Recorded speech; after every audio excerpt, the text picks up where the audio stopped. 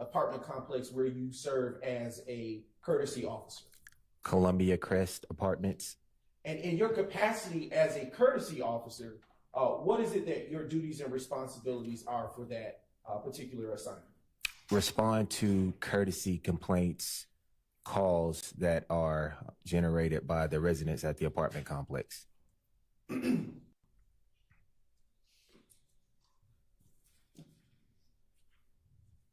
what is the address of the apartment complex that you serve as a courtesy officer? 1903 Drew Drive, Atlanta, Georgia. How long have you worked in that capacity with that extra job? Since 2014.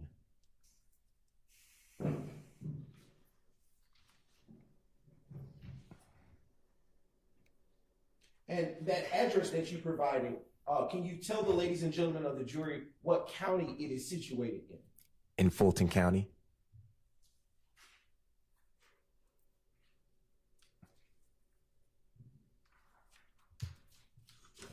I want to turn your attention, Sergeant Butler, to the date of Tuesday, April the 28th, 2015. Do you recall if you worked your job at the Atlanta Police Department on that day? Yes. What was your watch or tour of duty for that day? It was morning watch, which is overnight. Okay. What are the hours that typically accompany someone who, what hours does a person who is on morning watch work? Usually 10 at night to 6 in the morning, or 11 at night to 7 in the morning. And were those the hours that were typical of someone on morning watch in, say, April 28th, 2015? Yes. Okay. Or do you recall around what time you got off on that day of April 28th, 2015? It would have been around 6 a.m. in the morning.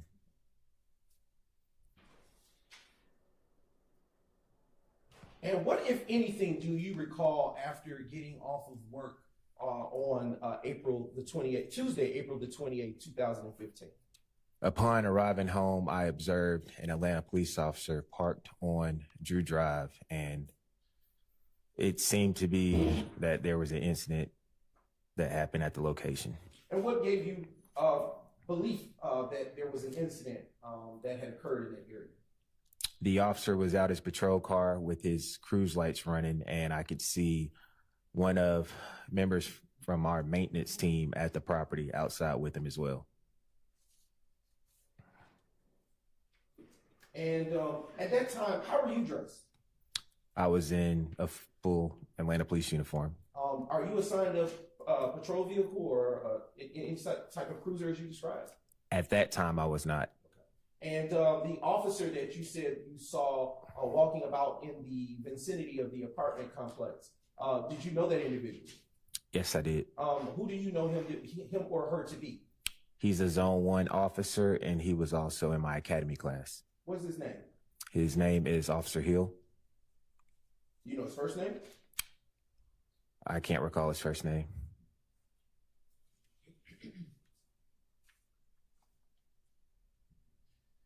Is it fair to say that you've had enough contact to recognize him?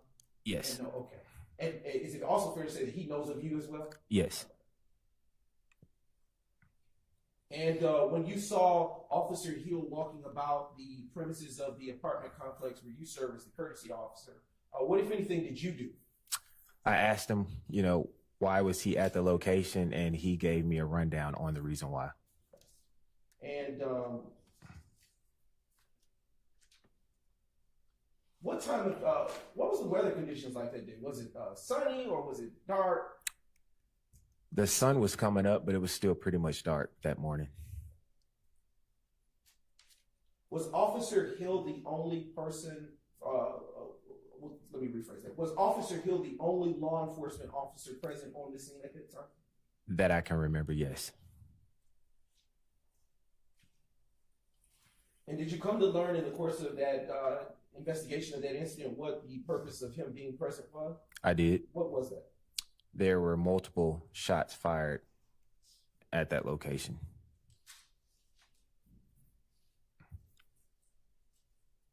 Did you happen to see any signs that shots had been fired in that location? Yes, in 1903, on Drew Drive, there were several shell casings that were riddled across the street. And in your capacity as a courtesy officer, were you at that time required to respond to that incident, even though there were other law enforcement officers present? Yes, just to get information to pass over to our leasing manager. And what information did you pass over to? Information, if any, did you pass over to law enforcement present? I gave the officer Hill the name of the occupant of one of the apartments that maintenance let him in so he could do a welfare check on the occupants in that apartment. Do you recall after this time the name that you gave?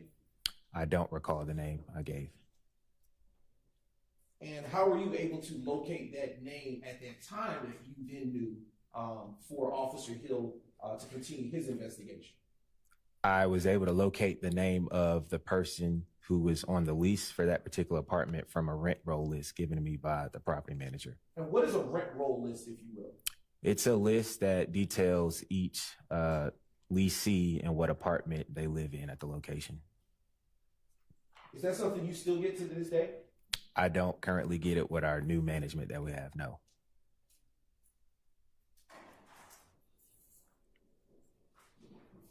Why was it something that you had at that time? Because it was what management was handing me out periodically at that time. And after providing the information to Officer Hill from the rent roll sheet, was he at all able to make contact with the occupant or tenant of that particular apartment? I'm unsure. He was given the name and the apartment number, and he would have further searched and tried to make communication with that tenant.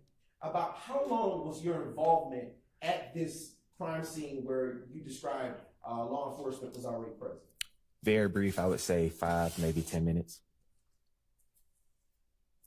During the time that you were there, did the tenant, during the duration of the time that you were there aiding in the investigation, did the tenant who occupied the apartment that was struck by the bullet defects, did she ever show up? No.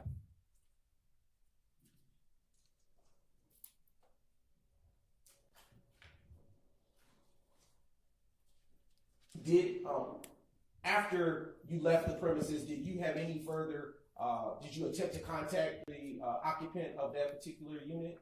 I did not. Do you know if management made any contact with the occupant of that unit after that? I know they made attempts, but I don't know if they made contact.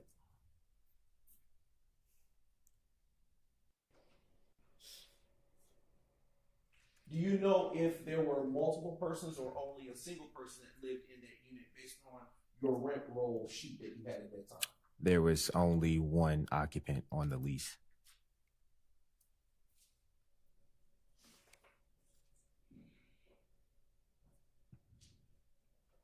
At that, excuse me, at that time, specifically being April 28, 2015, were you assigned a body-worn camera at that time? No, the department did not have body-worn cameras at that time. Were you required in either your capacity as a courtesy officer with the Crestview apartment complex or as an Atlanta Police Department officer to do any further work in this particular matter? No.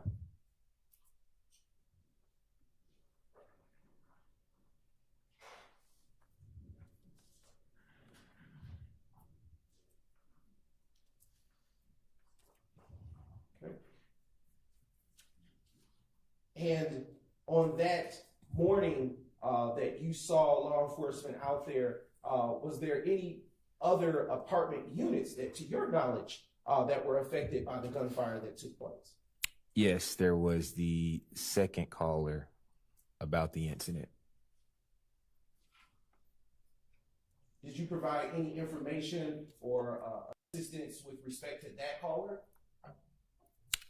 I spoke with her, Officer Hill, about what happened and what time she heard the rounds being fired.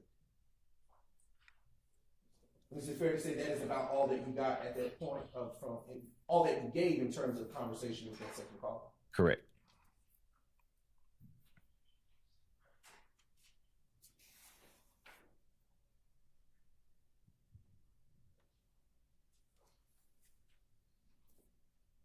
Just a brief indulgence.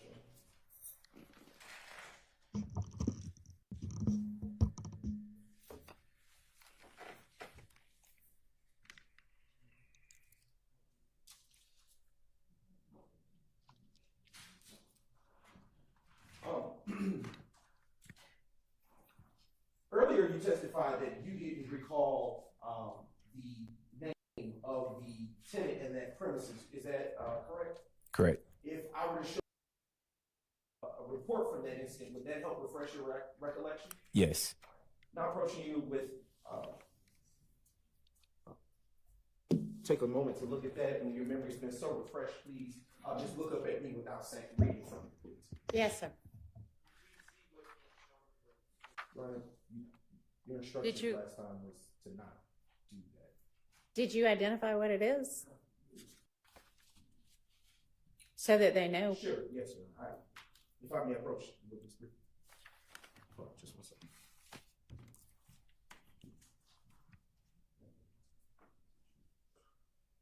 They just didn't know what you were handing them.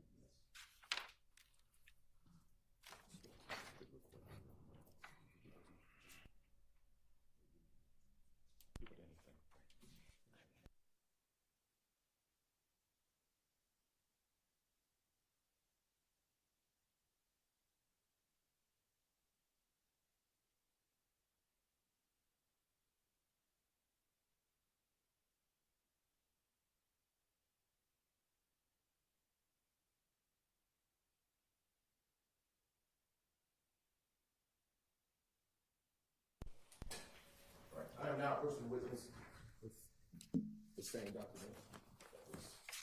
So, when your memory is going to refresh, you may look back up at it.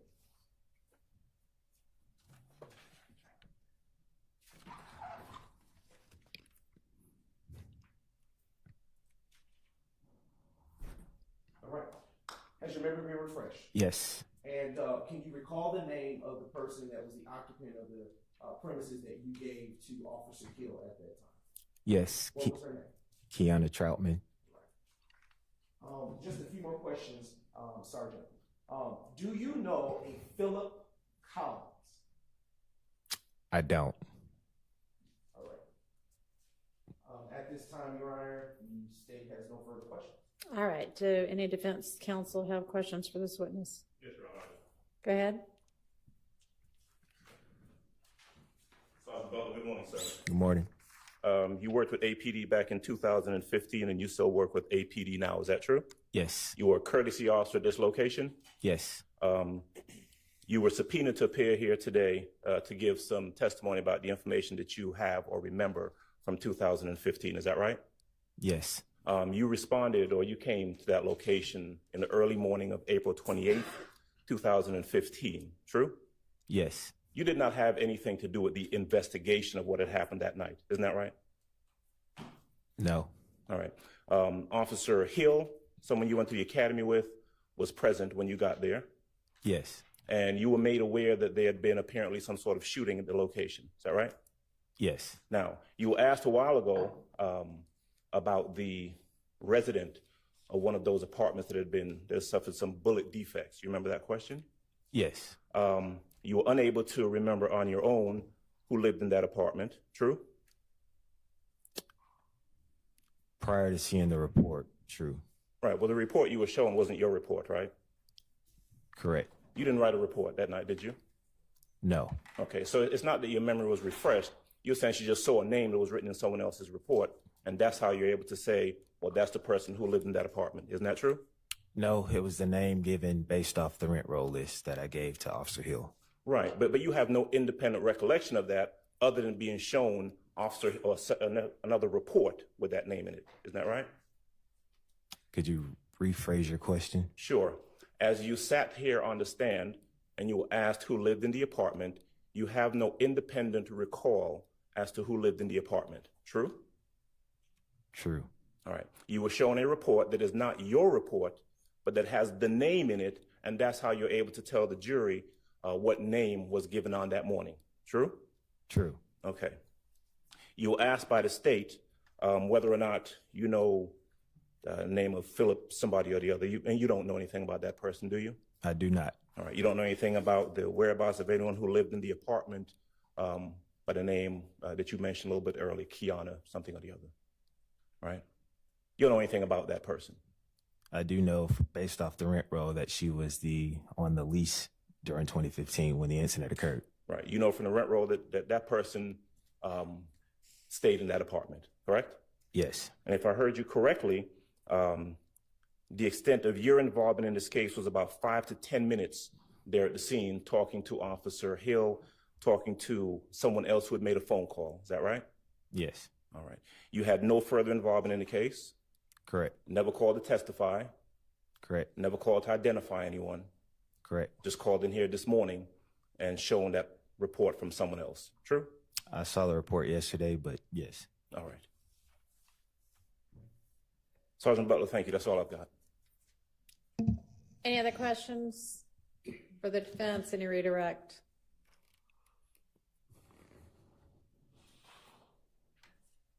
Any redirect? No, Your Honor. All right. Thank you so much for your time. You are excused. Call your next witness. Yes, Your Honor. At this time, the state now calls to the stand Officer Gary Baker.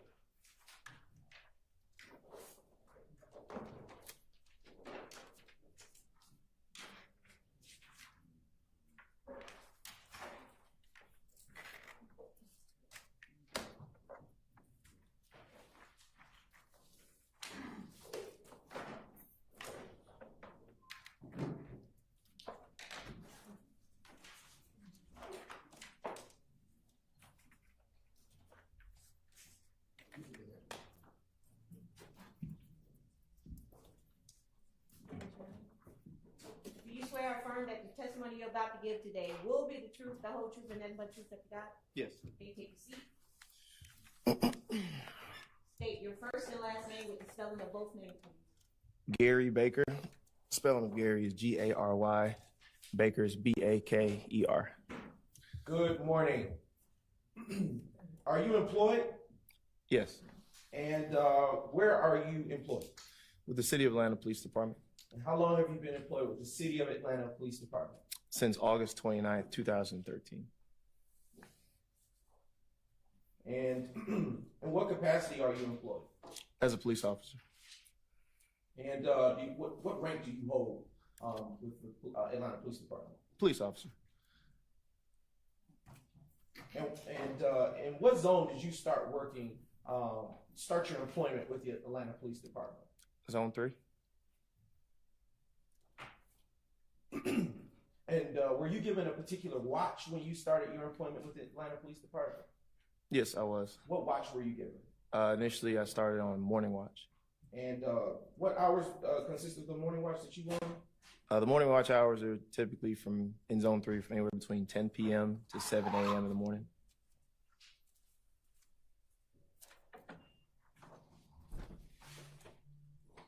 Were you assigned a particular beat when you started with the Atlanta Police Department? When I first started, I didn't have a particular beat. I was what we call a roustabout. They give you a beat to work when you come in that night, and that's your assigned area for the night.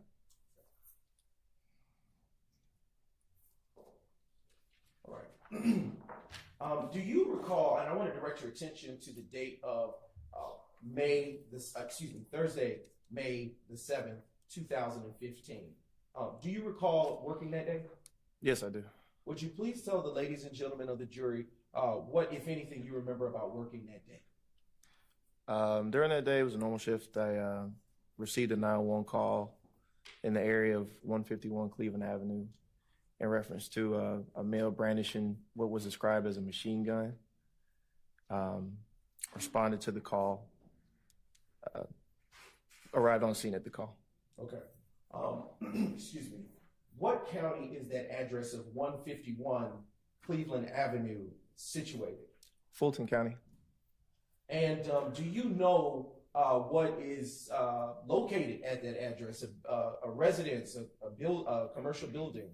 It's a gas station. Gas station. And That was in 2015. Do you still know that location to be consisting of, to be a gas station? Yes, I do. Is it the same gas station that it once was in 2015? They typically change hands. They'll go from a Exxon to a BP to a Chevron. So. All right.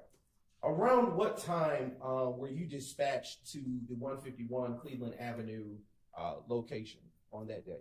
Honestly, I don't remember. Okay. If I showed you, did you prepare a report for anything related to this case? Yes, I did. If I were to show you a copy of that report, would it refresh your recollection? Yes, it would. Just so you know what you're doing. No showing the defense. Okay. All right. I'm approaching the witness, having them shown that it's not needed. Take a moment to refresh your recollection with that, and once you have had an opportunity to do so, look back up at me and don't read from me, please.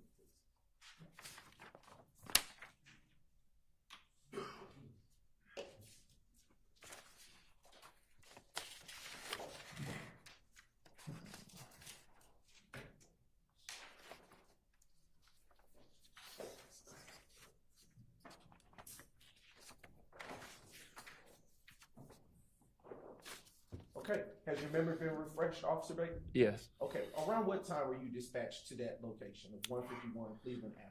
Approximately 2 a.m. And what zone is Cleveland, the address that I just mentioned, situated? At that time, it was situated in Zone 3. Is it changed? No, still Okay. Zone 3. All right. All right. You indicated that dispatch informed you that there was a person with a machine gun. Do you recall saying that? Yes. Okay.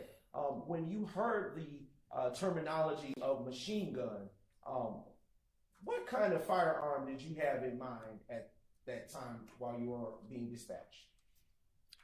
At the time, that would be something described as maybe a rifle or a weapon that fires in rapid succession, maybe carrying a large amount of rounds, capacity of a large amount of rounds, something to that effect. Did dispatch provide you with an identity of the caller? They described they gave a description of a person, and they also gave a description of a vehicle as well. Well, that's not my question, but I'll ask you something about that. Did they provide you a description of the caller? No, they didn't. They didn't.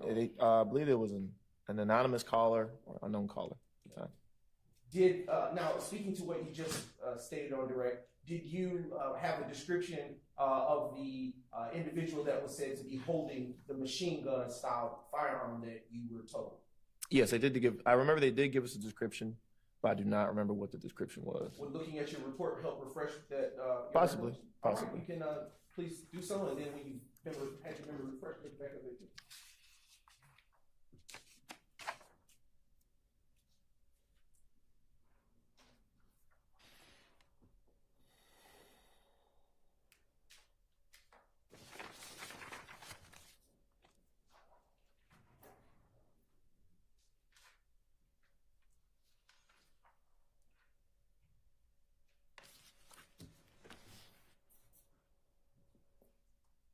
Okay, has your memory been refreshed? Yes. All right. What was the description that you were given?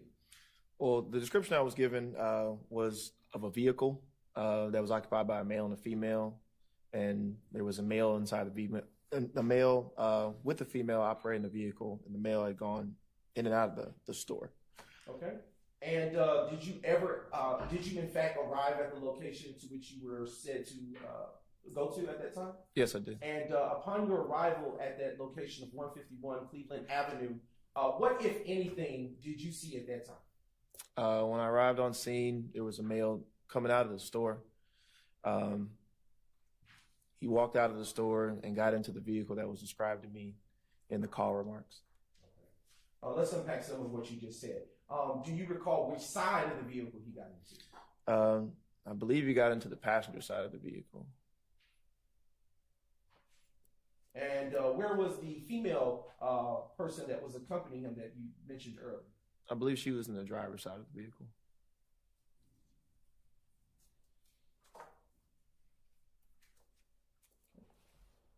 What description for the vehicle were you given? That was a black Chevrolet Impala, I believe. Were you given a license plate or tag number for it? Yes, I was. What were the tags that you were given, to your recollection? I don't remember off the top of my head. I'm pretty sure it's in my report. Go ahead and take a moment to refresh your memory on your report.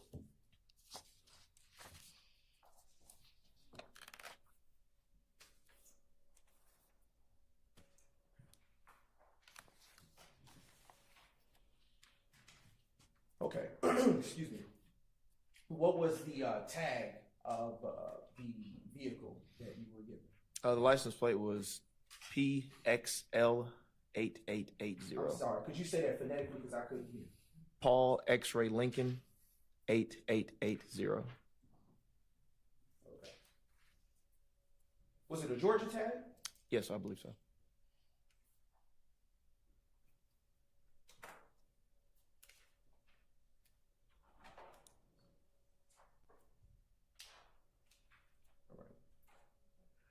Were you assigned a body cam at that time?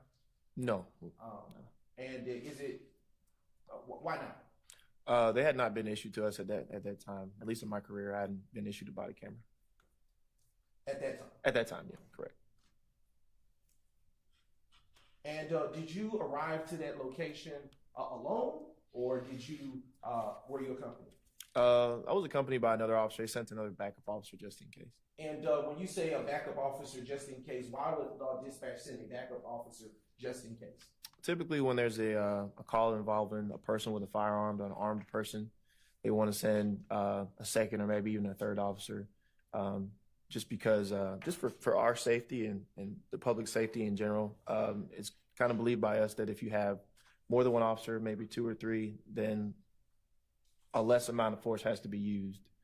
And that way we can de-escalate situations better when there's more of us there.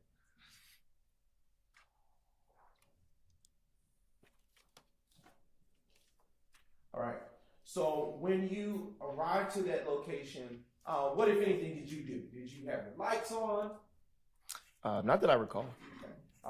Did you have your siren activated? Not that I recall. All right. Did you exit the vehicle? When I arrived on scene, I exited the vehicle. I saw the mail that was described in the call remarks. I saw the vehicle that was described in the call remarks. I saw the mail come out of the store, immediately walked to the vehicle. At that time, I approached the vehicle, asked the male if he could step out. He stepped out. I asked the male if he had a gun. He said no. At that point, I could look into the back seat of the car and saw a gun laying on the back seat of the car. From what I remember, I think the male immediately admitted that it was his gun.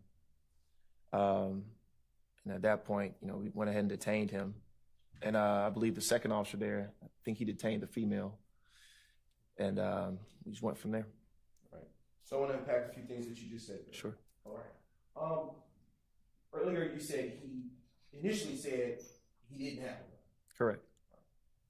But then what changed after you located that firearm? Once I located the firearm, once I saw it, he immediately admitted, "Oh, that's my gun."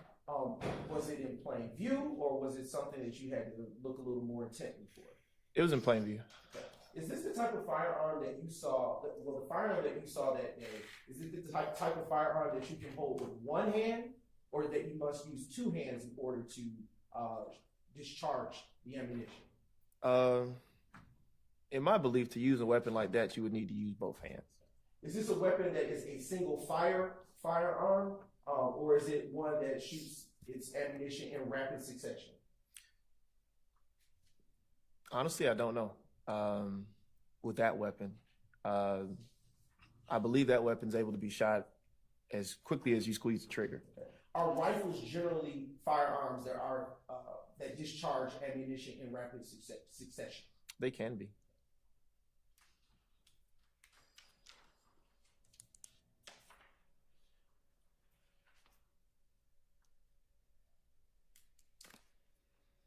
When you observed the firearm on the back seat, what caused you to seize it? It was described in the call remarks as that type of weapon. typically when people call the police, they may not know exactly, they may not be gunsmiths necessarily or know exactly specifications of a gun, but they'll describe it as best they can. It's a weapon that someone would describe as a machine gun or something of that sort. Is it unlawful to have a firearm? No.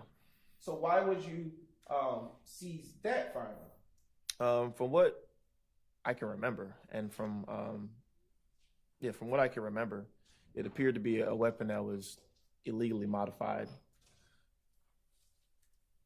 And when you say illegally modified, what is it that you mean by that? Those weapons can be maybe shortened, may not have a stock, or have a stock and not supposed to have a stock. Are you saying stock? Stock. Stock. S-T-O-C-K, stock. It's like the back part of the weapon, like a brace almost. And did this weapon have a stock? To be honest, I don't remember. I do remember that we made the charge on the individual because the weapon appeared to be legally modified, and the warrant was signed by the judge, and the charge was made at that night. So. And when that weapon was seized, well, let me back up. You said that when you saw that firearm, that the persons within the vehicle were detained. Do you recall saying that? Yes. Why did you detain him? He was the person described in the call remarks, so he was detained for our investigation. And he was also arrested because of weed possession of the vehicle as well. Okay. All right. When you detain someone, what does that look like in an ordinary stop for an officer? Most times they're placed in handcuffs. Try to make it clear that they're detained and they're aware that they're detained. They're not going to jail necessarily right now. They just can't leave. And in this instance, were the occupants of that vehicle detained by handcuffs or by some other means? From what I remember, I believe they were placed in handcuffs. Were they ordered out of the vehicle? I believe they were asked to step out of the vehicle and they complied and placed them in handcuffs for the detention. And about how long did that detention last? Honestly, I don't remember.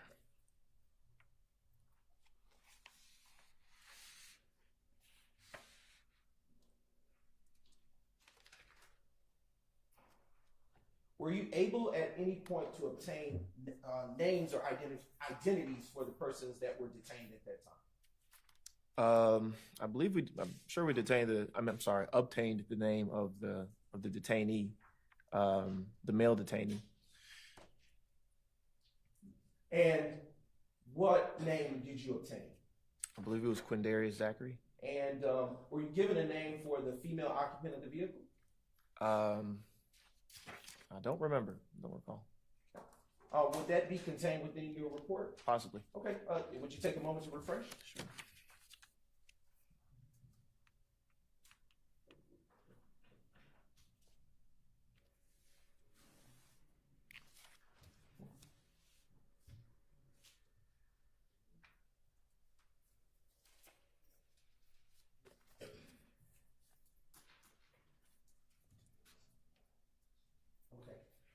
Has your memory been refreshed? Yes. Okay. What do you remember at this point? I believe the female detainee was named Summer. Okay. Did you get a last name for her? No, I did not. Okay. Was she taken into custody, full custody after being detained? I don't believe so. And why not? I believe she was released. She didn't have any. There weren't any appropriate charges for her to be placed on her. Do you know to whom that vehicle belonged? I don't know.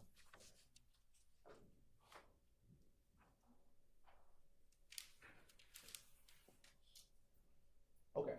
When you arrived to the location of 151 Cleveland Avenue, did you observe the occupants of the vehicle doing anything? When I first arrived, the male got into the vehicle. I do remember we noticed each other. We looked at each other. And he got into the vehicle and he started to kind of shuffle around the vehicle. Him and the female that were inside the vehicle. So there was a little bit of movement inside the car. Okay. Now, when you say you looked at each other, can you explain for the ladies and gentlemen of the jury what his demeanor was? From what I remember, he came out of the store, took a quick glance at me, and he hurried into the vehicle. Did he appear nervous? He appeared in a rush. I could say that. And in your training and in your training and experience, what do you understand quick movements before you make a stop to signify? Well, in some cases, when people see the police, they may shuffle around a little bit, or maybe try to conceal something in the car, or make furtive movements to kind of put something away, or tuck something, or hide something. So it's not always the case, but you're aware of it going into situations.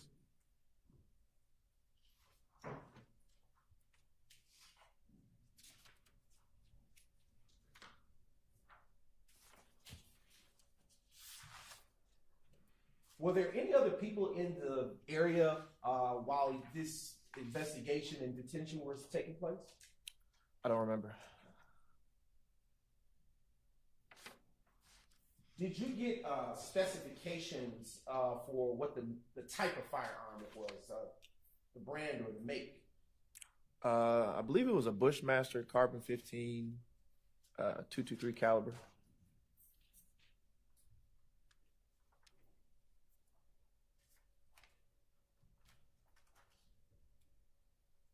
And when you say 223 caliber, what do you mean? It's just a caliber of round that the weapon shoots. And is it fair to say that when you say round, you're talking about ammunition? Yes. Earlier, you testified that the firearm appeared to be shortened. In your training and experience, what does the shortening of a firearm allow for a person to do with it? To be honest, I'm not sure. Okay. But I know it's in state of Georgia code, it's illegal. Okay. For whatever reason. And with respect to the length of that firearm, did you later come to tell or learn the specifications of that firearm? It appeared to be approximately, the barrel itself appeared to be about seven inches, I believe. I'd need to look at the report again to remember something like that. Take a moment and Okay. look back up when you're done.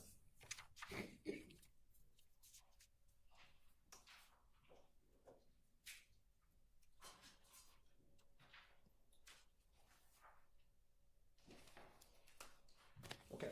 Has your memory been refreshed? Yes. All right. What? You can answer the question. So the barrel length was approximately 7 inches, and the entire weapon was approximately 20 inches in length.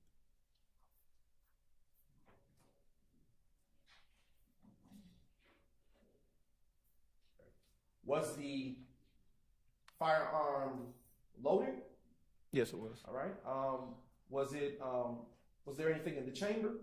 There was a round ready to fire in the chamber, yes. Was there any magazines or clips connected to it? Yeah, there was a double feed magazine attached to it. Are you familiar with the terminology banana clip? Yes. And when you hear that terminology, is that formal usage for a magazine or street language? It's just informal lingo. And if you were to hear the term banana clip, what would you understand that to be? I would understand it to be a longer magazine in the shape of a banana that is typically like attached to a weapon or a rifle, something like a rifle, yeah. And were the magazines that were connected to this particular firearm in the form or shape of a banana, as you stated? From what I remember, I think so. And you stated that it was a double magazine. What do you mean by that? It's a double feed. It's just a type of magazine. So I think both the rounds kind of appear at the top of the magazine, kind of like this. Does that increase the capacity that can be fed into that magazine? To the firearm? No, only one round could go in at a time. I just believe it increases the capacity of the magazine so you can hold more rounds. Do you know about how much, how many live rounds can be held in a magazine? No. Okay.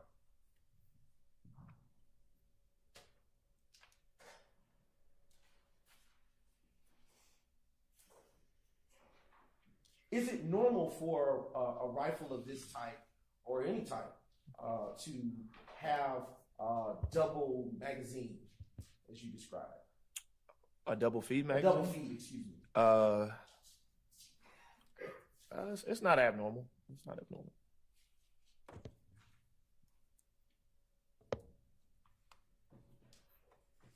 Earlier, you stated that the firearm was the assault style rifle was found on the back seat. Was it on a particular side of the vehicle? I believe it was on the passenger side of the car. And is that the side that Mr. Quindary Zachary was located? From what I remember, yes.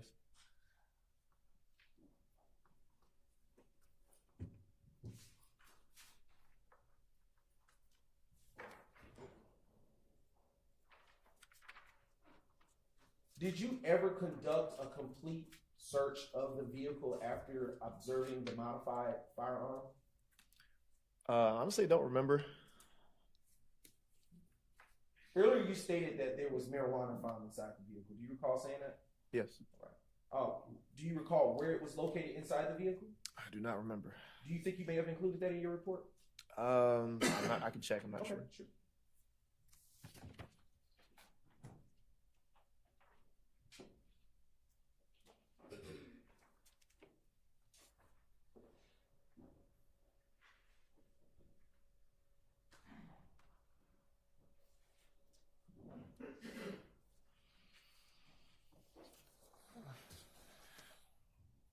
Okay.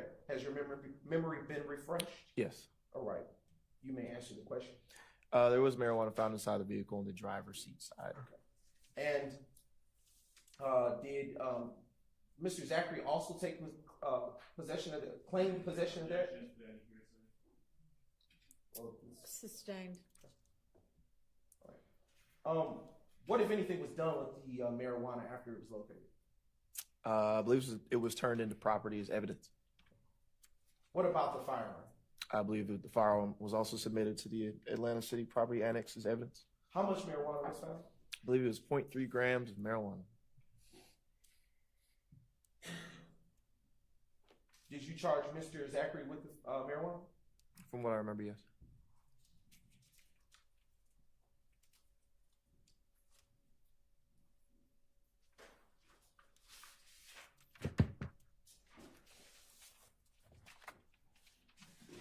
Earlier you stated that you got the identity of the female passenger.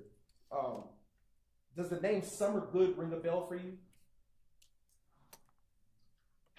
To be honest, not really, no.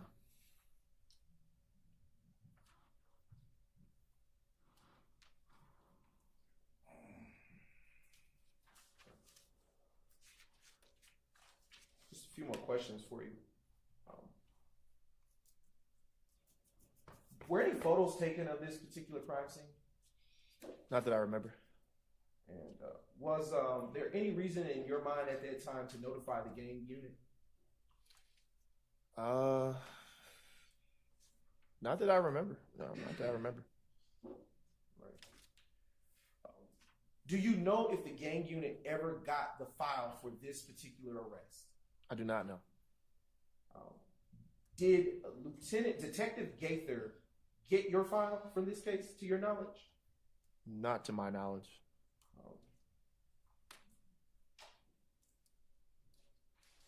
Did you know Quindarius Zachary before this arrest took place on this particular day? Not to my recollection. Did you know Summer Good? No. Do you know if there was a relationship between Quindarius Zachary and Summer? No. Do you remember what Quindarius Zachary looked like at that time? No, I don't. Was he tall or short? I honestly don't remember. Would you remember his face if you were to see him again? Possibly. Do you Would you recognize the firearm that was seized that evening if you were to see it again? Possibly, maybe. It was a long time ago.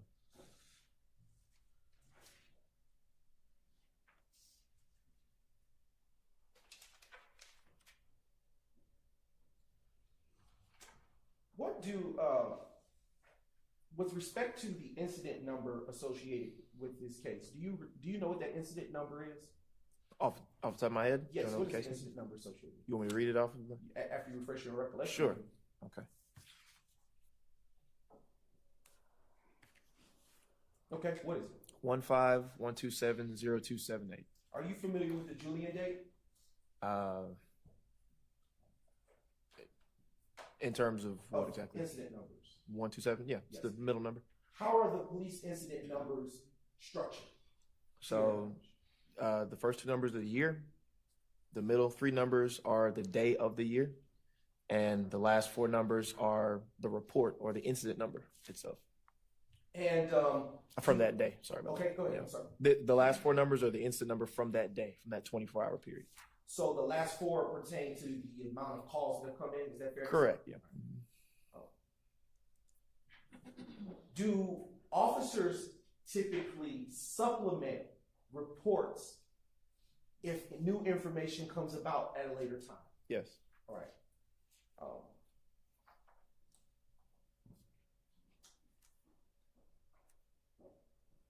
Just a brief indulgence, Your Honor.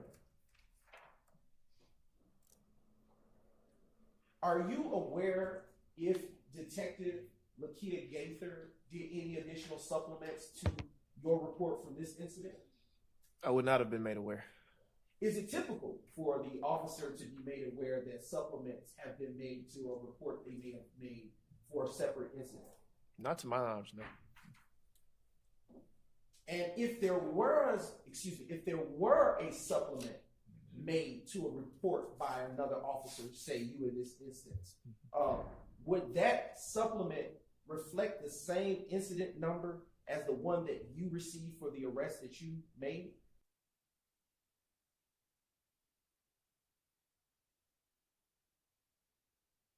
Extension of digits to that report to indicate it as a supplement. Typically, yes.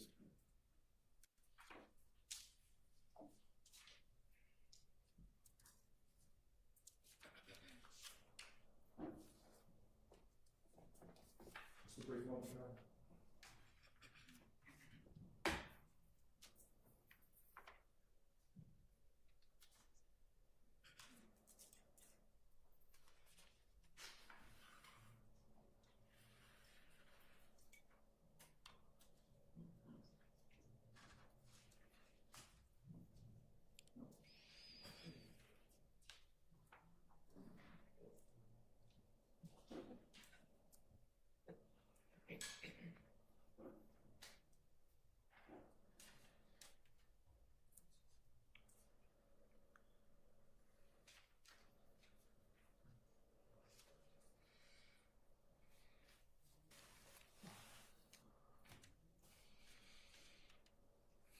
I am now going to approach the witness but first show it to the defense.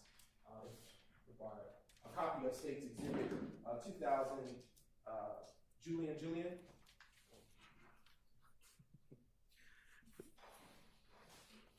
Juliet. Now approaching the witness. Now approaching you with what has been identified as State's Exhibit 2000, Juliet.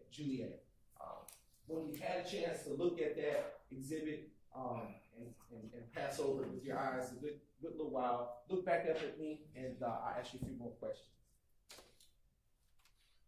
Do you recognize what is depicted in State's Exhibit 2000, Juliet? No. All right. I am now going to approach the witness with State's Exhibits 2001, Juliet, and 2002, Juliet. And when you have had a moment to look at State's 2001, Juliet, and State's Exhibit 2002, Juliet. Please look back up at me, and I'll ask you a few additional questions.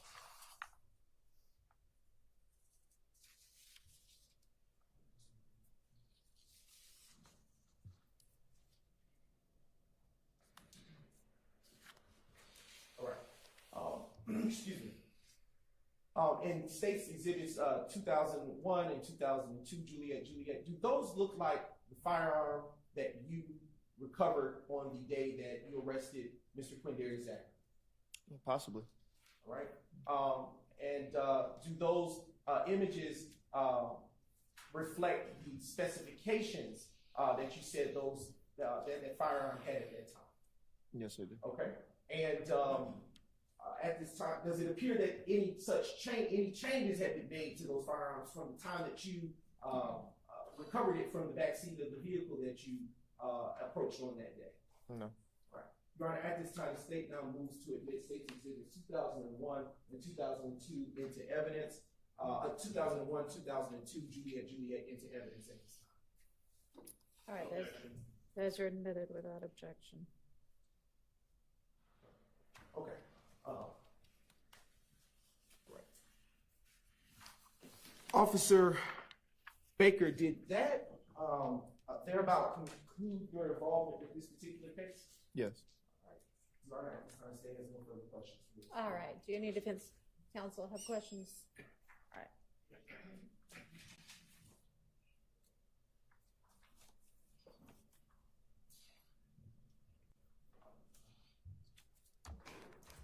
Officer Baker, good morning, sir. Good morning. My name is Max Shard. I represent Shannon Stillwell, okay? All right. As I understand it, you approached a car and there were two occupants of that car. Yes. A woman who we know her name is Summer is in the driver's seat. And then Quindarius Zachary eventually opened the passenger door and was in the passenger seat. Correct? Correct. Okay. You were called about a firearm, correct? Correct. You were looking for a firearm. Correct. Okay. You see a firearm in the back seat. You ask Quindarius Zachary if it's his firearm. Correct. He initially denies it. Correct. He lied. Correct. And eventually he says, that is my firearm. He claimed the firearm. I believe so. If you need to, I believe so. I want a certain answer. So Right. if you need to refresh your recollection by looking at your report, I'd ask you to do so. Sure. No, it's the same as the report. Yeah. So Okay. the reason I responded that way is just because it was so long ago. So and we didn't have body cameras. So I'm going off of pure memory from what I can Okay, remember. good. Assuming your report is correct, Correct. it would be a Bushmaster Carbon 15.223 caliber firearm. Correct. Okay. And the serial number of that firearm is D03525, correct? I do not know. It may be in the report. Can I Yes. check? If is that reflected in your report? I'm not sure if it's here. I don't have it up here anymore.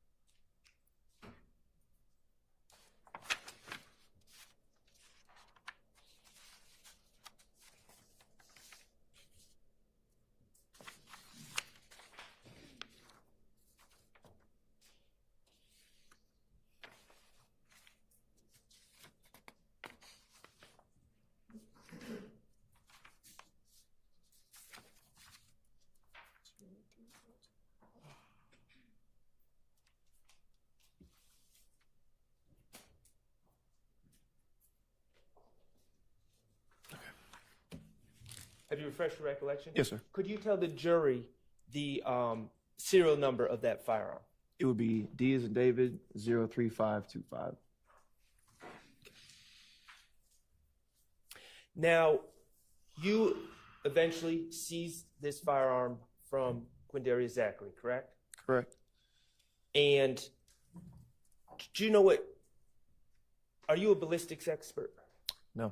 Okay. Do you know what NIBIN is? I'm aware of the HCS. Okay, and that's a database that can compare a gun to shell casings on other shooting scenes or other crime scenes, correct? All right. Do you have anything to do with running the guns you seize through NIBIN? No. Okay, do you have anything to do with testing the guns that you seize as an officer for ballistics? No. Okay. This gun that you collected off of Quindarius Zachary, what did you do with that gun? It was turned into the Atlanta Public Safety Annex as evidence.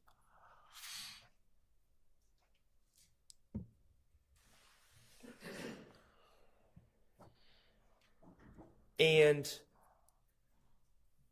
all of this happened on May 7th of 2018, correct?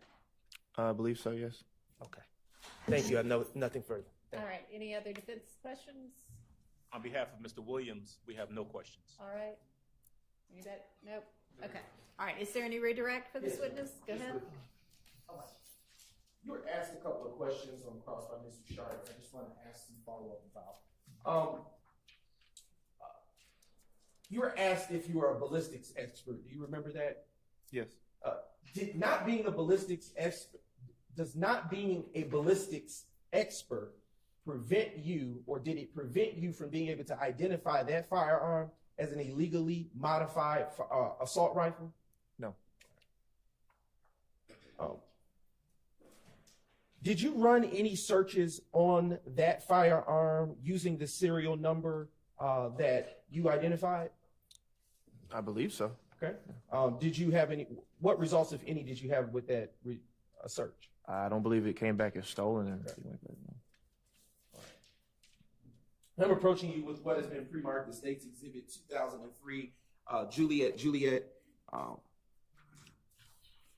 I want you to answer this discrete question. Do you recognize what this is without saying what it is? Yes. All right. What is this? This is a City of Atlanta Police Department arrest citation. And what investigator issued it? Who?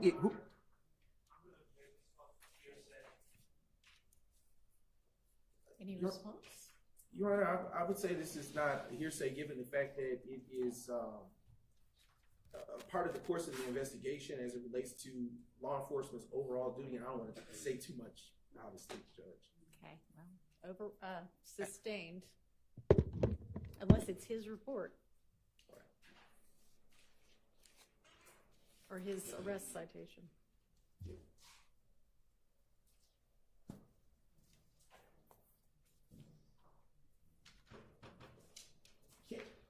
I will ask a follow-up question. Does this particular exhibit bear your APD incident number for the arrest that you made? Your Honor, that's hearsay as well. That's not, Your Honor, that's not hearsay. That's a number. That's not a statement. Overruled. You may answer the question. Can I compare the number to the report You may. number? Okay.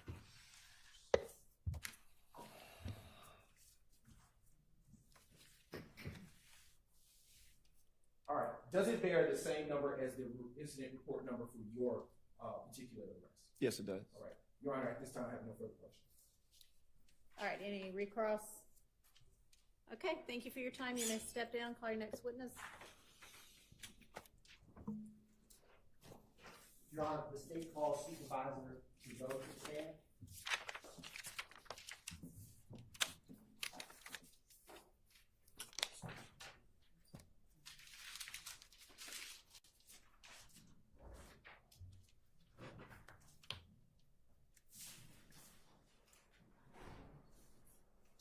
Remember, you're supposed to have them standing there waiting, ready to go. I'm really kind of serious about that. Yes, Your Honor. He was in the well right there. Come on up to the.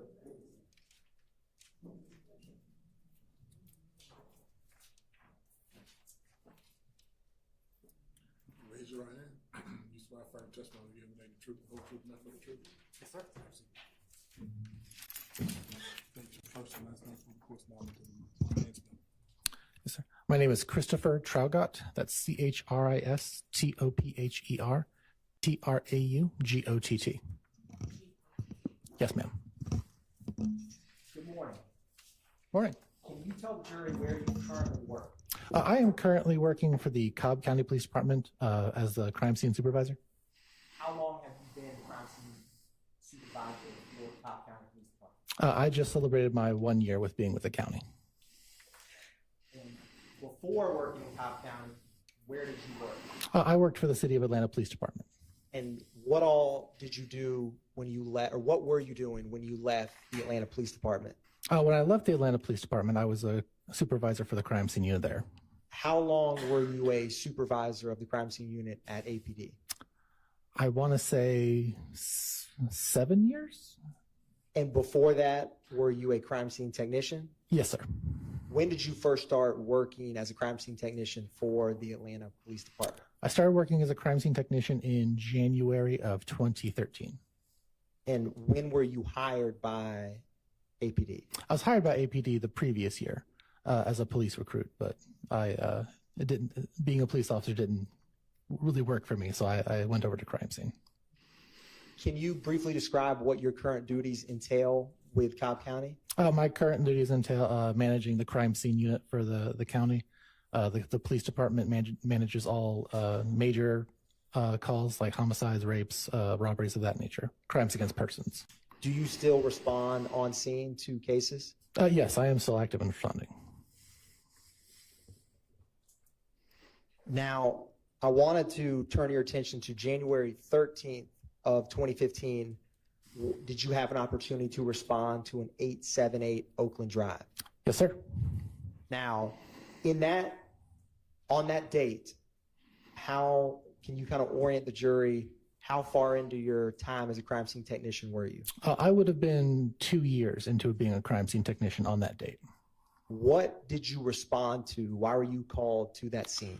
So I was initially called to that scene called in as a shots fired call. And what that means is a firearm has been discharged, but no one has been hit or otherwise injured. Do you recall around what time you arrived? It was early in the morning. I'd have to reference my report to give you an exact arrival time. Would referencing your report help refresh your recollection? Yes, please. Your Honor,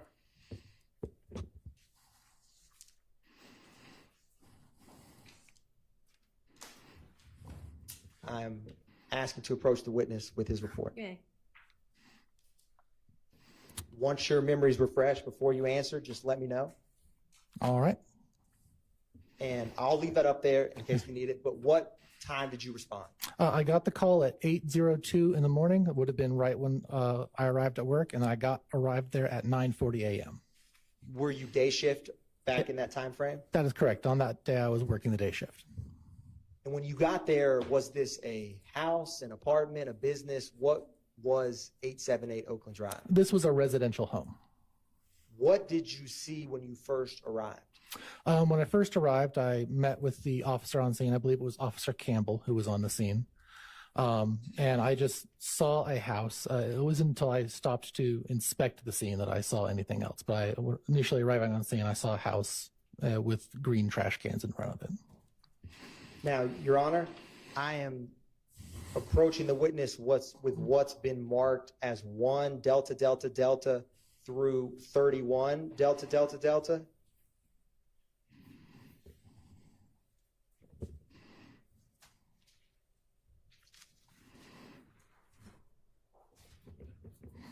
If any defense counsel wants to see.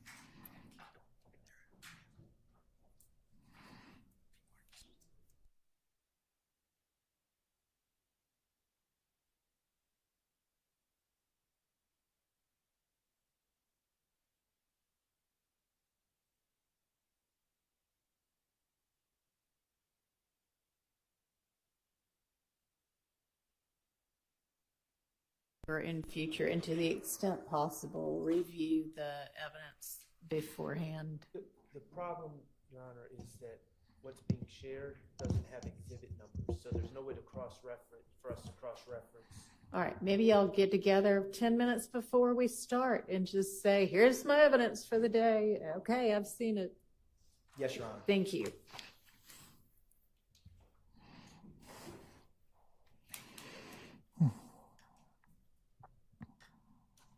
Handing the witness 1 through 31, Delta, Delta, Delta. And before you came in to testify, did you have the opportunity to review 1 through 31, Delta, Delta, Delta, those copies before you? Yes, sir. I've had a chance to review these photos. And what are those? These are photographs from the crime scene that I took. And are they a fair and accurate depiction of the crime scene photos from January 13th, 2015? Yes, sir. Your Honor, at this time, the state moves to tender into evidence State's Exhibits 1 through 31, Delta, Delta, Delta. All right, admitted without objection. Thank you, Your Honor. Publishing State's Exhibit 1, Delta, Delta, Delta.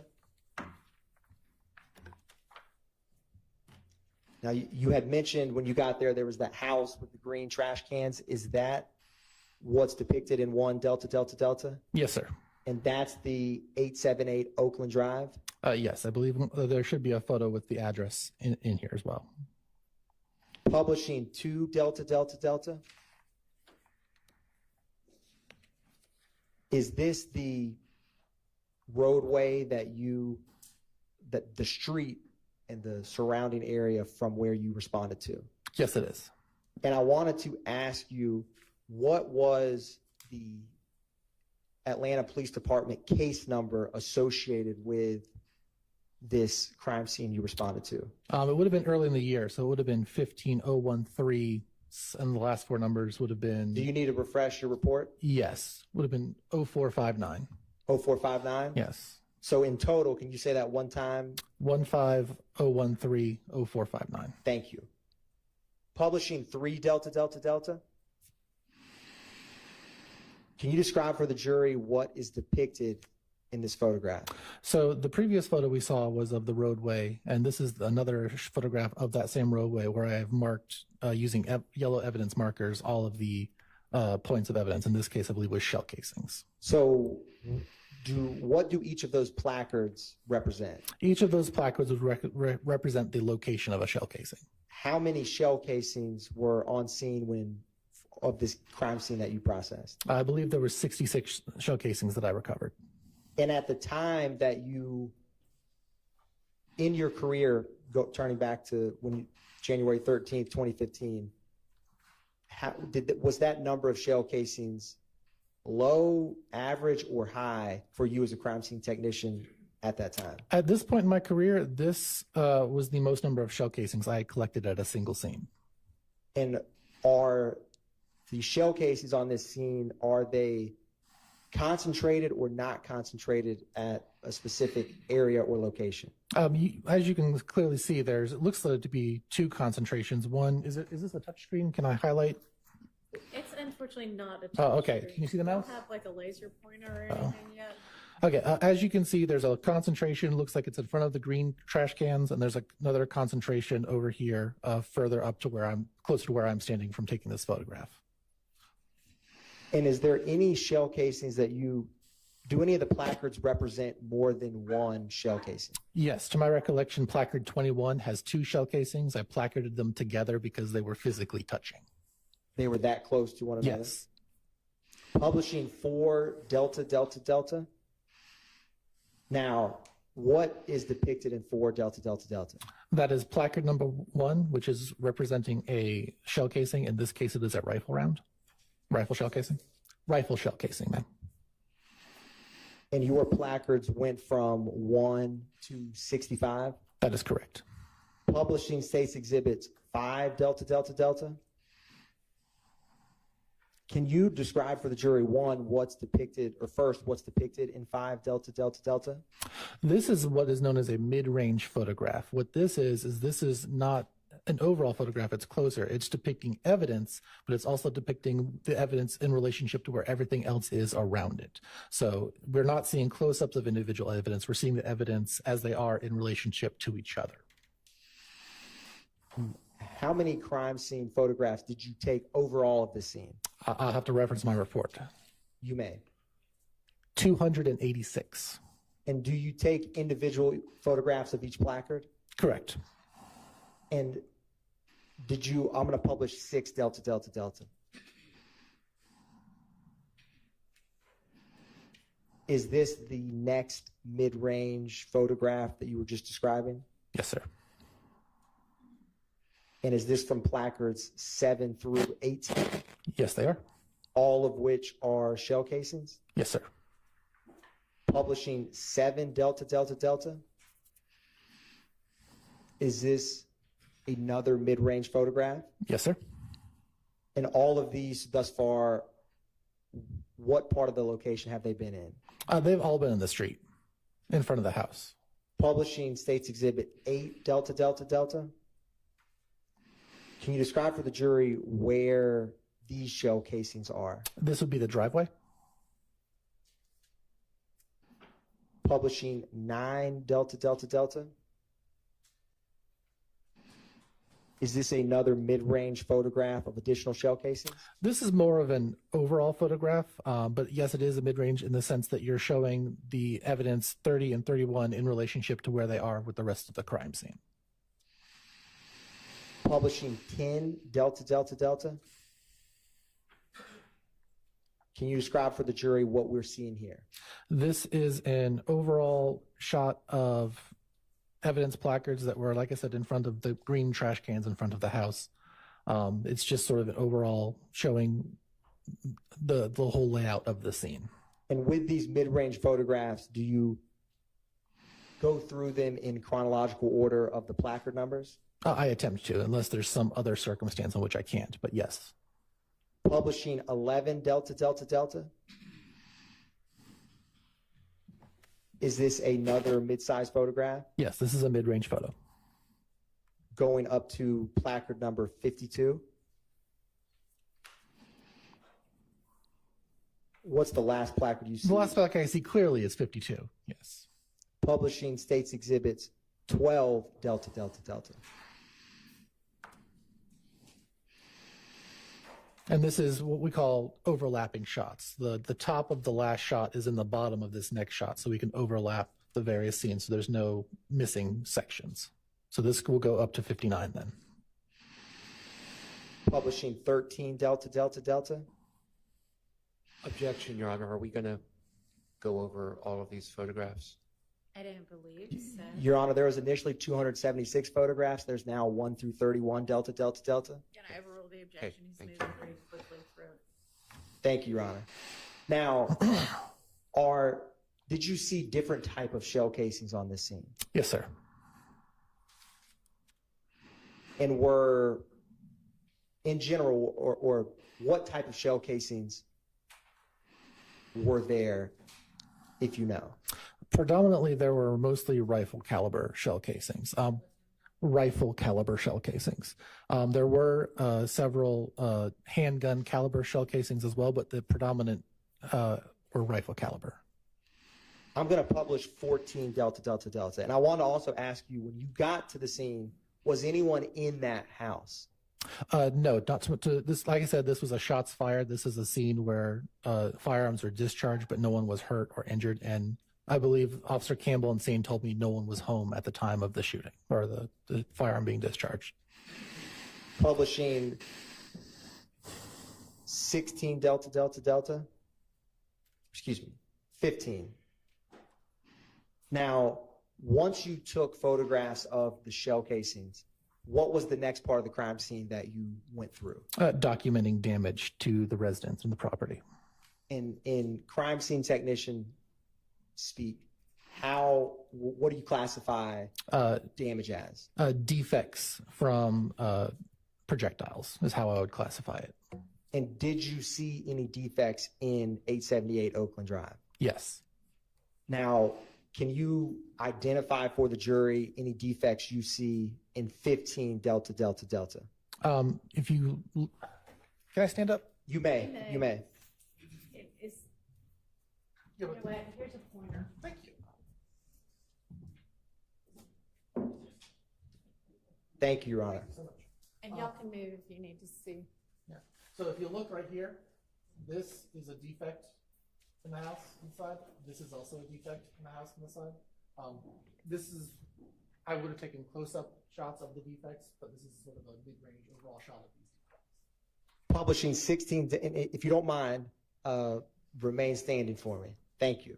16 Delta Delta Delta. Can you show the jury if you see any defects in this photograph? Yes, if you look right here, I don't know how well you can see it, but there is clearly a defect right here in this window. There's clearly a defect right here by the side of the door. There's another defect up in this window, and right here, you see one right here that went through the window pane. Those are the only ones I see in this shot. Publishing 17 Delta Delta. Oh. I saw one more. It's just as I was right here as well.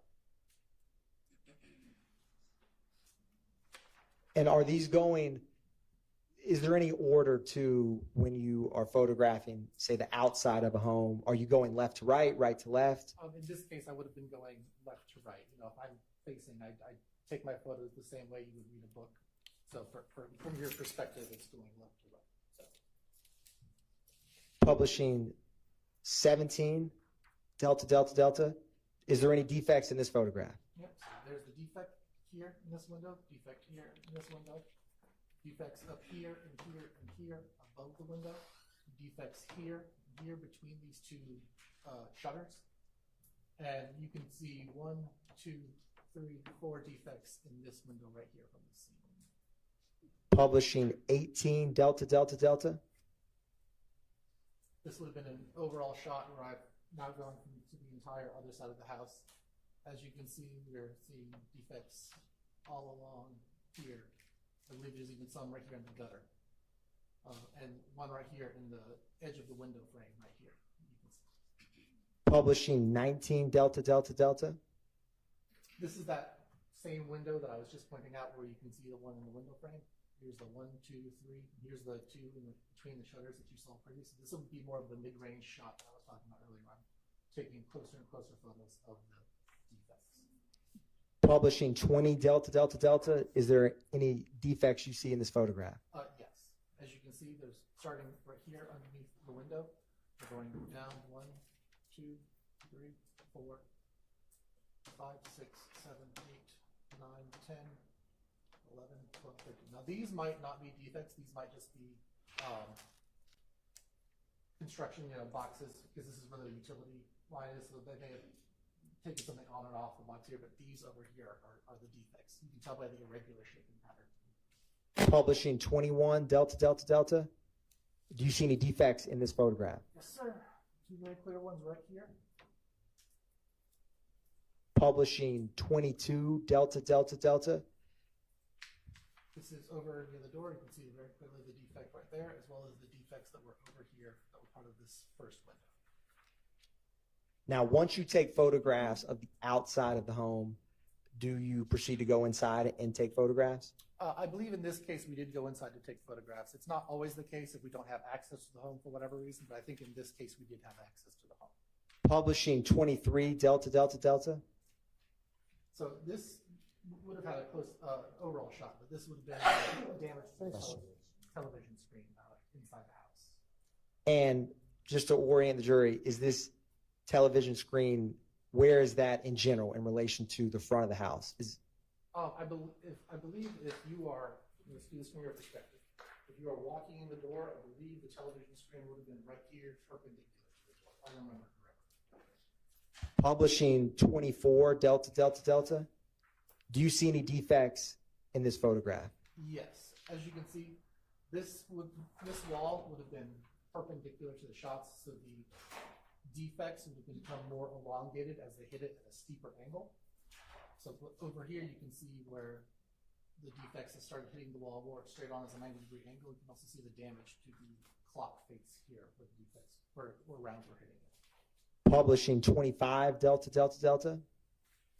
This would have been where it went through this door frame right here and come out and left a large exit in this hole right here. Publishing 26 Delta Delta Delta, if you see any defects. This is that elongated round that I was telling you about.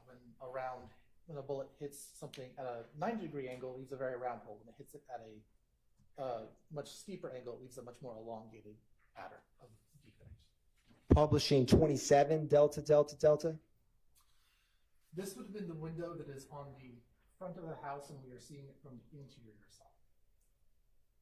Publishing 28 Delta Delta Delta. Is there any defects that you see? Yes, sir. Right here in the fridge, we can see where the rounds have come through the wall, and they've hit the refrigerator right here and right here. Publishing 29 Delta Delta Delta. As you can see, the stove glass has been shattered, leaving all of the damage here. I'm sorry, Leaving all of this glass damage here. Publishing 30 Delta Delta Delta. These would have been more defects. 1, 2, 3, 4. And publishing 31 Delta Delta Delta. This is just pieces of wall and other things that have been blown out after the bullets have been hit. So usually this is the debris that comes from a round coming through an object and leaving holes. Now, after you, thank you. You may take a seat. Yeah, Your Honor. Thank you. And, Your Honor, may we keep that pointer? Oh. I'll keep it and then I'll name it. Thank you, Your Honor. Thank you. After you walked through and documented the shell casings, the outside of the home and the inside, what did you do anything with anything physically present on that scene? The only thing I would have done on the scene after all of my documentation would be to collect the shell casings on the scene and take them with me back to the lab. What is your process in general for collecting shell casings? Shell casings are packaged individually, usually in small coin envelopes. They're about that big. They are written, the marker number and the time they are collected on the outside of the envelope, as well as any pertinent case information. Then they are all packaged together into a larger bag and sent. When I get back to the office, I will send them usually to the crime lab. So you transport them from the scene back to somewhere in Atlanta Police Department? Yes, it would have been the public safety annex. And did you do that in this case? Yes, sir. And then after you transport the evidence, what do you do with the photographs that you took? The photographs are, I'm not sure if this is how it is because I've been with Atlanta for a while, but at the time you would burn your photographs onto CD discs, place them into an envelope, and then send them to our photo lab division, who would then verify that your photo descriptions match the photographs that you have on the CD discs. And after you finish processing the scene, do you capture what steps you took in any kind of documentation? My report. After you finish your report for this January 13, 2015 crime scene, did you have any other involvement with this case? Not to my recollection. One brief moment, Your Honor.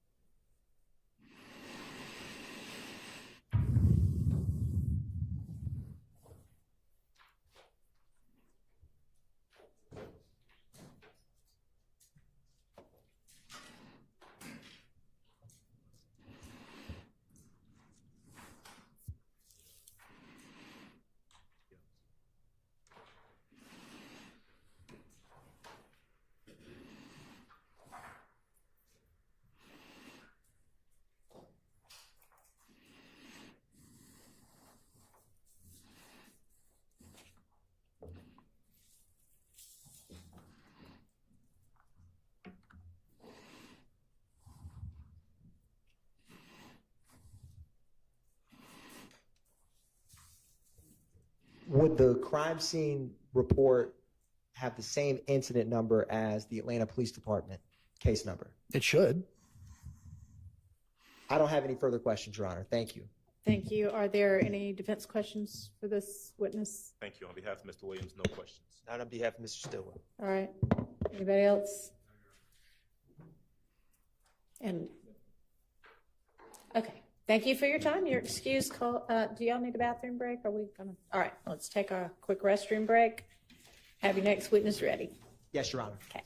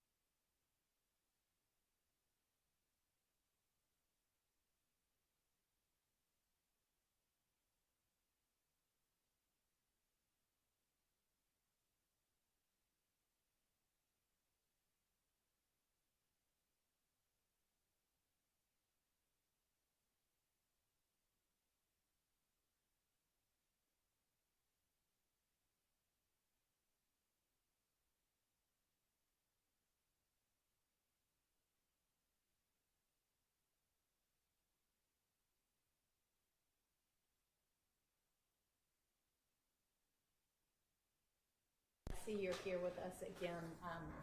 Do we have news, developments? No, Judge, just for the record, no. They wanted yesterday to go ahead and meet with my client and the doctor. I went over there, they went over there, and they listened to what the doctor had to say. He has pneumonia, he won't be released maybe until the 19th. I spoke with him, the DA and the investigator left. I spoke with him. He takes 2 oxycontin, 10 milligrams each every 4 to 6 hours. Okay. And he has to take that. He's in a situation that he gets put under a stressful situation, he'll have a crash. It'll be a crisis situation, he'll be back over there. I spoke to him with State My Place. He said he made a statement 10 years ago. He said, I don't remember what happened yesterday sometimes. So he's in a bad situation. They have a statement. If they want to get the statement in, that's fine. But he's not going to take the stand respectfully. Well, he is if I tell him to. No, I understand that. I'm not saying that. What I'm saying is he's not going to take the stand and have a clear head. He has to take this medication. And the doctor even made a comment when I asked him, about his mental ability to understand what's going on if he's taking this medication. He said no, he would have problems. So I would ask you allow me to prepare an order, allow him to go home. His grandmother died yesterday or the day before. He wants to go to the funeral. We will give you, he can wear a GPS monitor. He is not going anywhere. He's extremely sick. Ms. Love. Reasons that are apparent. We had someone there, and I was appreciative of Mr. Scheib going with us. But what the doctors said is that that medication would not affect his ability to recall, to think clearly.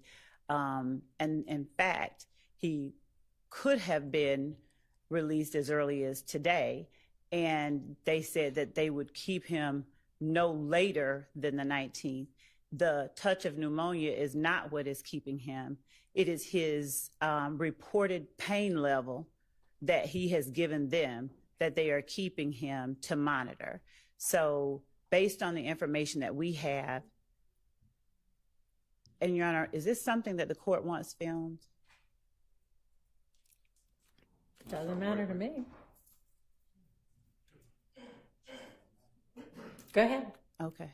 Based on the information that we have, I don't believe that a conversation regarding where he goes from the hospital beyond here is necessary, because once he is released, we would like him to be brought right here to put up his testimony before there's anything else that interferes with his appearance and compliance with the subpoena he's been served. All right.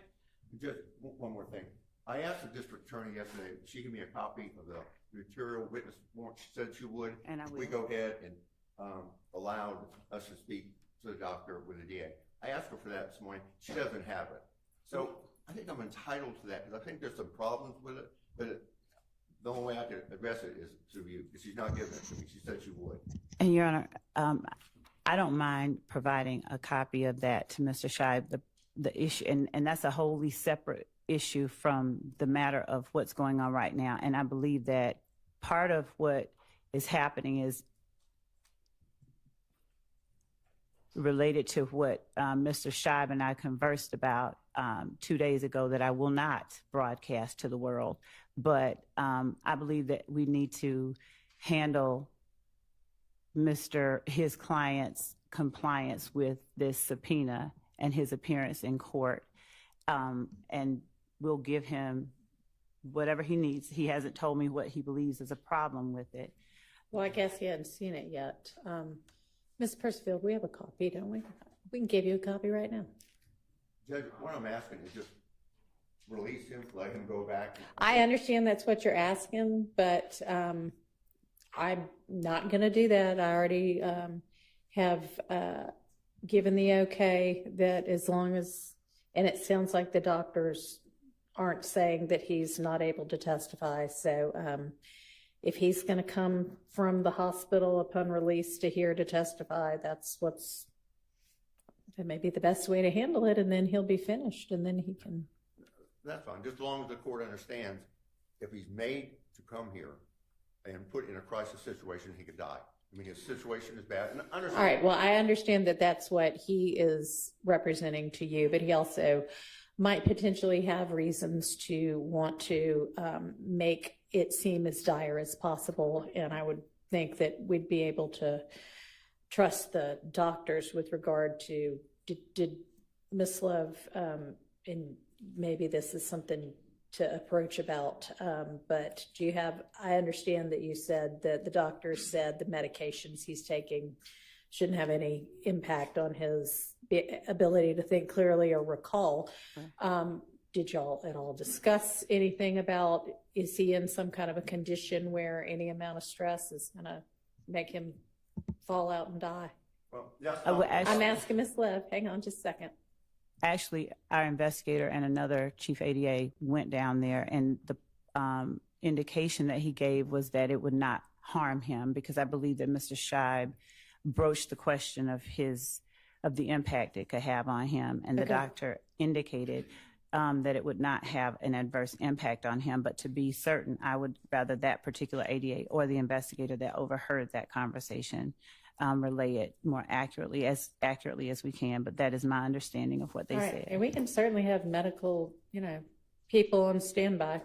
Okay. Well, I was there and listened to the doctor. That's wrong what she's saying. He said it would have an impact. He takes 2 oxycontin. He said it would have an impact on him. It would have an impact on anybody.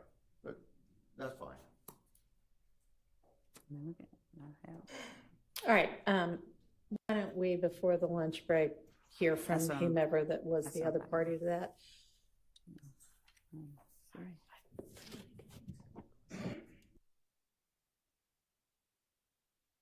If you want to come get a copy of the material witness warrant. Judge could also. Do you want a copy of the affidavit as well? If he's brought over here, I can't stay at the hospital. I can't stay here 24/7. But if he's brought over here, will I be notified? I would certainly expect that you would be notified as soon as the state knows anything about it. Okay. The state's going to notify me? Yeah, we would not. Yes, we would not have him. I'm not going to deal with him, Zachary, without Mr. Scheib. So yes, that's a yes, right? That is a yes. Okay. Thank you. All right, you're welcome. Okay, you have your next witness ready? Yes, ma'am. Anything else before we? Your Honor, could the Honorable Court also share with us, or Ms. Percival, with the Court's consent, the material witness warrant and the affidavit in support thereof? I don't find any reason we should not be served with that. That's fine. Thank you, Your Honor. She'll email it to everybody. Beyond that, we ready for the jury? Yes. Yes, okay. What'd you say?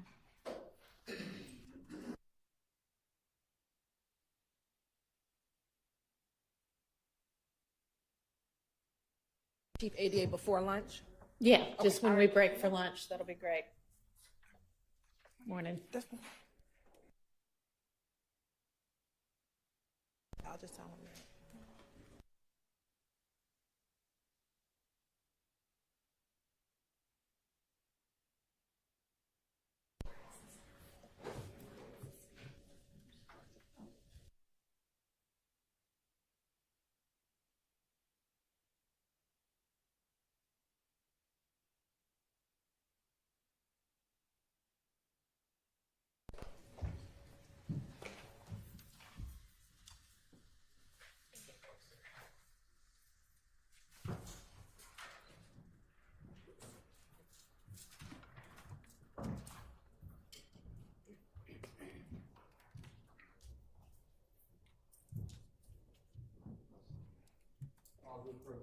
Thank you so much.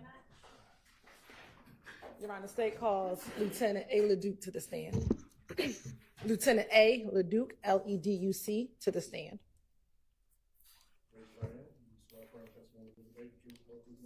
I do.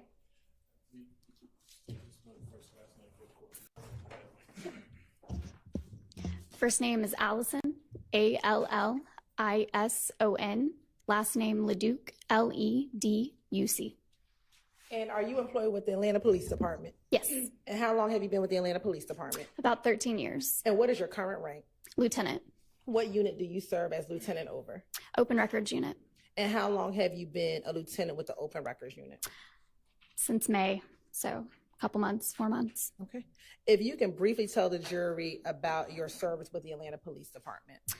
Yes, when I came out of the academy, I was an officer and I worked in Zone 3, which is southeast, a little bit of southwest Atlanta. I was on the street for about 4 years. I then worked in the burglary unit in Zone 3 in the same area. After that, I made investigator, worked in Zone 3, and then I moved to Special Victims Unit, worked there for about 1.5 years, made sergeant, worked in Zone 2, which is the Buckhead area. While I was a sergeant, I also went back to Special Victims Unit for about 2 years, and then I made lieutenant December 2022, worked in Zone 2 again, and then I just got moved to Open Records Unit in May of this year.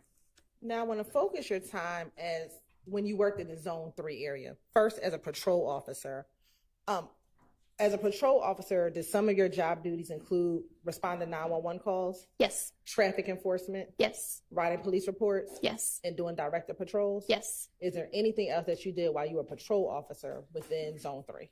I also worked crime suppression unit as well, which is a proactive unit. And I know you spent some time in Zone 3. How long were you first a patrol officer in Zone 3? Until technically I made investigator 2017. So I was an officer up until 2017, but I worked the street until the end of 2015. And from 2015 to 2017, what did you do? Burglary and crime suppression unit.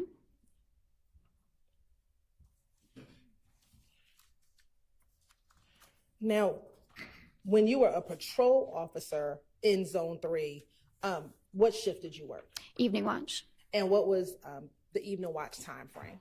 2 to 10 or 3 to 11 is the shift hours. And did you work that shift the entire time you were a patrol officer with Zone 3? Yes. As a patrol officer, did you have a specific beat that you worked? Initially, no, but I was assigned a beat probably about 1.5 years out in the zone. And that was 304's beat, which would be Zone 3 for the 3, and 4 is the beat area. And how long did you work that 304 beat? Probably about 2 years. If you can briefly describe for the jury what areas encompassed in that 304 beat. Yes. So you're looking at the southeast side, old Turner Field area, which is now GSU Stadium, goes down to University Avenue. So that area, Summerhill area, Haygood, Hank Aaron area. You're on permission to approach? Yeah. And I've given to Defense Counsel a PowerPoint that includes the next upcoming exhibit, Your Honor. I'm going to show you what's been marked as State's Exhibit 86GG. Do you recognize State's Exhibit 86GG? Yes. And how do you recognize 86GG? That was the main area of 304's beat. Okay. And is that a map containing that area of 304's beat? Yes. And does that fairly accurately depict 304 beat and possibly some other beats within Zone 3? Yes. Your Honor, this time the state would like to admit State's Exhibit 86GG into evidence as a demonstrative. All right, that's fine. Permission to publish. Yeah. Thank you, Your Honor. And Your Honor, may we borrow that stick again, please? Yeah.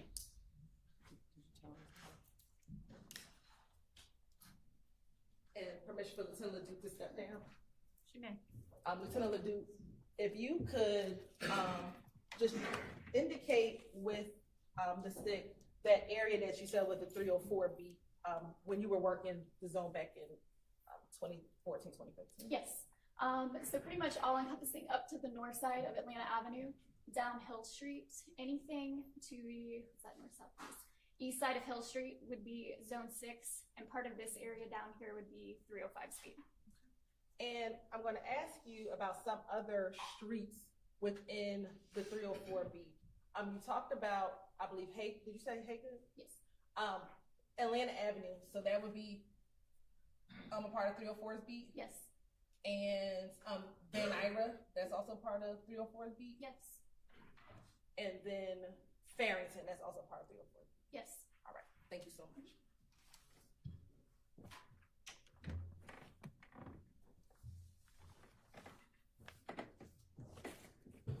Now, as a patrol officer within 304, or even when you did investigations in 304, were you aware of any gang activity in the 304 beat? Yes. And how did you become aware of gang activity in the 304 beat?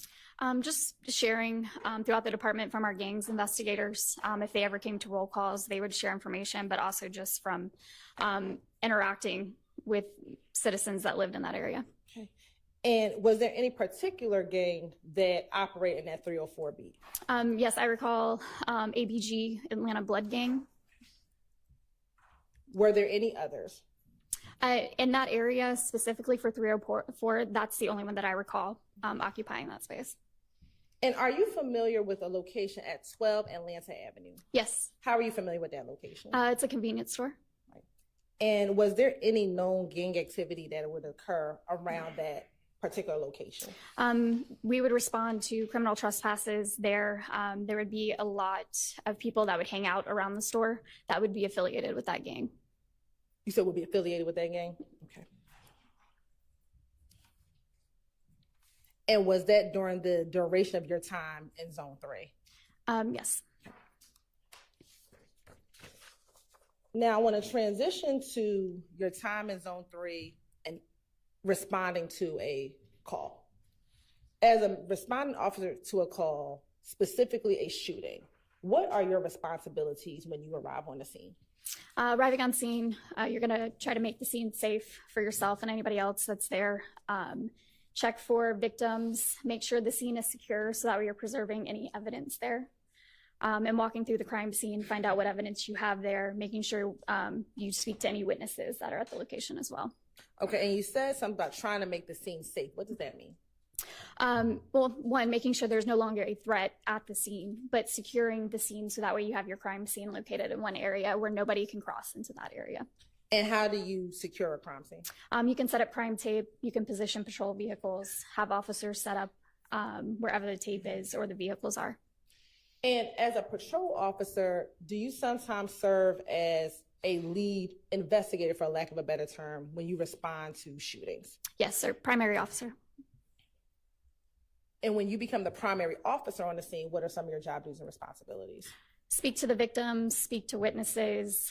You will be also doing the report as well, directing the person that responds from our ID unit who does our crime scene processing, directing them as to where evidence is, what they need to process on scene.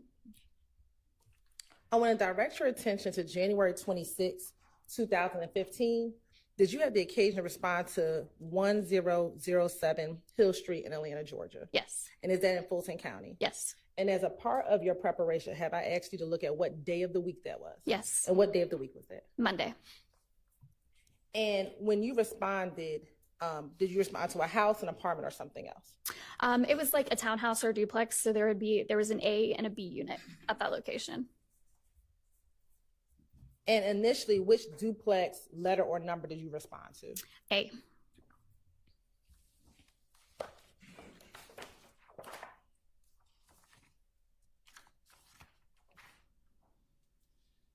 And let me ask, do you recall it being a letter or a number?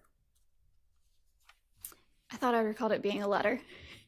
Would you have written where you responded to in a police report? Yes, I would have. Would looking at a copy of your police report help refresh your memory? Yeah, I would have.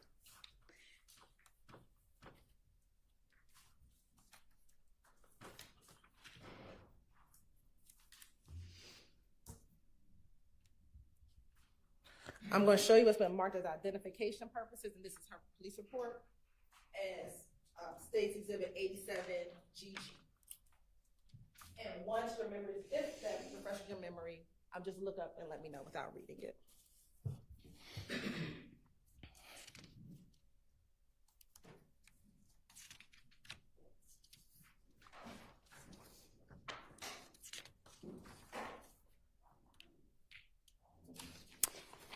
So I will say apartment 1 in the narrative, A, and the initial address at the top. Okay. But it was either apartment 1 or apartment A? Yes. All right. And again, would that have been in 304's beat? Yes. Why did you respond to that location? That was my beat. So I believe initially a supervisor was in the area and heard shots fired, and then we received multiple calls for shots fired as well as a person shot at the location. And do you recall about what time you responded to the location? I believe it was about 9:30 p.m.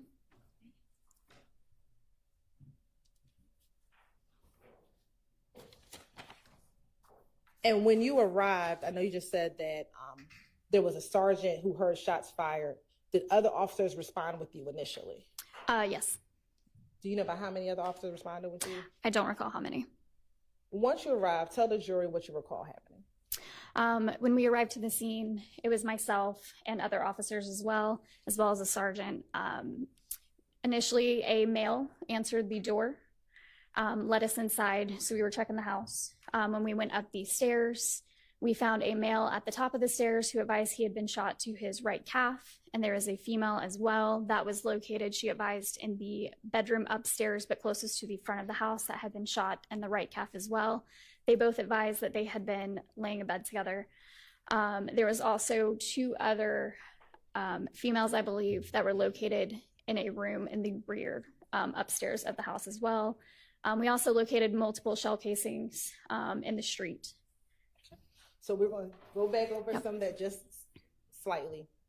So when you opened the door, a male answered the door. Yes. Do you recall the name of that individual? Can I check my report? Well, looking at a copy of your report, help refresh your memory? Yes. Yes. A Mr. Marcus Battle. And without telling me his full date of birth, what year was he born? 89. Right. And when he opened the door, did he advise where he was in the house at the time of the shooting? He advised he was located in a rear room at the top of the stairs. Do you recall sitting here today how many bedrooms were in that home? I don't recall exactly how many. Now, once you interact with Mr. Battle, what did you do next? That was when we made contact with a Mr. Hunter Elston, who was at the top of the stairs. And without giving me his full date of birth, what year was Mr. Elston born? 63. And I think you said that you were able to speak with him. Yes. All right. And when you first saw him, he was shot. Yeah, he advised he had been shot to the right calf. Did you see any injury to him? I most likely did. I don't recall exactly. Right. At this moment, do you remember any? Let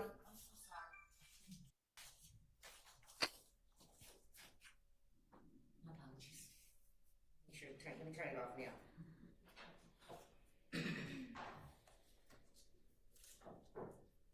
Go ahead. At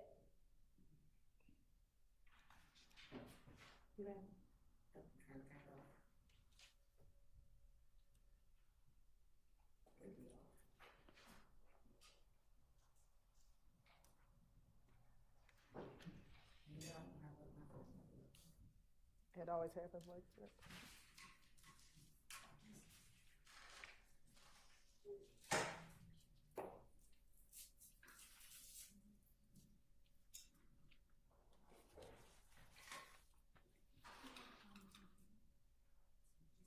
I'm sorry, go ahead. And let me ask you this, Ms. Ledoux, before we finish. What is the incident number for this incident? It is 150262672. And again, this was on January 26th? Yes. Of 2015? Yes. All right. Once, at this point, do you recall, and when I say at this point, today, do you remember anything about his demeanor, Mr. Elston, when you went to that house? I don't recall. Now, once you spoke with Mr. Elston, what did you do next? At that point, I believe we made contact with the female who advised that she had a gunshot wound to her right calf, and that was Miss Frida Reed. And what was her date of birth? 1965. And where was Miss Reed when you first made contact with her? I don't recall exactly where she was when I first made contact with her. Was she in the bedroom? I don't recall. Do you recall putting in your report where you first interacted with her? Not specifically says where I first interacted with her, but they both advised that they had been lying in bed in the front bedroom upstairs. Now, you also said that you saw two other females in the home. Yes. What was their name and then year of birth? Raven Davis, 1991, and Liberty Bennett, 2013. So Liberty would have been about 2 years old. About 2 years old, yeah. Now, once you spoke with Mr. Elston and did you speak with Raven? I don't recall speaking to her specifically.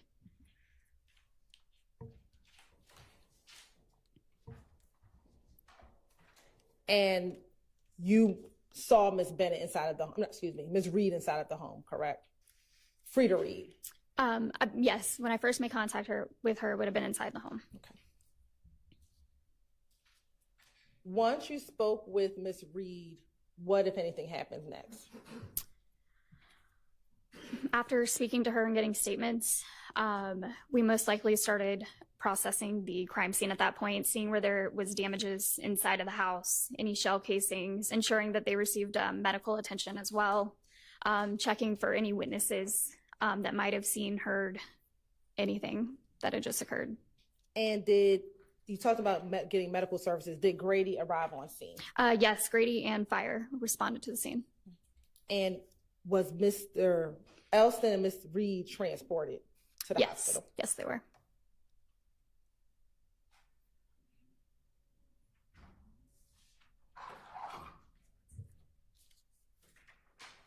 Now, you also said that you were able to speak with witnesses on the scene. Yes. How many witnesses did you speak with? I spoke with a female who lived across the street from the location. And what time did you arrive? About 9:30. And do you recall in minutes approximately how long after you may have arrived on scene did you interact with this witness who lived across the street? I don't recall the exact amount of time it would have taken to actually interact with her, but after speaking with the victims, going through crime scene and actually speaking to her, it could have been about 20, 25 minutes. Let me ask, would a CAD report contain any information regarding any witnesses that you may have spoken to on the scene? Possibly. Will looking at a copy of the CAD report from this incident maybe help you refresh your memory as to timing of when you may have spoken to her? You're on permission to approach?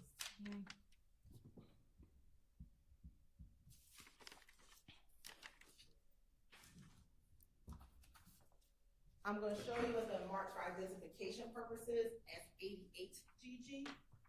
Just take a look at that CAD report. It helps refresh your memory as to any information with that witness in there to help ascertain what time you may have spoken to her.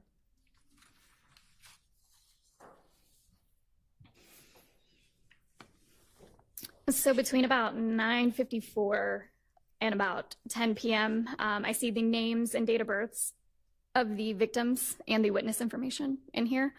So that could have been possibly when we were checking their information on the computer in the patrol vehicle at that time. So that would have put a time frame in about speaking to her, getting her information, sitting down in the car would have been about 20 to 30 minutes.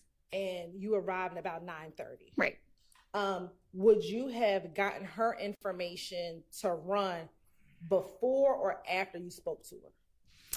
Most likely talking to her, I would have gotten her name, date of birth, asked if she had identification. And then after speaking to her, I typically would have went back to my vehicle and ran her information on the computer. And approximately what time did you run her information? From this CAD report, with all their info in like this, it looks like about 10 p.m. And in speaking with this witness, was she able to provide you any information about that night? Objection, Your Honor. Calls for hearsay. You're right. Yes. State's response would be a present sense impression, given that she spoke with her within 20 minutes or so of the police arriving on scene. That's not how I understood the testimony. and I don't believe the foundation has been laid. Why don't you see if you can lay a foundation for that? Okay. So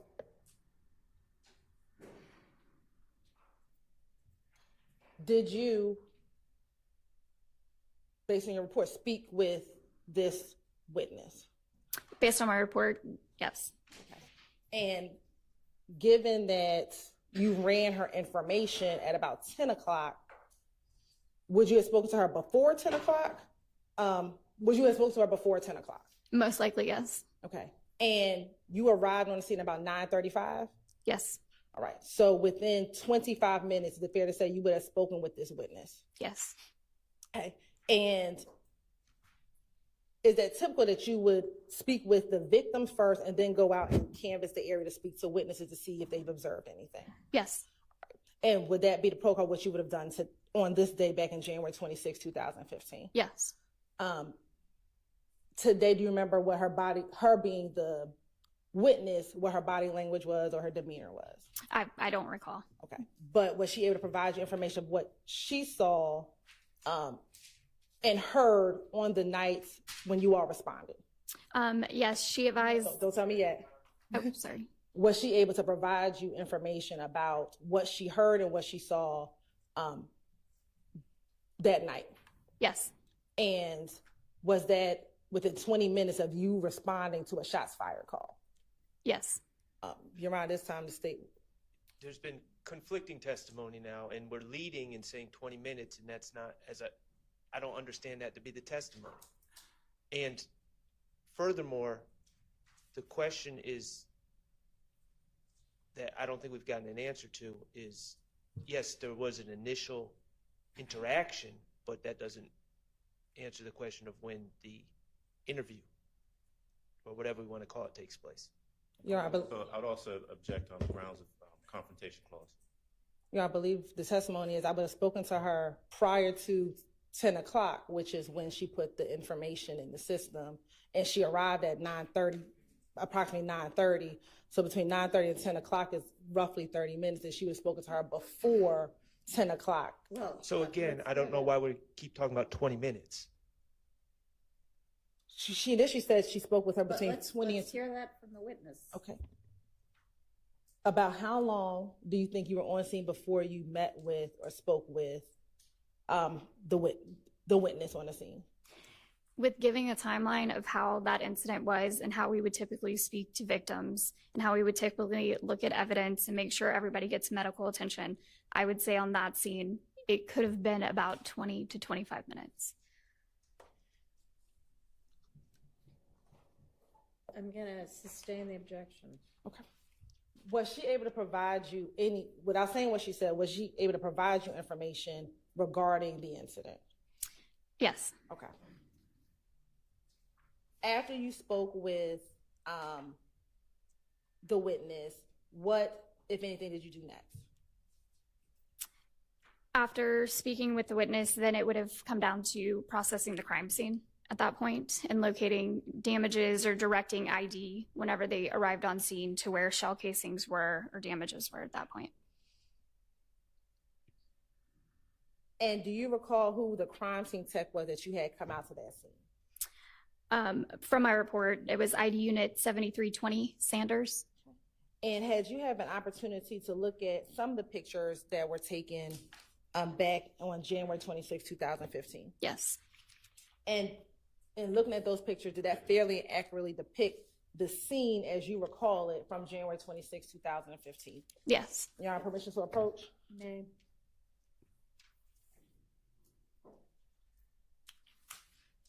I'm showing you what's been marked as Exhibit 1GG through 28GG. Have you had the opportunity to look at those specific pictures prior to entering court today? Yes. And Your Honor, this time the state would like to consider Exhibit 1GG to 28GG into evidence. Did you say 20 or 28? 28. All right, they're admitted. Permission to publish. You may.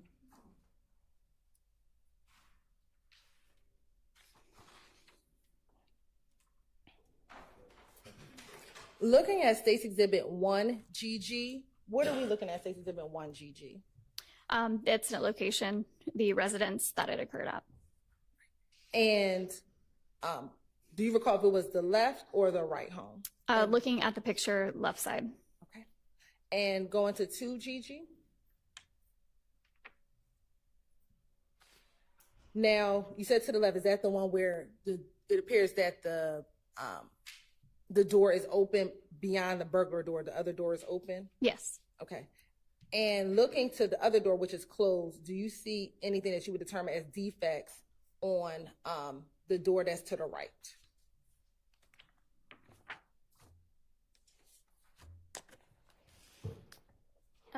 Yeah, from looking at the picture, yes. Okay.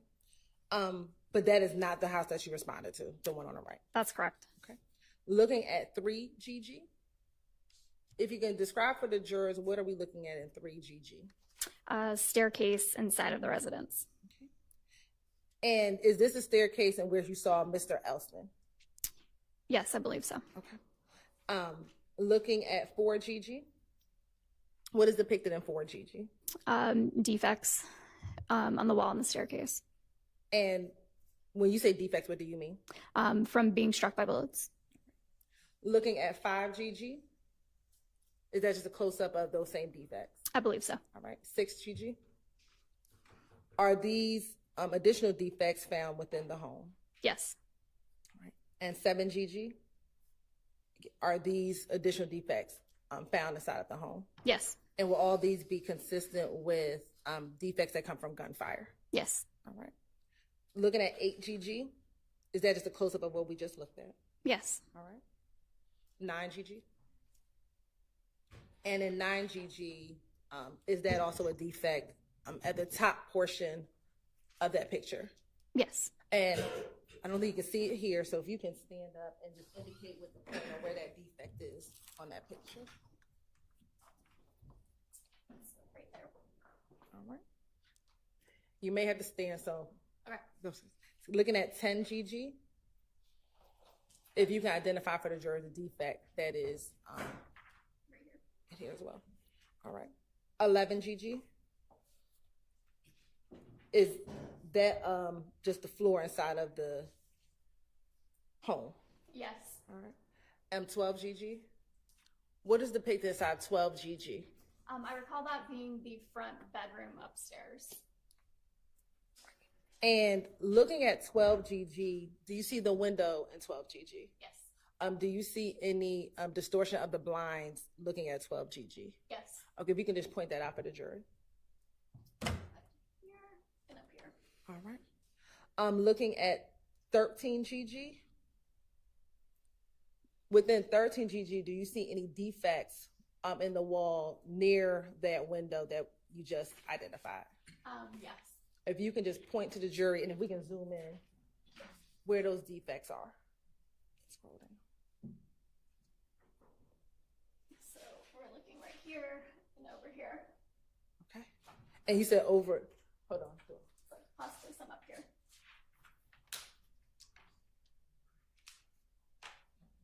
I can do I know. All right, is this one? Oh, sorry, tell me where to point. Yes, that appears to be one up there. Okay, any others? Yeah, and possibly over there to your right side. Here? Yes. Okay. We can go to the next, is that 15 GG? Or 14 GG? Do we see any defects here? Yes. And where is it? Ceiling above the fan. Is that right here? Yes. All right. Now 15 GG. Do we see any additional defects? Yes, I think that's just a close-up of the one we previously used. All right. 16 GG. Now, what's being depicted in 16 GG?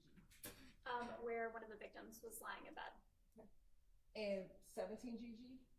Is that a close up of that same area? Yes. Are you able to tell the jury what this reddish brown stain could be inside of this picture? Yes, possibly blood. All right. Looking at 18 GG. Any defects within 18 GG? Yes. Where would that defect be? To the right of the picture frames, bottom, above that, top right, above the picture frames in the middle, and then possibly some to your right above this mirror. All right. Looking at 19 GG. Is that just a close up of the one we just identified? Yes, close up. 20 GG. Are those just close up of the other ones we just identified? Yes. 21 GG. Is that just, do we see any defects within 21 GG? Possibly right there, but that looks like some kind of close up. Okay. Not 100%. All right. 22 GG. What are we looking at 22 GG? Bathroom. And in 23 GG, do we see any defects within 23 GG? Yes, above the clock. So right here? Yes. Next, 24 GG. That's a close up? Close up, yes. All right. 25. Do we see any defects? Yes, in the mirror. Is that right here? Yes. And then 26 GG. Close up. Close up. All right. 27 GG. Would those be considered defects as well? Yes. And 28 GG, same? Yes. 29, and I believe that's it. Thank you. And will all those defects be consistent with defects that come from gunfire? Yes.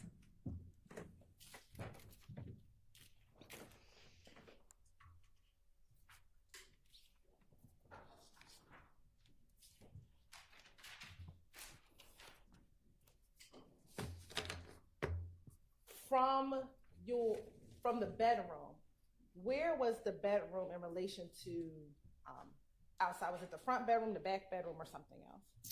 It was the front bedroom. And so would that be the bedroom that be facing the street? Yes.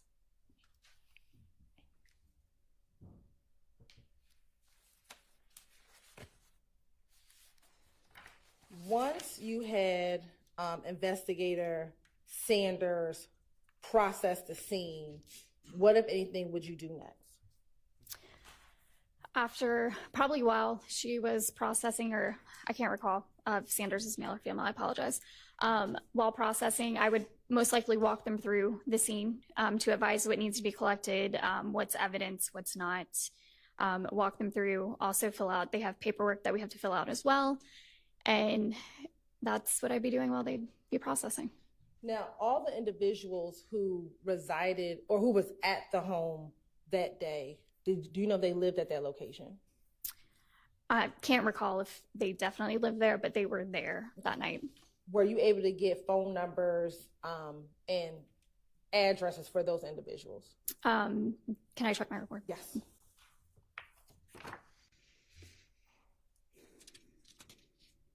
Yes.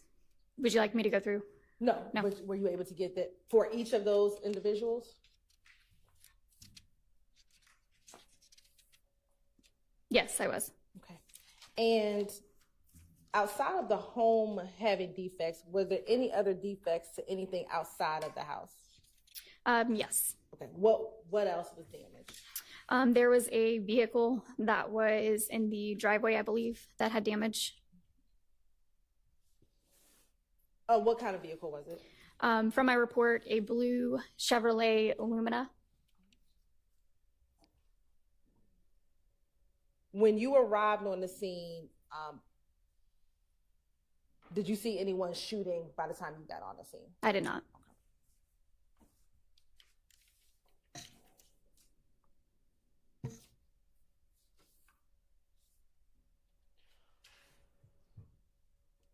Do you know how soon after you arrived to a scene that the incident number would be generated?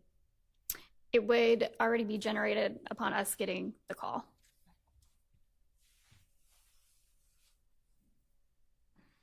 On that evening, do you know if you responded to any other scenes that, well, you're responding officer, so you would have. Do you recall responding to an incident 150260124 at all that evening? The location?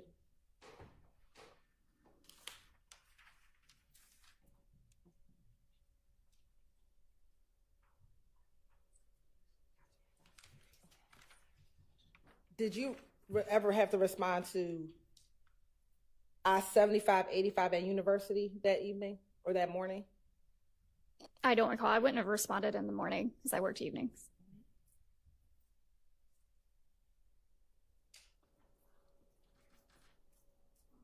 Did you ever have to, if you can recall, respond to Stanhope Drive on January 26, 2015? I don't recall.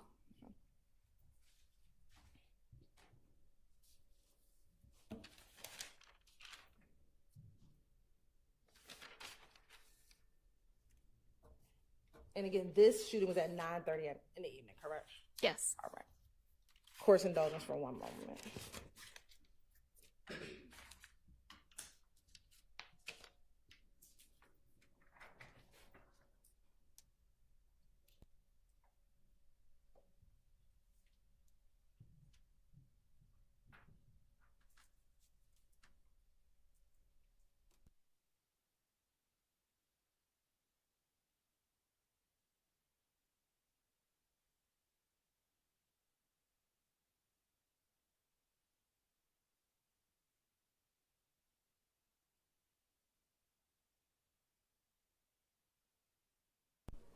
For confirmation, your report number was 15020262672. Yes. Is that fair? When in relation to your incident that you responded to, would incident number 150260124 occur? That would have been earlier in the day. Earlier in the day. Yes. When in relation to your incident, would 150262801 occur? That would have been after. After. All right. Thank you. No further questions. Any defense questions for this witness? Thank you. On behalf of Mr. Williams, we have no questions. Okay. No questions on behalf of Mr. Stillwell. No, Your Honor. All right. Okay, thank you for your time. You're excused. What's your next witness? How lengthy are they going to be? They'll be a little longer. How long? Probably about 45 minutes to an hour.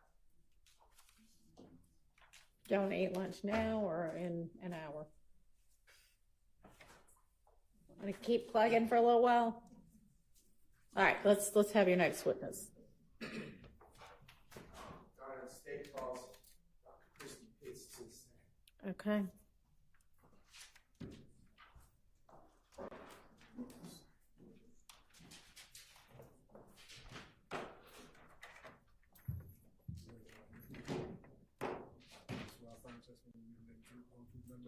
Yes.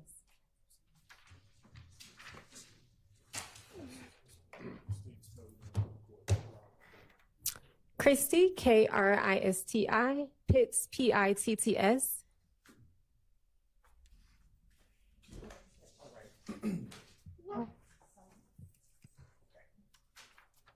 Good morning.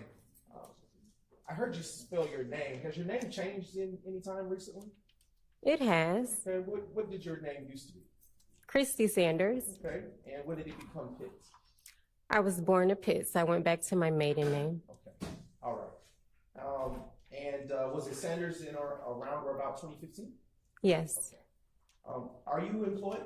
Yes. What do you currently do? I'm a full-time professor at Purdue University Global. And how long have you been working in that capacity? I've been working at Purdue University for about 3.5 years. I've been teaching post-secondary education for over 10 years. Okay. And what did you do, or what capacity did you work prior to beginning your teaching career? I worked at Atlanta Police Department as a crime scene technician. And what were your usual duties and responsibilities as a crime scene technician with the Atlanta Police Department? I processed crime scenes that I was dispatched out to. And when you say process, what did that all entail? Photographing of the scene, processing evidence that was collected, and testifying to those findings and to that processing.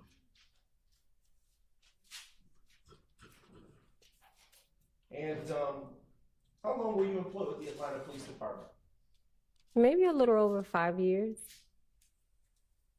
Were you ever a sworn law enforcement officer with post-certification? Yes. Okay. Were you sworn in post-certified in your capacity as a crime scene tech? Yes. Okay. What year did your employment with the Atlanta Police Department begin? 2013.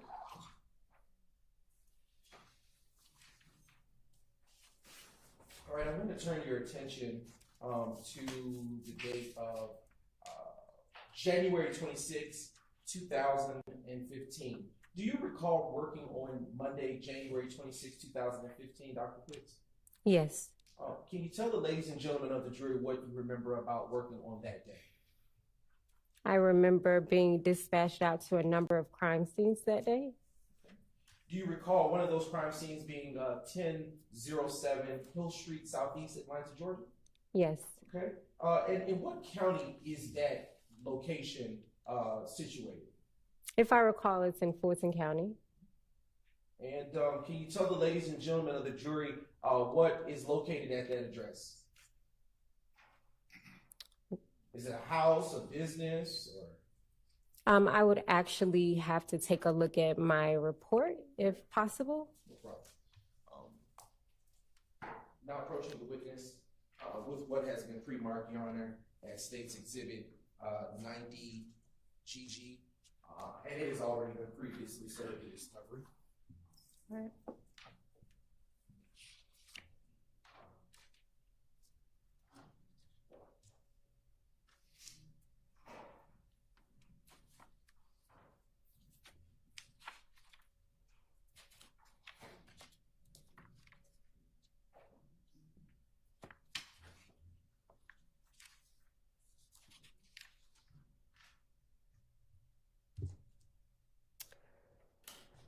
It appears to be a house based off of my description in one of my photographs. Okay. So can you tell the ladies and gentlemen of the jury what you recall about being dispatched to that location in that call? Do you know what kind of call it was? According to my crime scene report, it was an aggravated assault / battery.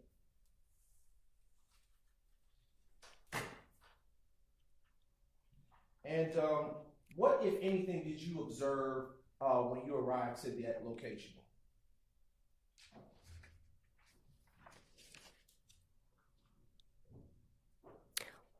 What did I observe? Did you, what did you see? Did you see anything on the ground? Did you see any people? What did you see?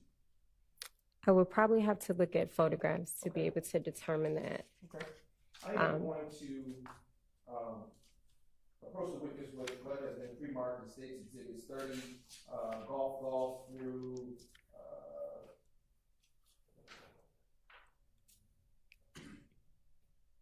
85, golf.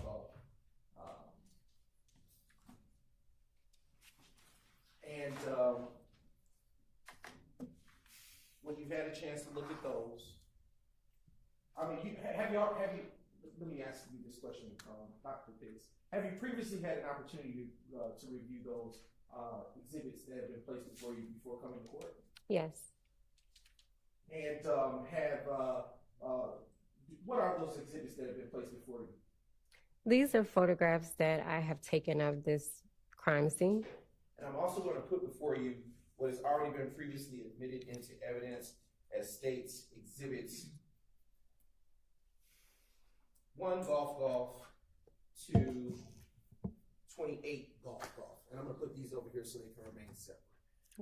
Have those exhibits identified as State's Exhibits 30 golf to 85 golf, do they fairly and accurately depict the location of 1007 Hill Street, Southeast Atlanta, Georgia, as you remember that crime scene to be on the day of January 26, 2015?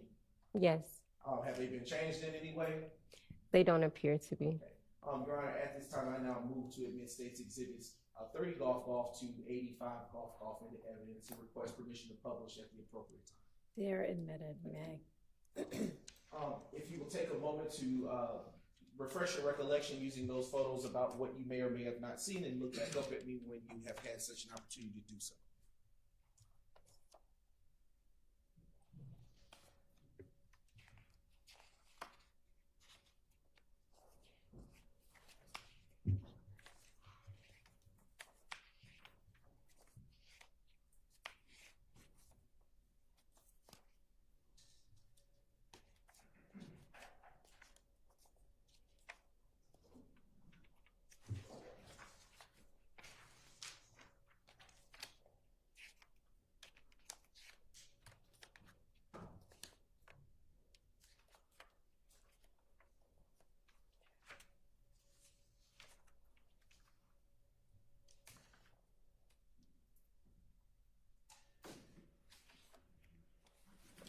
All right.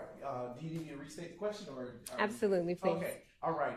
What, if anything, did you see upon arriving to the location of 1007 Hill Street, Southeast Atlanta, Georgia, on January 26, 2015? Upon arrival, I remember seeing the first responding officer that was there. Did a quick briefing with that officer. And during that briefing, I did a preliminary walkthrough, and that's when I was able to locate shell casings that was at this particular crime scene. Do you know who the initial responding officer or officer on the scene was? According to my report, and I could be pronouncing this wrong, I think it's Leduc. How do you spell it? It's Leduc. Okay. All right. Is it fair to say that might be Leduc? Hey, potato, potato. Okay. All right. And do you know who called you out to the scene? Was it Officer Leduc? It's not. It's typically the 911 communication dispatcher. When you arrived to that location, well, let me back up. Around or about what time did you get dispatched to that location, if you can recall? According to the report, it was 21:33 hours. And I'm not good with military time. Can you tell the ladies and gentlemen of the jury, for my sake, what that time might be? That time is 8:33 p.m. Eastern Standard Time. All right. And was the sun up or down at that time? If we're going off based this time when it came in, based on the dates, we're in the winter season, I would say that it's dark. Okay.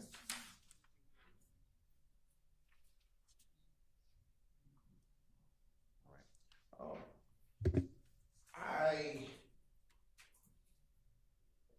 I'm not good with math, but how would you, if you said 21:30? Maybe 9 p.m. Okay, I just want to make sure I know. All right. So I want to ask you a little bit more about your arrival. So how do you determine where to start when processing your crime scene? It's based off of training. You want to approach a crime scene in the most systematic manner possible. So before you even approach a crime scene, you should have a plan of action. And that's typically how I approach all of my crime scenes. I conduct a quick, brief walkthrough with that first responding officer or either the lead investigator that's there. Speak with them as we're walking through. I'm observing the scene. They're letting me know what they've already witnessed or uncovered. And then while I'm doing that, I'm thinking simultaneously how I'm going to go ahead and process this crime scene. Okay. And in the course of processing the crime scene, is this particular crime scene that you responded to given a case number at any point? Yes, it is. What is that case number associated with this crime scene? The incident number for this one is 150-262-672. All right. In the course of processing this crime scene that you responded to, did you stated earlier that you saw shell casings on the ground. Is that fair to say? Yes. And in seeing shell casings, did you collect those shell casings? Yes. Do you recall how many shell casings you collected on that day? According to my crime scene report, it was 66 pieces of evidence. And did you collect any live projectiles?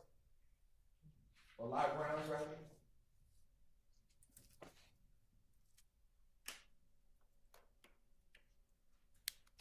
No, I collected 65 shell casings and 1 projectile.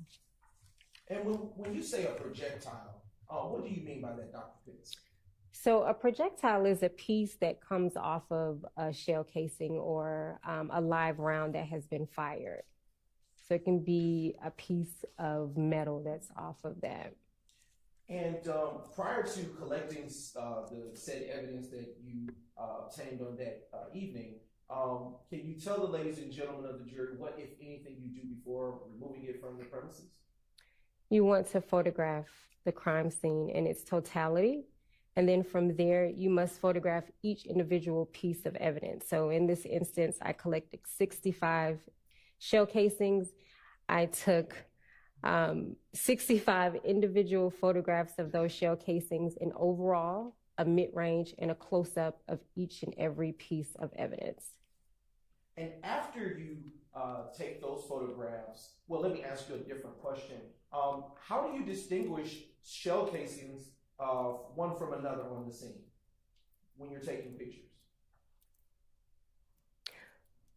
Based on the initial walkthrough that I conduct with that first responding officer, or either that lead investigator, we typically discuss, did you determine what was the entryway into this crime scene? And from there, that's how I methodically place the evidence markers on those shell casings. With the evidence markers, are those included in the crime scene photos that you take? Yes. Okay. And after taking your photos of the crime scene, what, if anything, do you do with the shell casings? I collect them. Did you take them put them in your pocket? Did you put them in a backpack? How did you transport them or collect them? So they are not put in my pocket. That would be extremely unethical. They are individually collected and placed into a small manila envelope, meaning a little bullet bag, and they are numbered based off of the evidence markers. They are given their approximate time based on when I collect each and every piece of evidence. On that evidence bag or that bullet bag, I also clearly specify where in the crime scene they were collected at. And do you also, on that evidence bag, include the case number associated with the crime scene? Yes. I should say incident.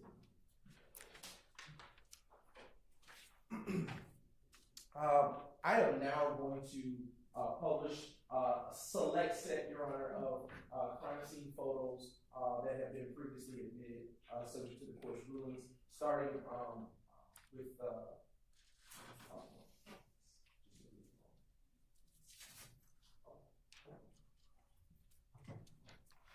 right. Dr. Pitts, you can utilize the screen in front of you to track with the presentation of evidence. Excuse me.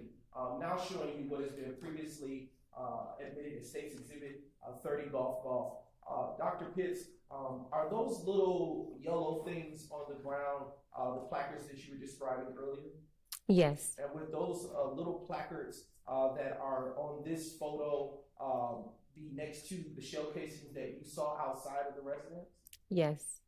And are those the same shell casings that you described as collecting from the crime scene and putting into small bullet bags or small bullet bags? Yes. Now transitioning to the next State's Exhibit, which is State's Exhibit 31 Golf. Is this a different angle of additional shell casings that you took photos of on that same street? It appears to be from a different angle of those same shell casings. Transitioning now to State's Exhibit 32 Golf. All right. Is this a different also angle of the street that contains some of the shell casings as you remember? Yes. And that moisture on the street, was that there prior to your arrival, or do you remember that to be something that came as a result of the gun shots that rang out at the crime scene, if you recall? That was there prior to my arrival. Okay. Now showing you what has been previously admitted as State's Exhibit, the next State's Exhibit, which is 33 Golf. Is what? Do you recall this particular residence at the crime scene? Yes. And what do you know this residence to be? A house. Okay. Is that where the incident? Is that the residence that is listed in? Is that the residence that is listed in your crime scene record with the address? Yes. Now turning to the next State's Exhibit. This exhibit here showing evidence marker 1, which is State's Exhibit 34 Golf.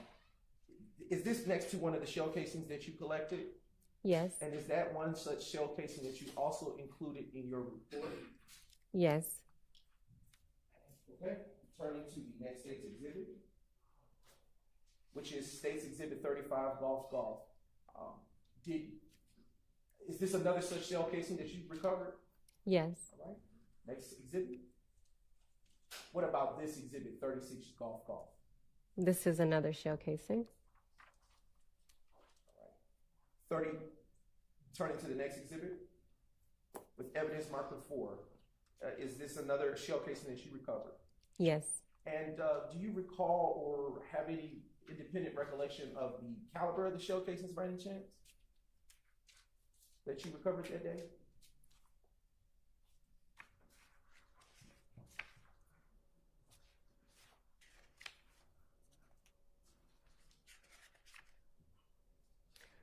Not listed on my crime scene report, however, in my personal notes, yes. Okay.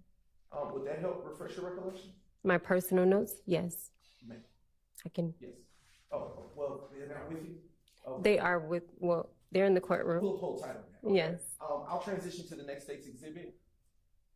This shell casing in your crime scene record. Yes. All right. Turning to state's exhibit 40, Golf. What about this shell casing depicted in state's 40, Golf? Did you collect this? Yes. Objection, Your Honor, cumulative. These are separate photos, Judge. They're not the same. Overruled. All right. You can answer the question. Yes. All right. You may turn to the next state's exhibit, please. State's exhibit 41, Golf. As to evidence marker 8, is this another shell casing that you recovered on that evening? Yes. State's exhibit 42, Golf. Let me ask you this. I don't know if you were in here when Mr. Atkins was handling one of the other crime scene techs, and we had sort of a overview. Is there any way you could do it that way and just ask a broader question? Yes, I will do just Thank as you. the court has asked. Turning to, if I may, Your Honor, ignoring it myself.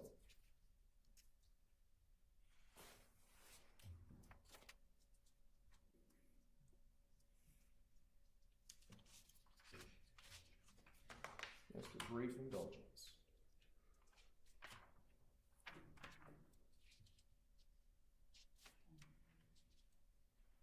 I want to turn your attention to State's Exhibit 30, Golf.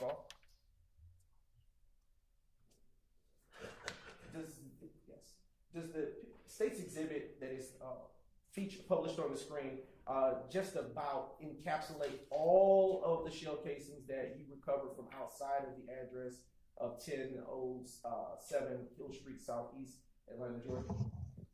Yes, it appears to be.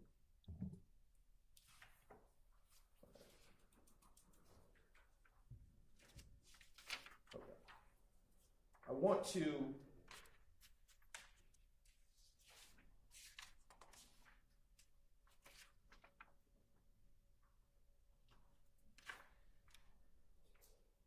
turn your attention to State's Exhibit 2GG.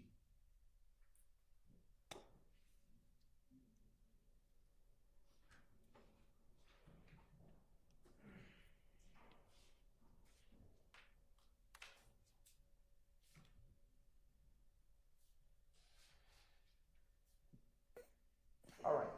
The address that you listed on your report is 1007, correct, Hill Street? 1007 Hill Street, Southeast, yes. Is this picture depict the correct address of the home to which you responded on January 26, 2015? Yes. All right. Okay.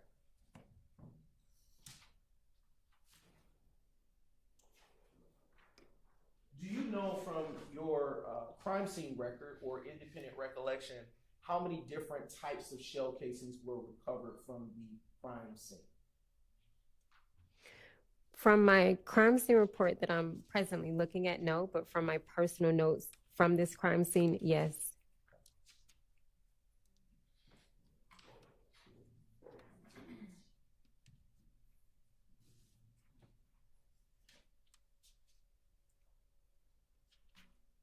All right. I want to turn your attention to the State's Exhibit that has been identified as State's Exhibit 90 Golf. What is earlier was used to refresh your recollection, but what is that, in fact, before you? This is a crime scene record or a crime scene report.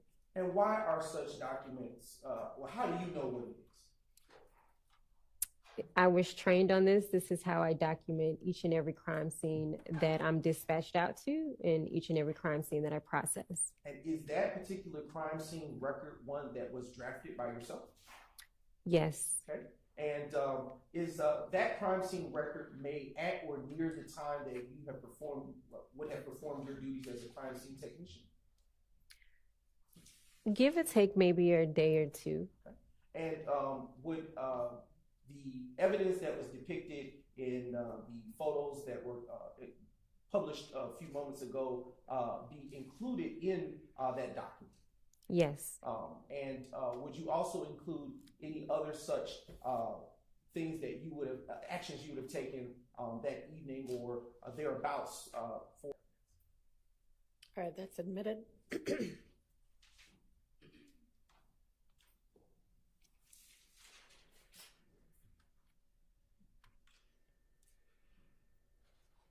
All right. Do you remember, or are you able to say now, how many types of shell casings you recovered from state's exhibits from the location of 1007 Hill Street Southeast? If I was given the opportunity to review the notes that I've brought with me today, yes.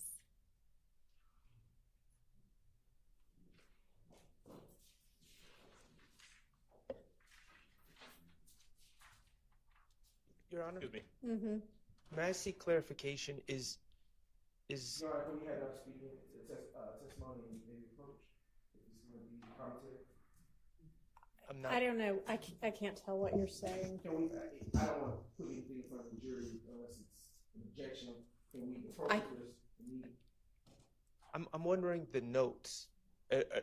Are we speaking of her report, or are there separate notes? Sounds like they're notes separate from the report. Is that correct? Yes. Yes. Could the defense be provided a copy of those notes? Do y'all have the notes? I brought. They are with the witness. We would have to take a moment to.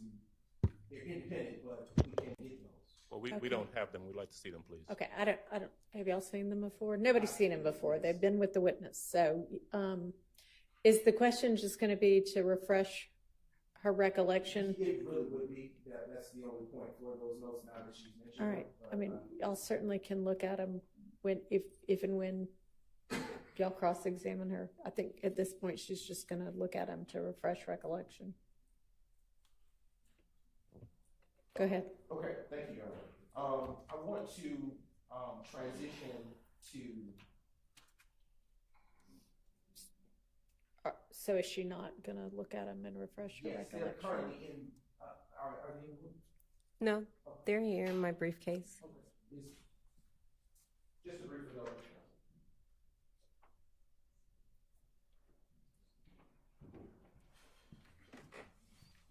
Thank you. Yes.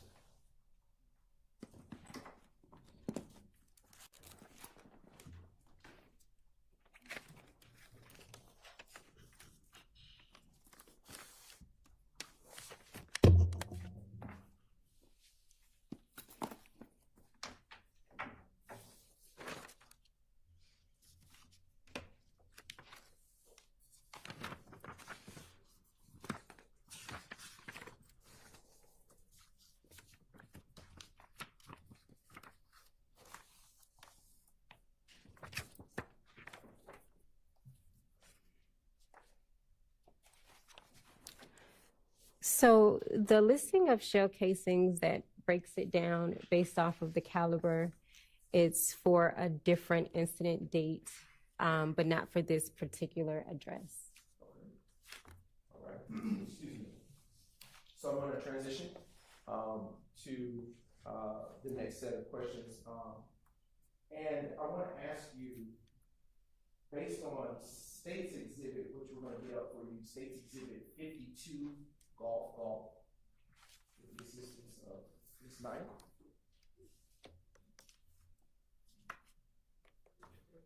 It should be coming up before you on the screen too, if you want.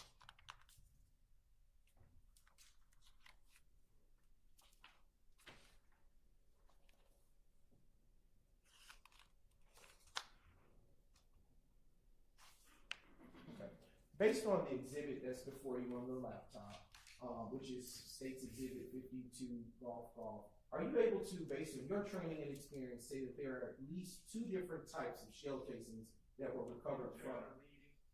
Sustained.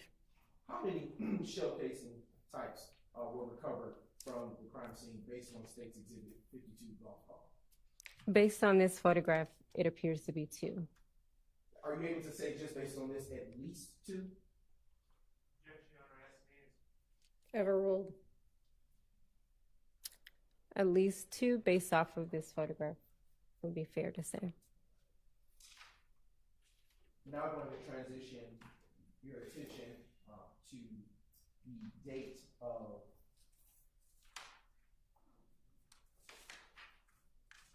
January the 28th, 2015, which would have been a Wednesday. Do you recall working on that day, Dr. Pitts? January the 28th, 2015, yes. What do you recall What do you recall about working on that day? I would need to either look at my notes or my crime scene report. I am now going to approach the witness, which what has already been pre-marked as State's Exhibit 123 Charlie. And I have now handed the witness that exhibit. And after you've had a chance to review it, please look up at me and we'll continue asking questions.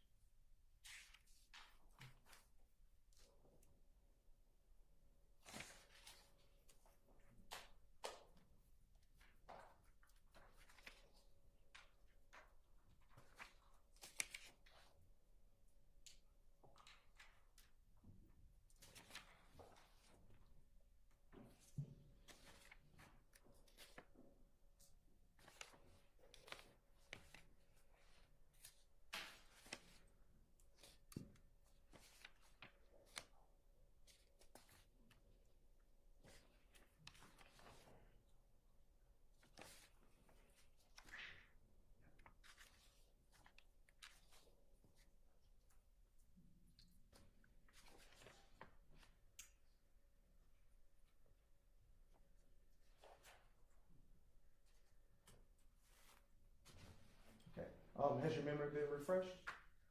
I would say that's a fair assessment. Okay. All right. So, Dr. Pitts, what do you recall about working on Wednesday, January 28th, 2015? I recall being called out to a damage to property at 2905 Springdale Road, Southwest. Okay. And in what county is that address located, to your recollection? Fulton County. Okay. And based on your report, can you, or do you recall, let me ask, if that was a home or some other type of structure? Based off of my narrative, it appears to be, it is an apartment.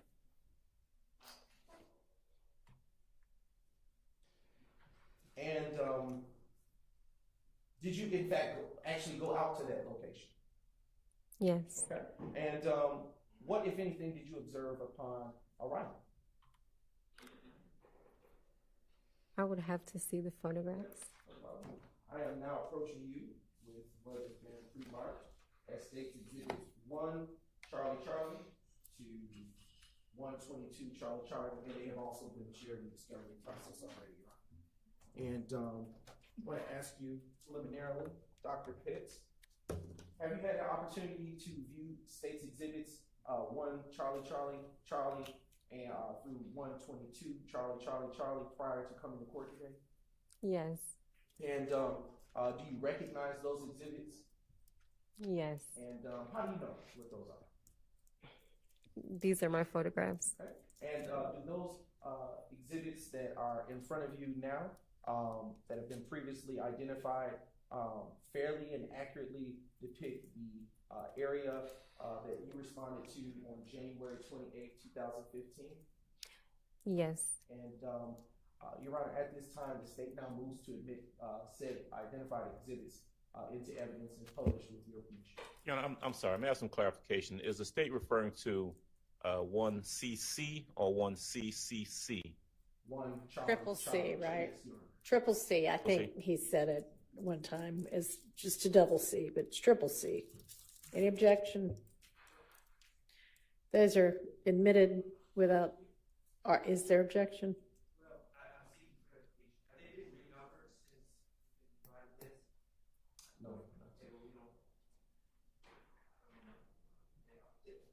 Your Honor, these have been previously provided in discovery for this exact reason as the court has instructed, and I'm not sure. Okay, I'm not sure if you understood my instruction yesterday, but it's okay. But there are three separate PowerPoints that we gave. So we gave. I am not, and I don't think they're questioning that they have seen them before. They just don't know what's what, because when they saw it before, apparently it wasn't numbered as, you know, a specific exhibit number, or it had a different exhibit number. So they need to know what they're looking at, basically. Your Honor, so what they have is what's being published. So we consolidated what everything's been admitted has been turned over. They should have, but what they have in this PowerPoint are the ones we're going to admit, which is a smaller number than what the full amount of pictures are. So we're only publishing. Okay, so have they been renumbered? Yes. Is the question. Yes. Okay, which makes it difficult for them to know what to look at, because They have not. 15 CCC might be something different now. They haven't. You just said 1 to 24. The exhibit number, Your Honor, is one, but on the actual way in which they are presented for the publication purposes is different. Okay, so that's why they're asking for either some clarification. But if y'all follow my instruction from earlier today and just get together in the morning before we start and look at everything, then we shouldn't have this problem tomorrow. Yeah, I think we didn't know that we were going to get it. I'm not blaming anybody. It just, You're right. If we can clarify this, I think that we just give them a chance to look at them for a second. They can take the full stack. What they have is only what's being published, so that's what. Right, but the numbers are not the same. They are. That full stack Show number me we've the got. number 20 CCs. No, listen to what I'm Can I see those? Sure. Is this the whole stack? We got to pull out which ones.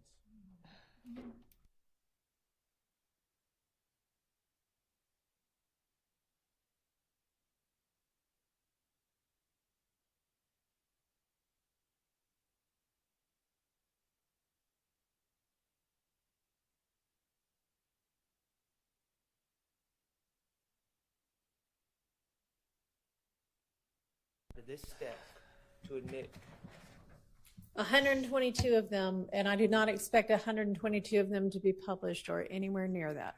correct. And these are all the pictures that were in the witness folder that we went over a few weeks ago. So that's what we're saying is that. no one's denying.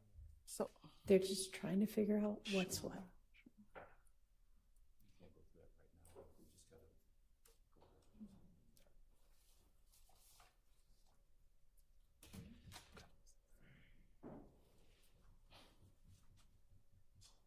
All right, Your Honor, are the question remains, what state's waiting on you? Okay, so it doesn't sound like there's any objection, so admitted without objection. Okay. And you may publish a select Yes, number of that's them. the actual intention.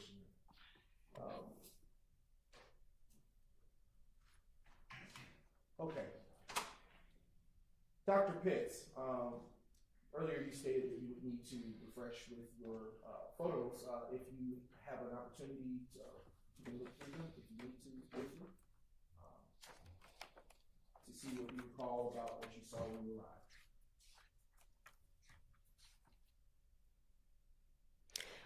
As I previously stated, based off of my crime scene report, I was dispatched out to a damaged property. Looking through these photographs, I have seen these briefly before. It does appear to be shell casings that were documented or photographed at this scene, as well as a vehicle, apartments, outside and inside, as well as defects inside of some of the apartment units. And do you recall who was the on-scene investigator upon your arrival, if any? According to my crime scene report, I was working with or speaking with Collins.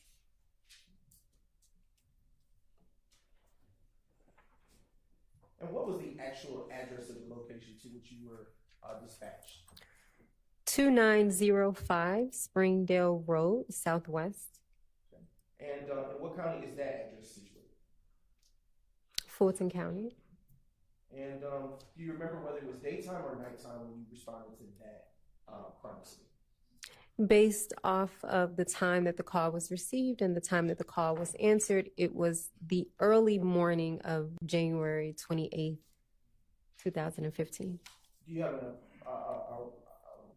round or about the time that you may have went?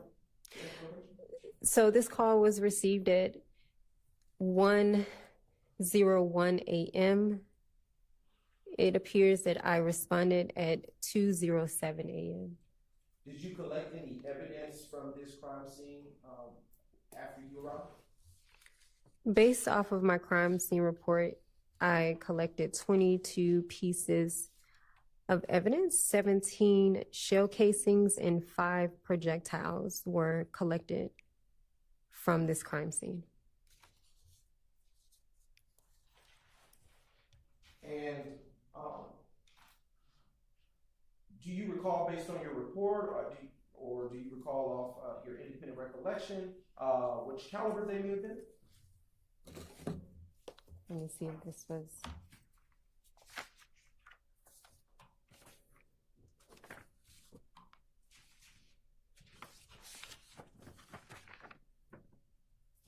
Yes, based off of my notes, I collected a 9mm Luger.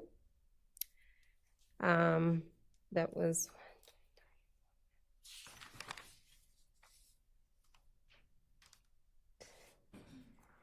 8 9mm Luger shell casings were collected. I also collected 40 Smith & Wesson RP, and it appears to be 7 of those shell casings that were collected. I also collected a PMC 9mm Luger. It appears to be 1 of those were collected. No, I stand corrected, sorry. 5 of those.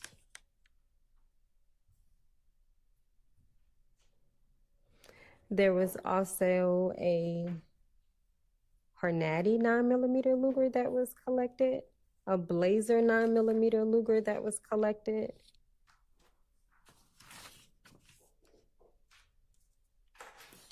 And those were all as it relates to the shell casings. The rest were projectile pieces. All right. And is there a case number associated with this particular call that you went out to, or an incident number associated with it that you responded to at the 2905 Springdale Road, Southwest Atlanta? Yes. What is that case or incident number? 150-280-046.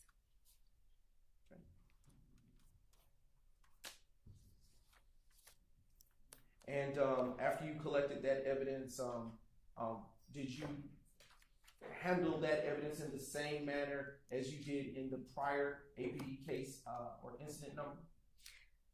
Prior to collecting any pieces of evidence, including these shell casings and projectiles, photographs are taken of the entire scene, and then individually of each and every shell casing before any collection is done.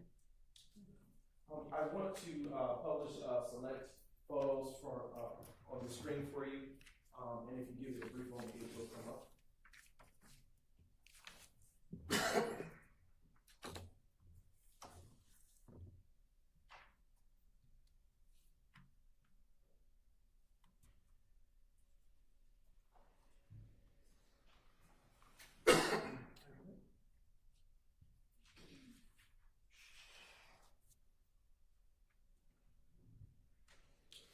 now showing, the screen is now showing State's Exhibit 1, Triple C. Utilizing States 1, Triple C, can you tell the ladies and gentlemen of the jury what we are looking at here? This is an overall photograph of the shell casings and the parking lot area of this apartment complex based on my arrival. And now turning to the next State's Exhibit, which is 5, Triple C. Is this another evidence? Thank you. Another evidence placard associated with one of the shell casings that you collected? Yes. And would there have been multiple placards of this type for the shell casings that were outside? Yes. All right.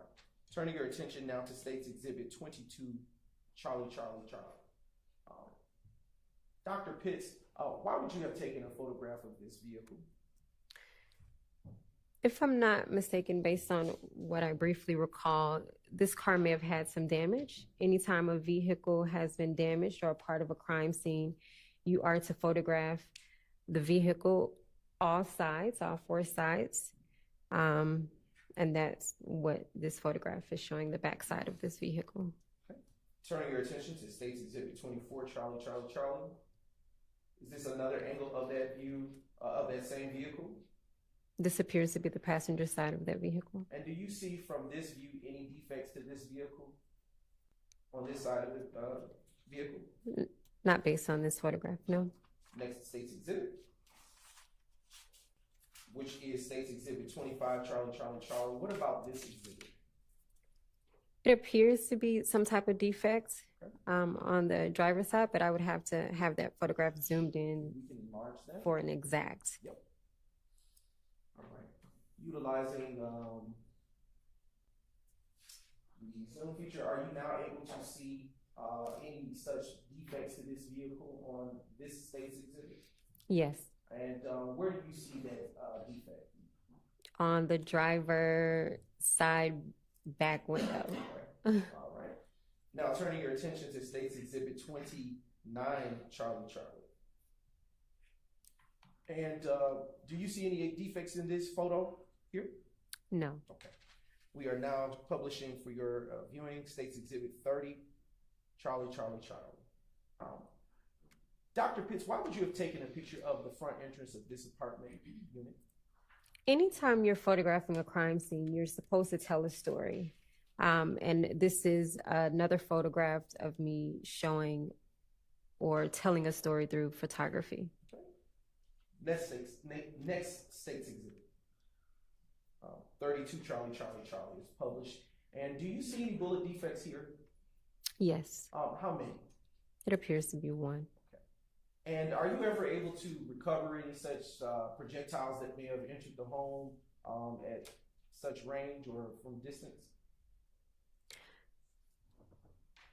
If a defect was in this building on the outside, no, we typically don't have a ladder that we would climb up for that. But if it penetrated through and it was now inside of that apartment unit, yes, I would cut the wall out and retrieve it with tweezers.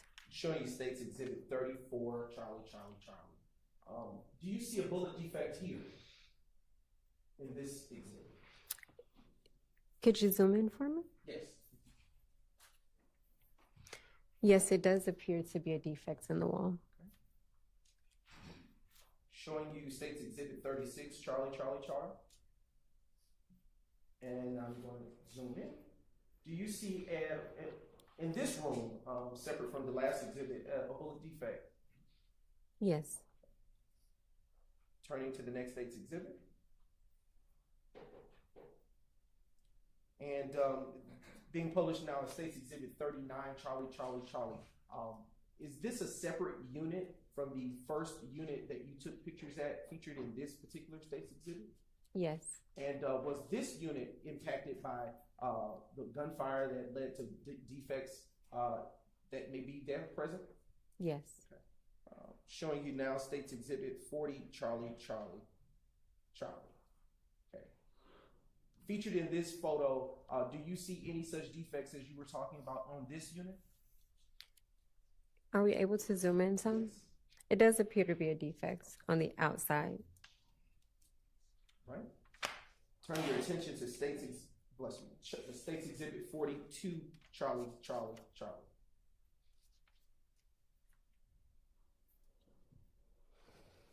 And if we can go and enlarge. Dr. Pitts, why was this photo of any significance to you? It appears to be maybe some type of defect. Okay.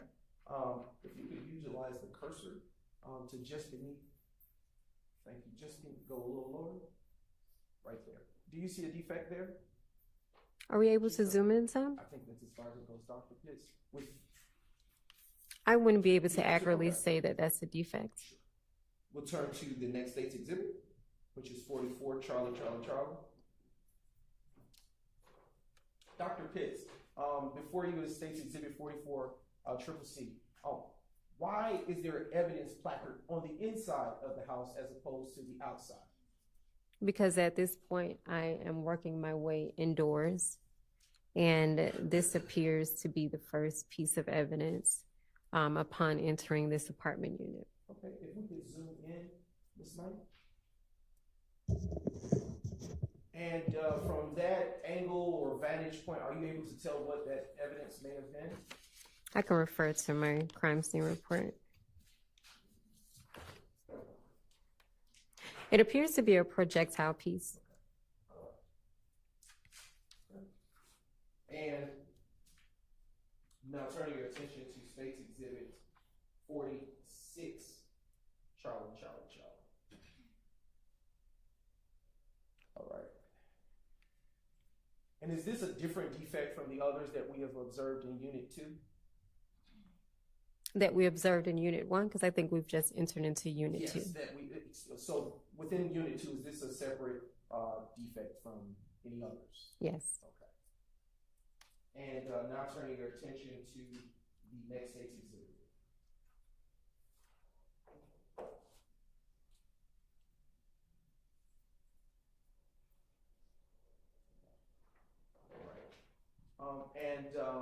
Utilizing State's Exhibit, this appears to be 48, Charlie.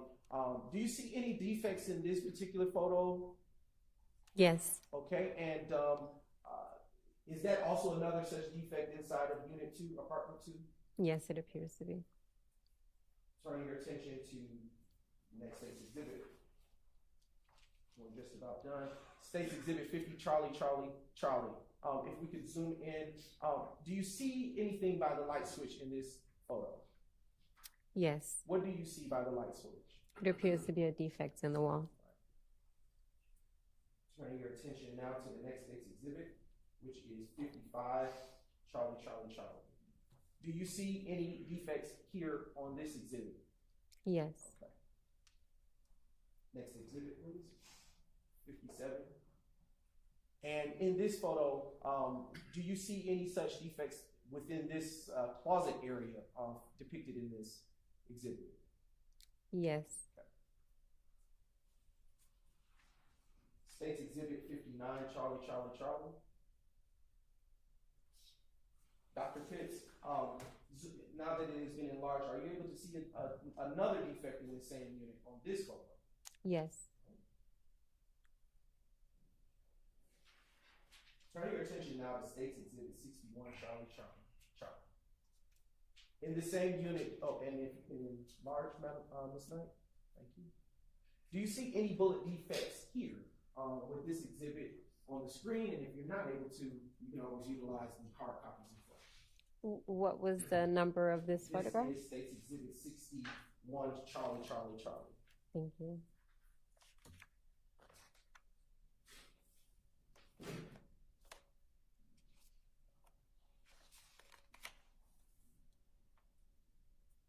That didn't help either. It appears to be. Okay. All right. And now direct your attention to the next set in photo. This set 63, Charlie. And utilizing this photo, do you see another bullet defect here in this apartment unit? Yes. And about Well, I'll ask that silly question. Turn your attention to State's Exhibit 66, Charlie, Charlie, Charlie. Okay. Is this a separate unit from the prior two that you have taken pictures in? Yes. Okay. And do you see any bullet defects on this photo pertaining to Unit 3? Yes.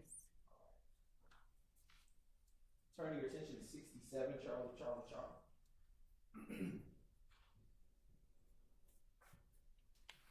Dr. Pitts, do you see any bullet defects in this photograph? And if yes. Yes, it does appear to be. And to the top right where the cursor is now pointed, do you see any more bullet defects? Yes. And how many do you see? I see 3. And in total on this exhibit, how many do you see? I want to say 4. Okay. It could be on other parts. Would utilizing the hard copy of that exhibit in front of you make you confirm that? What was the number That's again? Exhibit 70, Charlie, Charlie. Excuse me, my apologies. That was 67, Charlie, Charlie. 67. Yes.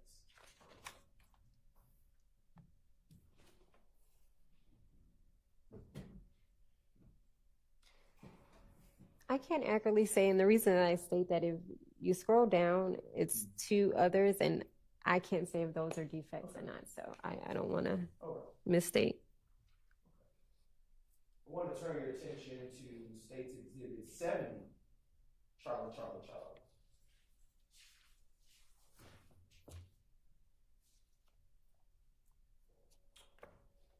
And utilizing this exhibit, Dr. Pitts, are you able to see any bullet defects that would have led you to take this photo of this part of the home? Yes. Right. Where do you see that up there about?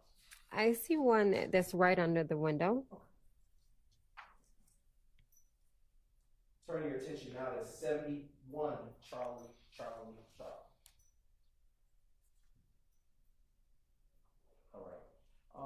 From what view of this unit are we looking at the door in State's Charlie, 71, Charlie, Charlie, Charlie? It appears to be that I'm now inside of the unit and the front entry door is closed. Okay, and if we could zoom in a little bit on the door tonight, do you see the bullet defect that you took a notice of outside of the door when you took this photo? Yes. Okay. Turning your attention to 73, Triple C. Dr. Pitts, are there any good bullet defects in this photo which would have led you to take it? Yes, it appears to be one. Ms. Knight, if you could put the cursor, do you see where the cursor is? Yes. Does that appear to be a bullet defect to you? Yes. Publishing States Exhibit 75, Charlie, Charlie, Charlie. And in this photograph, where does it appear that you are now when you took it? Maybe in another room of this apartment unit. Is that a bed? Does that look like a bed to the left of the photograph? I can't accurately state that if that's a bed. Ms. Knight, if you can zoom in on the wall. Is that okay? Utilizing this photo where the cursor is, if you can't see it through this photo, you can always refer to the hard copy in front of you. But do you see what appears to be a bullet defect? Yes.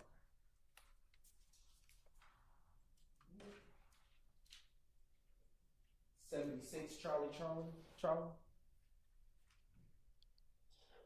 All right. And if we, as far as you can, there we go. Do you see any bullet defects in this photo that you took further in the room? Yes. And how many do you see with your eye? I see 3. Okay.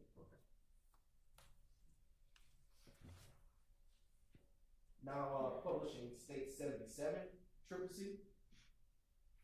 And are you still in the same room that you were in when you took the first couple of photos? Yes. Okay, and if we can zoom in just a bit, do you see additional bullet defect, an additional bullet defect in this one? Yes. And do you see? Yes, I was saying that to you. Is it 76 Charlie, Charlie, Charlie? It is 77 to you.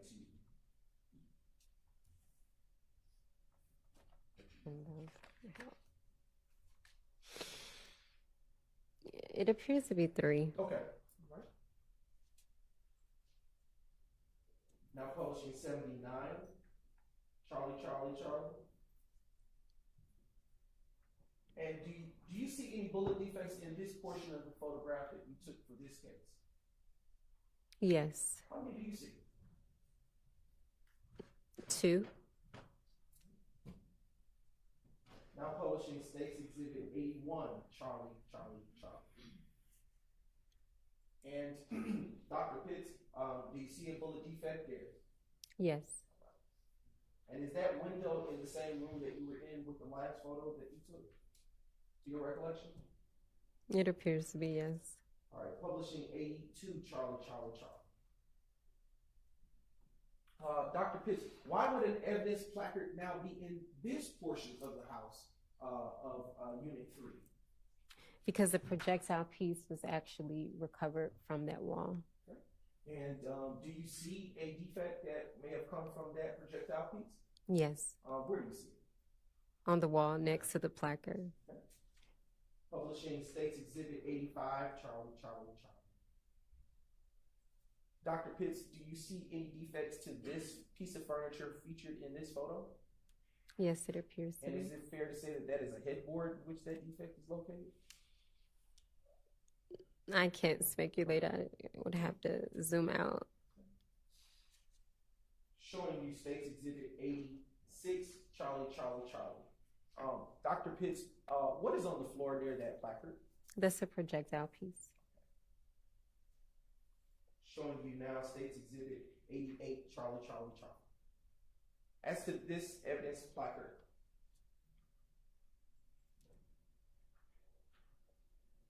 we're going to forego that. We're going to go to the next exhibit.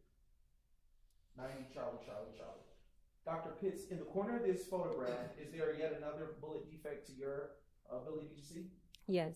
All right. And now publishing 92, Triple C.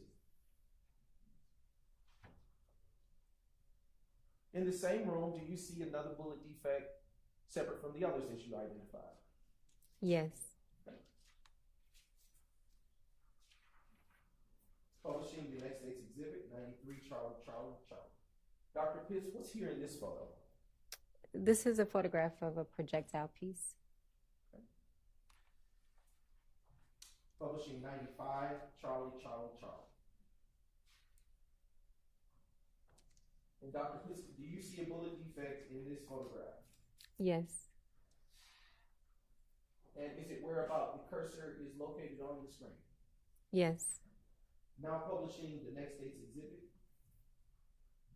which appears to be States Exhibit 100. But let's confirm. Just a brief moment.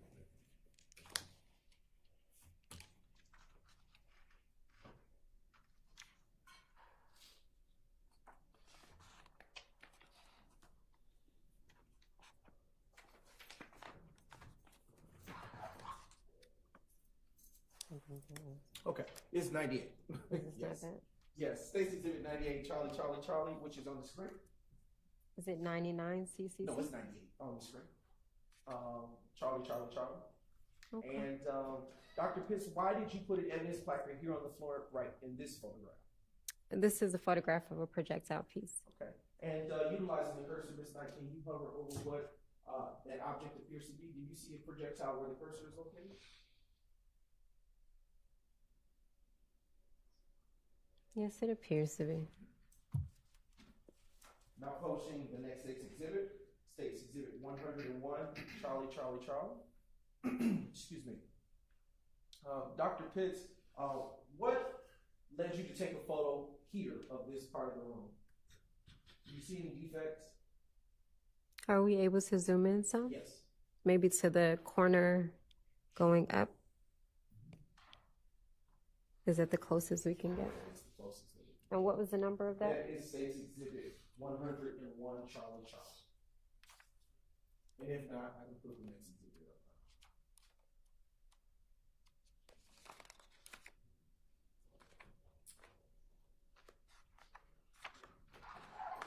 Can we put the next, because this is kind of out of sequence. Thank you.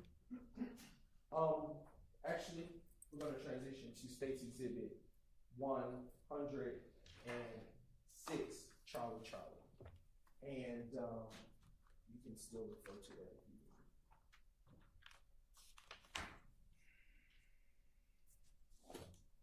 That's not in order, so I'll stick to this. All right. Is this a separate unit from the first three that you took pictures of? Yes. All right. And was this unit also affected by the gunfire that occurred on that evening? Yes. Now publishing State's Exhibit 108, Charlie, Charlie, Charlie.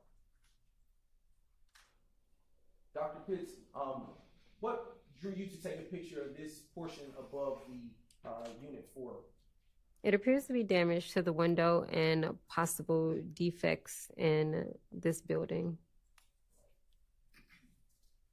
Publishing States the next exhibit, 109, Charlie, Charlie, Charlie.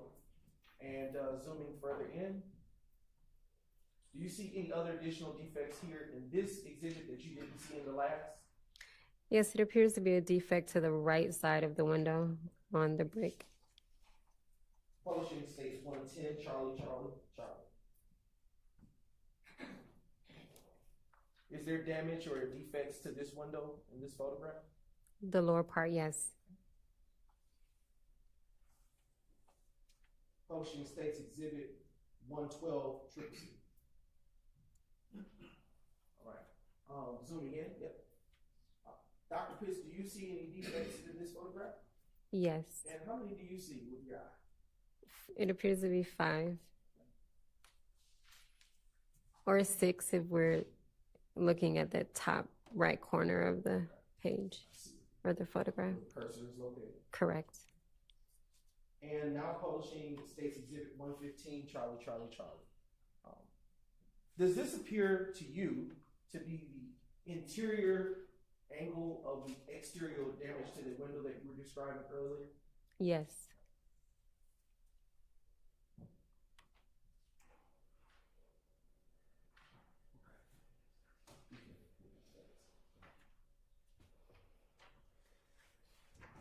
And Dr. Pitts, did you create a crime scene record for this particular incident?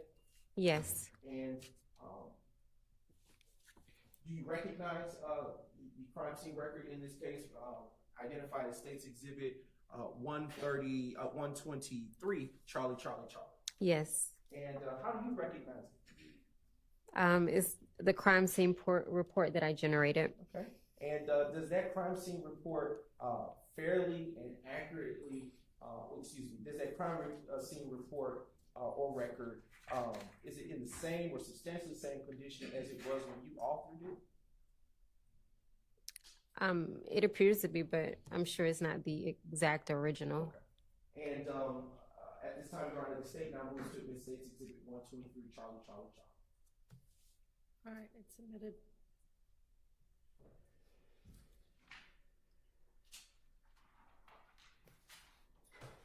Dr. Pitts, I want to turn your attention to the final case number here. Do you recall working on Tuesday, April 28th, 2015? Yes. And do you recall being called out to the location of 2517 Donald E. Hollowell Parkway? Yes. And in what county, to your knowledge, is that location situated? It's on the other end of Hollowell, Fulton. Okay. And do you recall what is located at that address? Based on the photographs that I have been briefed on, it appears to be at a club. I am now approaching you with what has been previously labeled as State's Exhibits 2, Juliet, Juliet through State's Exhibit 91, Juliet, Juliet. If defense would like to take a peek, you may. Otherwise, I'll approach. It's already been served. Thank you. I have now had the witness State's Exhibits 2, Juliet, Juliet to 91 Juliet. And what have I handed you, Dr. Pitts? A stack of photographs. Do you recognize those photographs?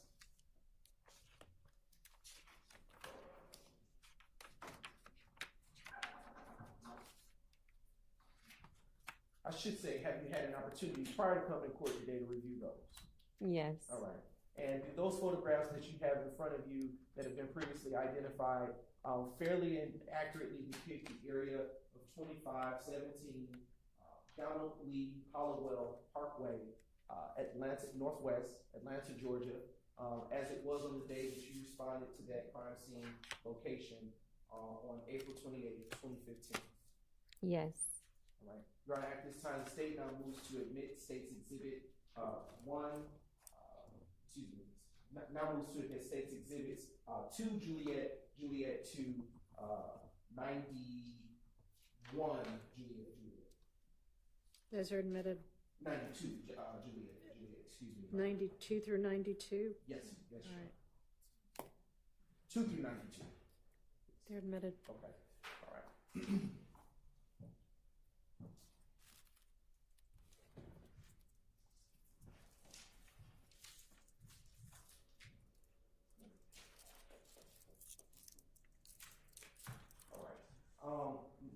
I'm also going to approach you with what has already been marked as State's Exhibits, Exhibit 93, Juliet. And Dr. Pitts, I will ask you, do you know what that is?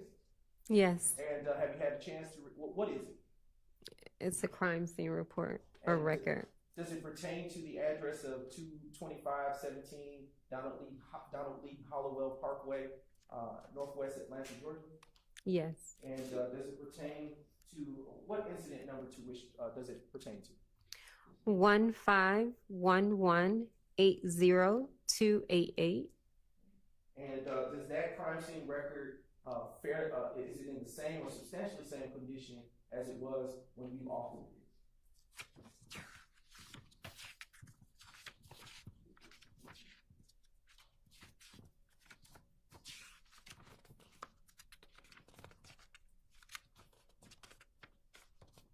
Yes.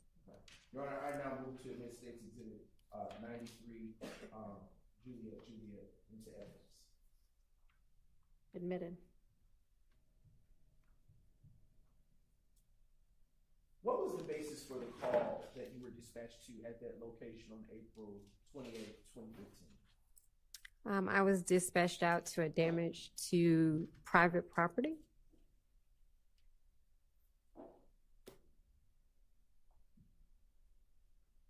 And when you arrived to the location, what did you see, if anything? Based off of my photographs, I saw damaged vehicles, some shell casings. And do you know who the on-scene investigator was or a responding officer? Based off of my report, it was Sutton. All right, I hate to do this, but I'm going to interrupt and have us break for lunch because it's been past the 45 minutes anticipated and we're at 1 p.m. now, so I'm sure people are getting hungry. So we'll pick up with this witness after the lunch break, and we'll break until 2:15. Yes, sir.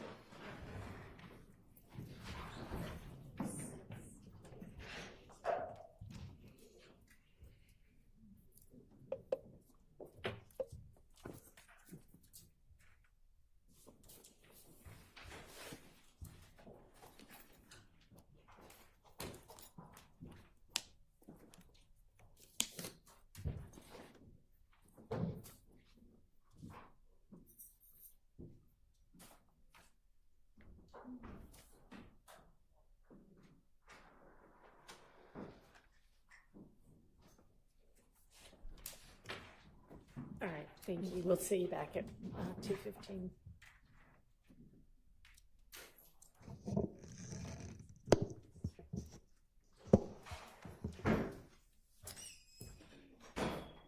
All right, not sure where Miss Love went, but y'all were going to get the dates of the witness list that these various witnesses first ever appeared on.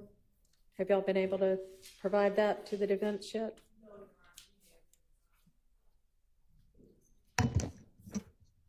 I'll look as we're sitting here before I leave for lunch. Your Honor. Okay, so I don't think you were in here yet, but somebody should have already been doing that.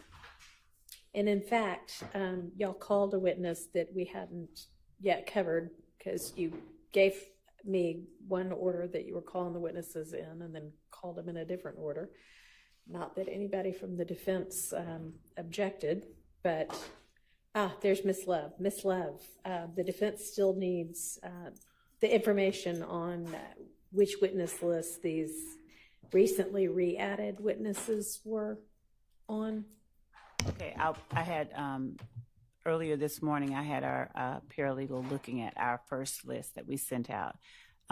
So I'll go and get that information from her. I mean, doesn't your paralegal email you Yeah. when they've got the information you need? Do you have to? Yes, and go actually she did physically tell over me. there? No, Okay. no, I was just going to step out and talk to her, but she already told me that, for instance, Kornbacher. Yeah, was well, a he name. found Kornbacher, but anybody else?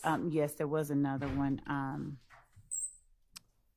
All right. I think at least 5 more that she found. I'll go and check. Is she outside right now? No, she's at the office. No, I stepped in because another matter came up. The court had asked me about Mr. Zachary, and I had the person there to address that. So Well, that's maybe the reason I somebody stepped else back could in. go get the information about the witnesses, or I'll just do send you her. have the ADA or investigator who got the information from the hospital? Yes, I do. Okay, let's deal with that.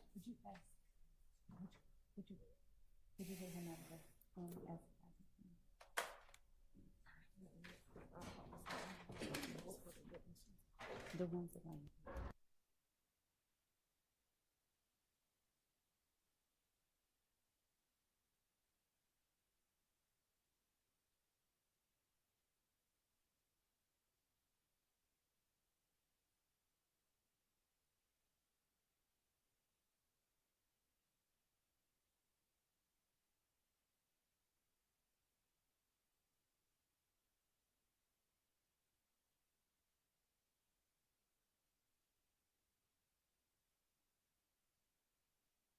there. Oh, come on forward. Yes, here he is. What's your name? Hey, I'm just, if you were the person who was present for the doctor's conversation yesterday, I am wondering if the doctor said anything about whether stress would adversely impact Mr. Zachary to the extent that the doctor had concerns about, a rapidly deteriorating medical condition. Okay. Was it discussed? It was discussed. It was even as far as discussed about his the medication that he was on. Mr. Shire actually specifically asked if the medication would affect his mental state of mind and his ability to understand. The doctor said no. Okay. There's been no evidence of that. So there's no evidence of that based on medication being on. Okay. Okay. And nothing about he or she had no concerns about stress being able to. No. Okay. All right. Thank you. I appreciate your time. All right, Ms. Love, during this lunch break, please get that information to the defense. If you want to just email it to everybody. Yes, Your Honor. Okay. I'm going to pull up the email. I think I saw it. Great. So I'll if you pull have it that right up. now, that's even better. Okay.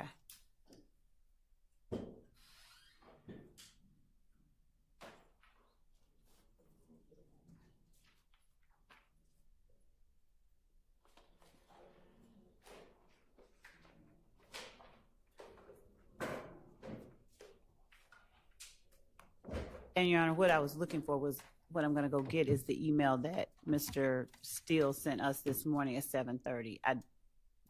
I saw it this morning, so I'm going to go and check those names and go ahead and see what names that we're looking for. And by that, I mean, he specifically Right, identified a chunk. right, yes, at 7:30 this morning, so. Alrighty, well, Miss Love's leaving, so I'm not sure if Miss Love's coming back immediately or what's going on right now. I was just going to the room right outside to grab my computer. I wasn't leaving. I was just going to grab a computer. I mean, I could. Y'all don't have the ability on your laptops to get your emails? Yes, my laptop is outside the courtroom right. Okay, all right, well, just get the information to the defense. Okay, so we're gonna take our lunch break. All right.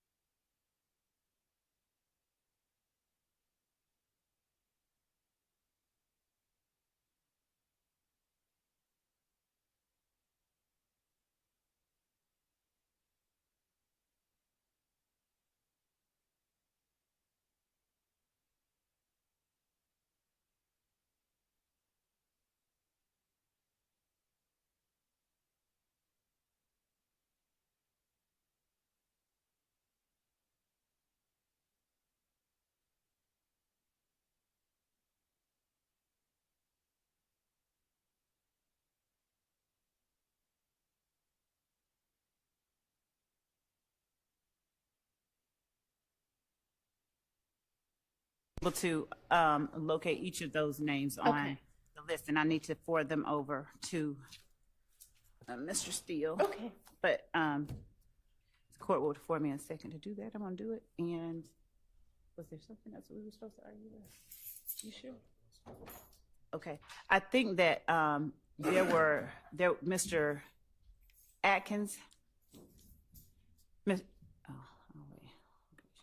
I'm listening. Oh, okay. I just had some random set of keys up here that are not mine that appeared over the lunch break. Mr. Atkins, I think, forwarded the exhibits that he'll use with Miss Latner's later today. And I didn't know, I don't believe that I can't speak for anyone. So I just wanted to make the court aware if there is any objection, we're prepared to argue it, but we did forward over. I don't think that there is. There shouldn't be. It's a CAD report and a 911 call. Good afternoon. So my understanding is that there's going to be a Maynard in April 2019 CAD report. No issues with that. There's going to be a Holloman CAD report. No issues with that. It's going to be a 911 call that's already been litigated, and there's a Chandler Durham 911 call that I need to look through. Is Miss Latner's the next witness? I mean, we're on this witness still anyway. She's not. Okay, She's not. you think you'll have time to do that? Okay, all right. And I don't think that was I would ask that the court inquire if there are any more objections about the ones that he sent over, because I think that was the extent of it, but he just wanted me to make sure that I addressed it with the court. You just stated what my position is on the other ones. Right. My issue is I want to go through that Durham out. Yes, That's we can do fine. We'll give you a chance to do that before. I will check, Your Honor, and good afternoon as well. I will check what was sent to our previous motion that we filed to exclude certain portions of Ms. Latner's 911 calls as well as CAD reports. And we already itemized that, but I could check it. No problem. Okay, well, hopefully Mr. Atkins has checked too and knows what comes in and what doesn't. And I believe that Mr. Smith as well forwarded some exhibits that he intends to introduce with the crime scene technician that he has coming up after this witness. What was that? So they're actually, Your Honor, from body cam footage from the Holloman incident. But it's a still shot? Or They're screenshots from body cam. Who's the witness?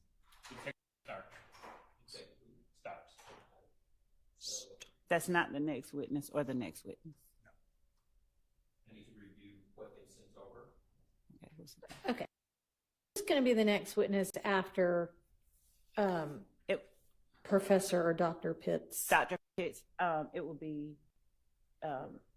CST Porter. Porter? Yes, I think Montgomery might be the name on there. Okay. I mean, I don't see that name on here, but there it is, Montgomery. Okay.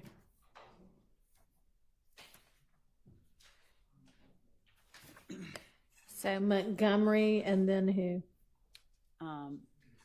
We have Miss Latner's coming, we have Miss Smith coming, and we have... So is Miss Latner's going to be right after Montgomery? No. In fact, it's going to be... Okay, I guess what I'm asking is, could you give me in order kind of who you expect for the afternoon? Dr. Pitts, crime scene tech, Montgomery Porter, Miss Smith, Officer Collins, Miss Latner's, okay, and Starks if we reach Starks. All right, great. All right, and whatever evidence is going to come in through those witnesses has been shared. Is that accurate? Whatever evidence. Say that for me one more time. Whatever evidence is going to be introduced through these witnesses has been shared? Yes. Okay, and as far as we know, the only thing that somebody still needs to look at is that or listen to is that 911 call. That's correct. Okay. And I'm going to review I understand that there were some stills that were apparently sent over. I need to look at that, apparently from a body cam. That's the first I've heard of that, so I need to look at that, Judge. Okay, and the stills would be with what witness? Starks. Starks. The Okay. last one. All right. Okay, so we've got 3 witnesses plus the one on the stand to get through before them, so y'all should have some time to do that. I'll review them, If there's Judge. any issue with it, just let me know. I'll bring it to the court's attention. Thank you. All right, anything else before we get the witness back and the jury in? No, I'm just sending over the. Great. All right.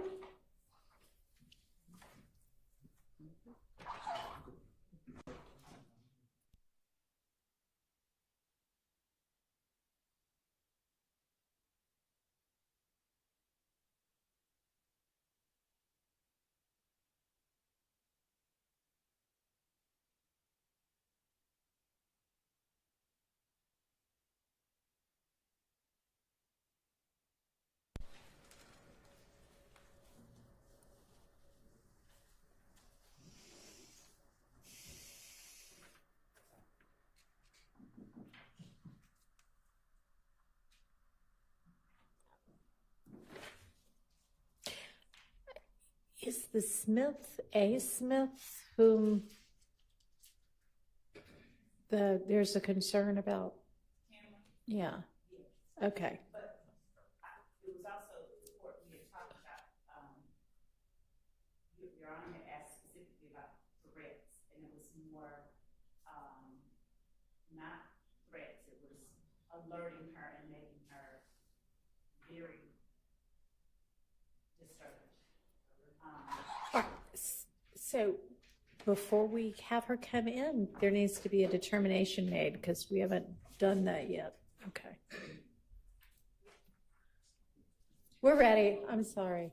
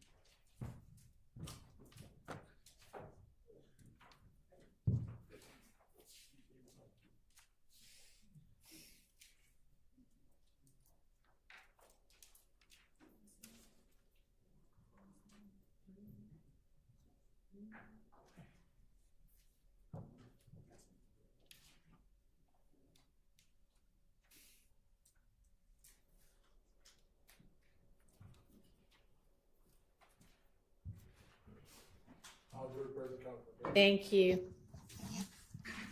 Go ahead, Mr. Brown.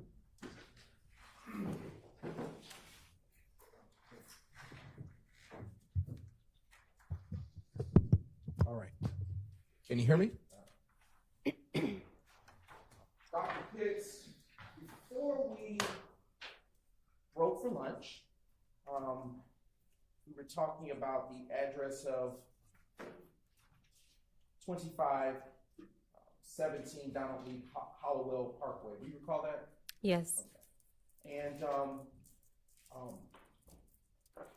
not sure, but was there a case, APD incident number associated with that location? Yes. Okay, what was that incident? 151180288. And with respect to this particular incident that occurred at that location just mentioned, do you recall who it was that called you out to that scene? Yes. Sutton. Okay. And around or about what time did you go out to that scene? I would have to look at my notes because it's not on this report.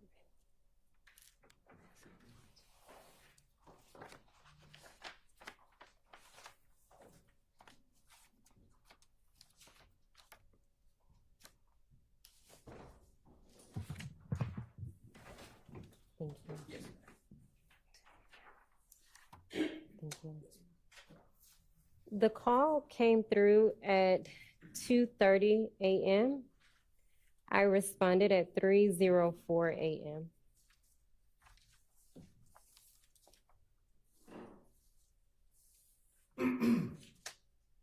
And you now have the photos in front of you. Using those if needed, can you recall whether the sun was up or down at that time? It was early morning. Sun was down. Okay.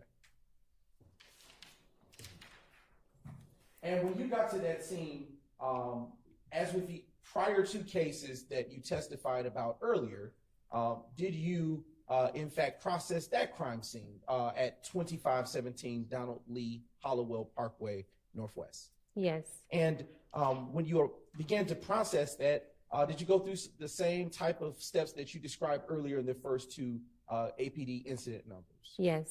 And what, in terms of processing, did you collect any evidence at that time?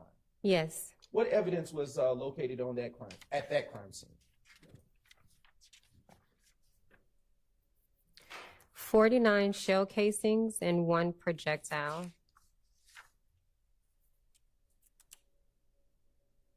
Was recovered as evidence from that crime scene.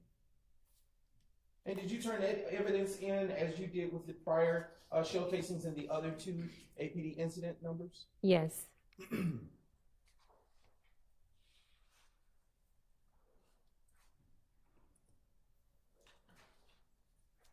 Was any of the evidence in the first APD incident number tested by you for anything? We're going all the way back to the Yes, very I wanna- first I wanna go incident. back just a brief moment.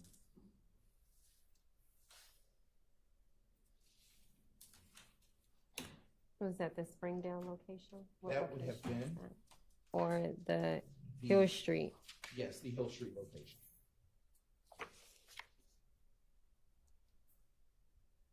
No, I turned it over to the APD crime lab for further review for ballistics. Did you do any testing in the the second APD incident case number that you responded in process?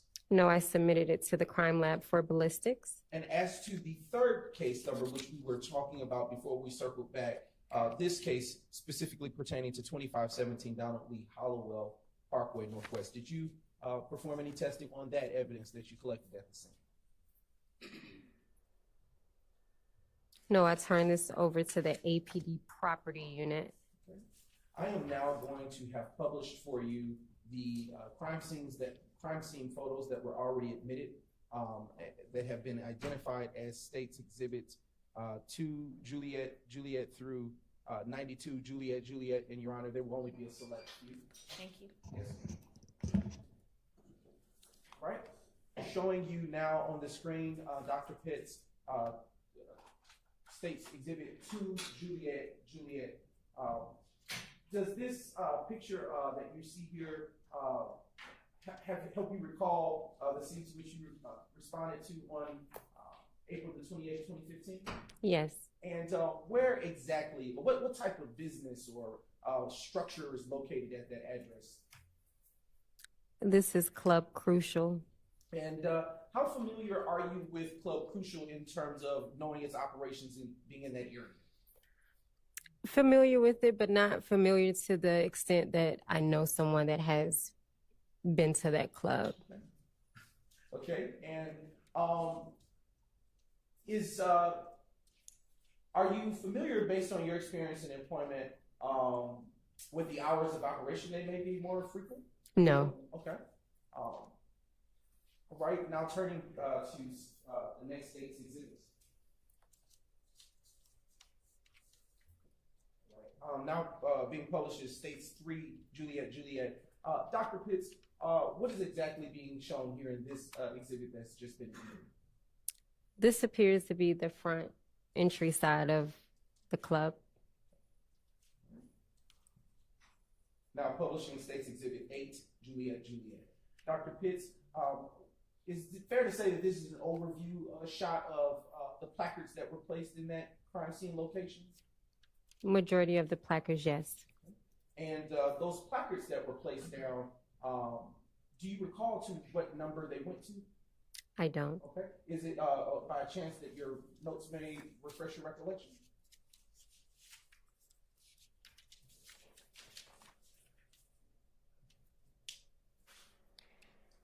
It could have went up to 50, being that I had 49 shell casings that were recovered and 1 projectile piece that was recovered. Now showing you State's Exhibit 50, Juliet. Dr. Pitts, why was this vehicle of interest to you during your processing of the crime scene, such that you would take a photo? It could be that it's been damaged. That would be the only reason that I would photograph it. Okay. And what is the license plate that you see associated with that vehicle? AUX 9521. Do you see, can you make out a color for that vehicle? It appears to be plum, maroon. All right, now turning to the next State's Exhibit. Now published on the screen is 52 Juliet. Dr. Pitts, do you see on this exhibit any damage from what could have been gunfire in this exhibit? Yes. Okay, all right. Now zooming in for a closer view. Can you see, Dr. Pitts, or describe where you may see such defects to this vehicle? Over the back tire. Maybe that's called the fender. I'm not really sure. All right. Now turning to State's Exhibit 53, Juliet. And Dr. Pitts, utilizing the exhibit that is now posted on the screen, do you see any other additional damage from bullet defects to this vehicle on this exhibit? Are we able to zoom in some? Bless No, it doesn't appear to be. you. Turning to this next State's Exhibit 54, Juliet. What about from this vantage point of the vehicle? No, it doesn't appear to be. Okay, now turning to State's Exhibit 56, Juliet. Dr. Pitts, utilizing this photo that is now on the screen, can you describe any such damage or defects that you see to the vehicle? It appears to be the sunroof of this vehicle that's damaged. Now publishing State's Exhibit 57, Juliet. And Dr. Pitts, utilizing this exhibit for this, what type of vehicle are we looking at here to your best of your knowledge? A Ford pickup truck. Okay. And with this vehicle, do you see any defects such that you would have taken a picture of the front? Yes. Where do you see those defects? Right above the grill. Okay. Is that the only one? That I can see, yes. Okay. Now publishing for your viewing State's Exhibit 58, Juliet. Excuse me. Now let's actually publish State's Exhibit 59, Juliet. Okay. Doctor, can you tell the ladies and gentlemen of the jury if you see any defects to the passenger side of this vehicle?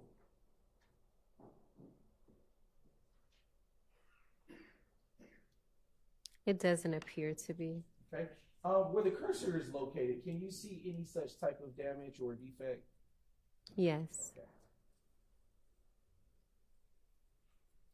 Now turning to State's Exhibit 60, Juliet. And was there anything of value in terms of your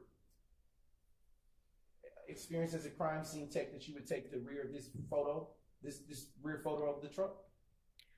Well, as I mentioned earlier on, when you're photographing a vehicle, you should be capturing all 4 sides of that car. So it doesn't appear that I see a defect, and so it just appears to be that this photograph was captured for documentation purposes. And what is the what is the license plate or tag number associated with this pickup truck? I do wear contacts. I think it's BZE 0994. Okay. All right. And we are now publishing State's Exhibit 62, Juliet.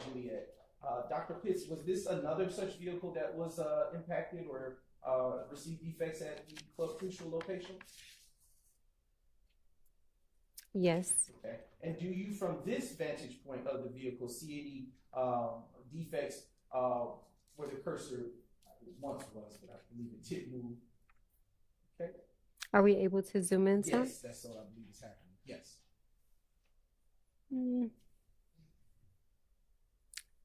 I can't accurately say if that's a defect or not. If you, using the hard copy of the exhibit that has been entered, can What you was the tell number that again? exhibit now is 62 Juliet.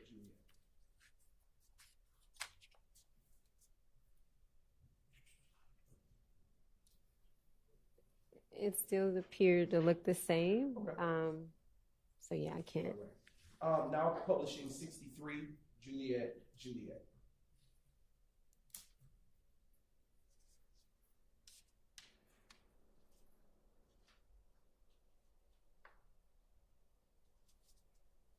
Just a moment, right here.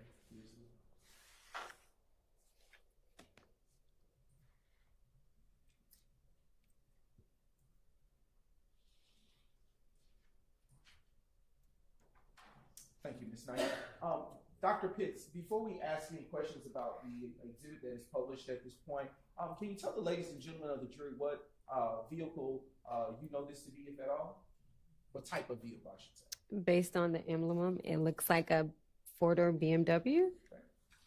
And with respect to this vantage point of that BMW that you described, is there a defect to you, to your ability to see from utilizing this picture?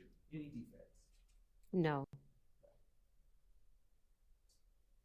Where the cursor is, can you describe whether you believe that to be to the right of the cursor, that is? Can you describe if you know that to be a defect? What was this the number? This is State's Exhibit 63, Juliet.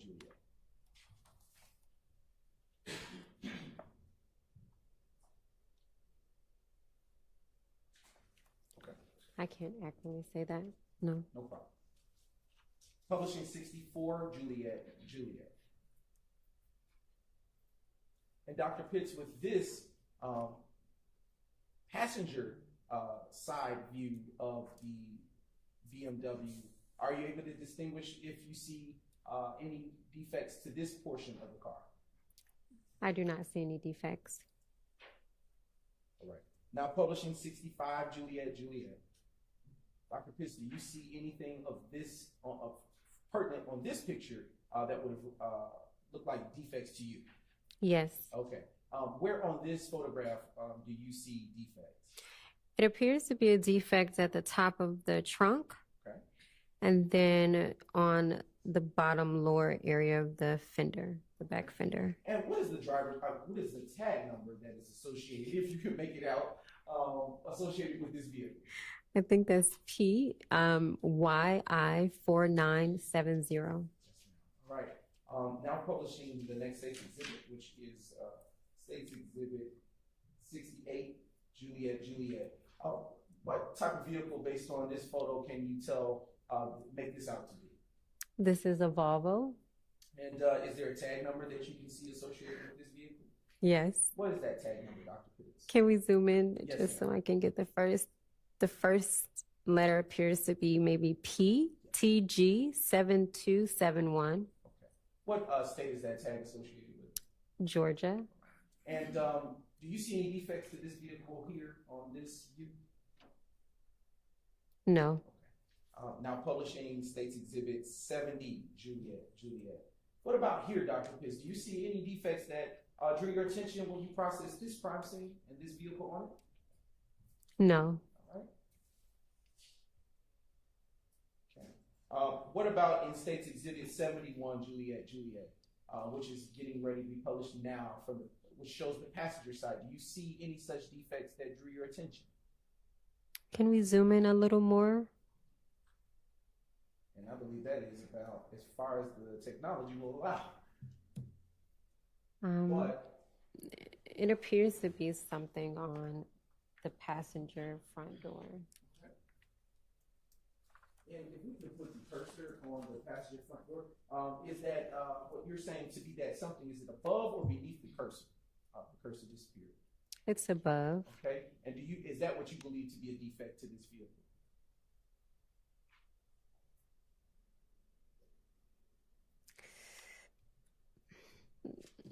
I'm gonna say it's not a defect because I'm not 100%. I'm gonna say it's not a defect. I'm not 100% sure. Okay. Now showing you what has been pre-marked and admitted as States Exhibit 72, Juliet.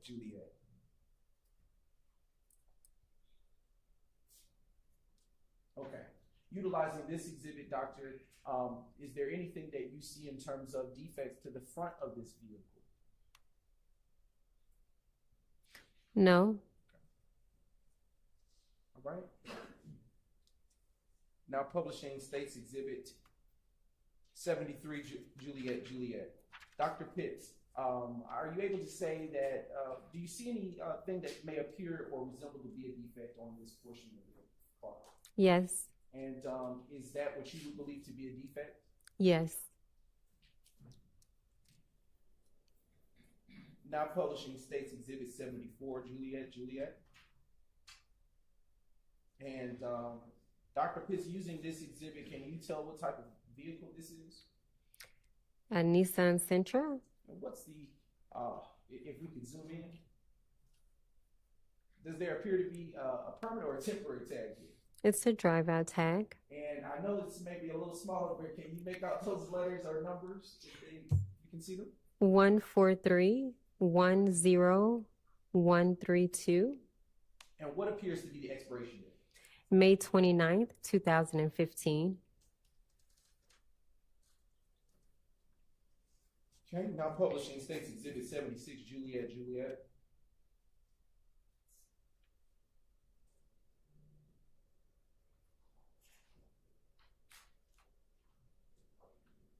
And Dr. Pitts, what are we looking at here in State 76, Juliet? The driver's side of this vehicle with defects. How many windows do you see to have defects or damage? 3. Okay.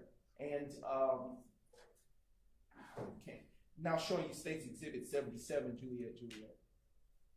What about on this side of the vehicle? Can you see any such defects on this side? And if you could zoom in for Dr. Pitts. It appears to on the back passenger side door. And do you see anything on the front passenger side door in terms of damage? The window. Okay. Is there anything on the ground near the vehicle on this side of it? We would have to, can we zoom in some? It appears to be shattered glass that I can see. Okay. Now turning your attention to the next States Exhibit, which is States Exhibit 78, Juliet. Dr. Pitts, do you see any such damage to the front of the vehicle? No. Okay. Next States Exhibit, please. Actually, if we may zoom in right there. Dr. Pitts, can you see any damage where the cursor was pointed, just be above it? Yes. And what does that damage appear to be to you? It appears that it is a defect in the windshield. Right, next States Exhibit, please. Now publishing your viewing States Exhibit 80, Juliet. Dr. Pitts, is this a different vehicle from the last one that we just viewed? Yes. And what type of vehicle do you know this to be, if at all? This is a Impala Chevrolet SS. And does there appear to be any damage or defects to this vehicle? Yes. Where do you see them? The back window. All right. Is the back window fully intact, or does there seem to be some other type of damage to it? It has a defect and it's shattered. Showing you now Dr. Pitts States Exhibit 82, Juliet. And what are we looking at here? Thank you. Another drive out tag or a temporary tag. All right, and can you make out those digits and numbers? 14223-495. And does there appear to be an expiration associated with those temporary tags? Yes. What is that date? June 2nd, 2015. Now, publishing 81, Juliet. Outside of the damage that you described to the back rear windshield, do you see any additional damage to this vehicle, Dr. Pitts? It looks like there is damage to the front passenger door. Do you see any damage to the rear passenger door?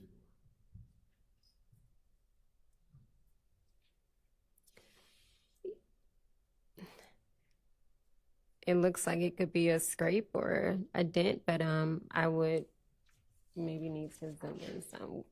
What was the number again? Yes, that is State's Exhibit for you. 81 Juliet. Thank you.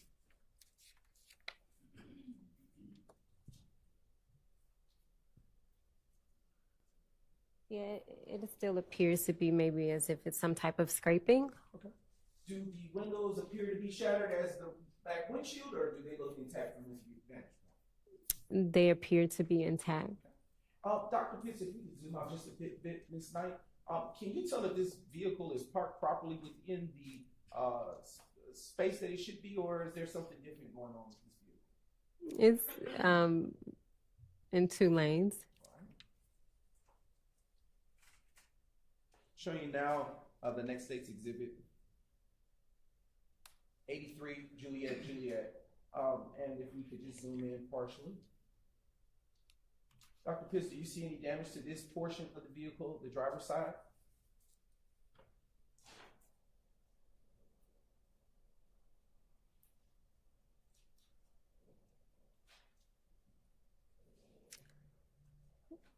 Not that I can say with certain. Okay. And I want to go up to the top left-hand corner of this photo. Dr. Pitts, do you know any of those individuals that appear to be positioned in this photo? I do not. Okay. Did anyone come up to you and tell you that anything about these vehicles at all or anything? No. Okay. All right. Now showing you the next State's Exhibit, State's Exhibit 84, Juliet. And if we could just zoom in just a little bit next night. Right. Dr. Pitts, do you see anything of value to you in your experience as a crime scene tech in terms of defects here? No. Okay. Now publishing 86 JJ. Right. Dr. Pitts, do you see and is that thank you, Ms. Knight. Do you see any defects to this vehicle at all? Yes. Where do you see such defects? Initially, I saw something on the front.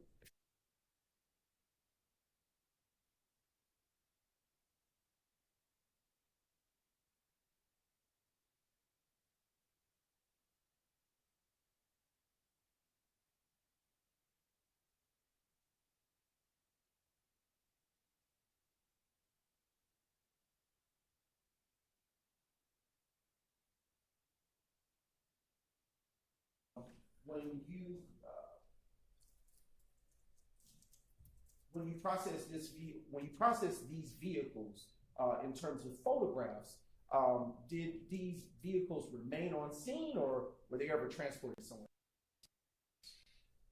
That I have no idea. All right.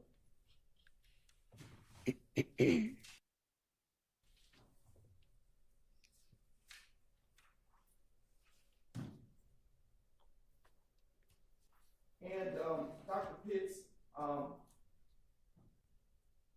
in conclusion, did that conclude your involvement as to APD incident numbers 15-026-2672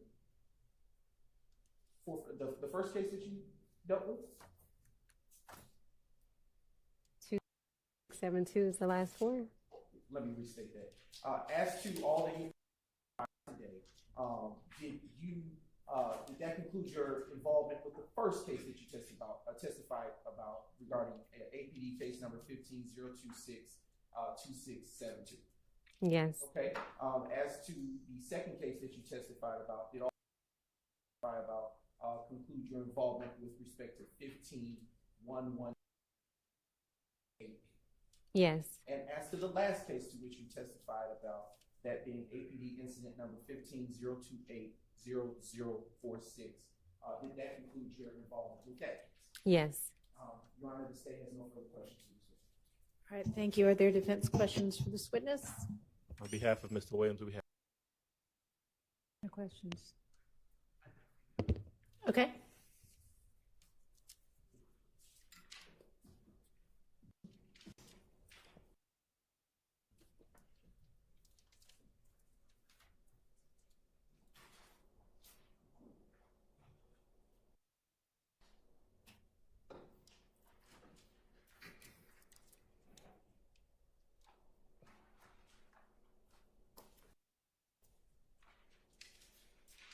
Good afternoon, Dr. Pitt. Hello, how are you?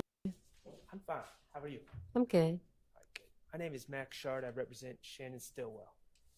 I just want to ask you a couple questions about your work on January 26th at 1007 Hill Street. Okay? Okay. All right.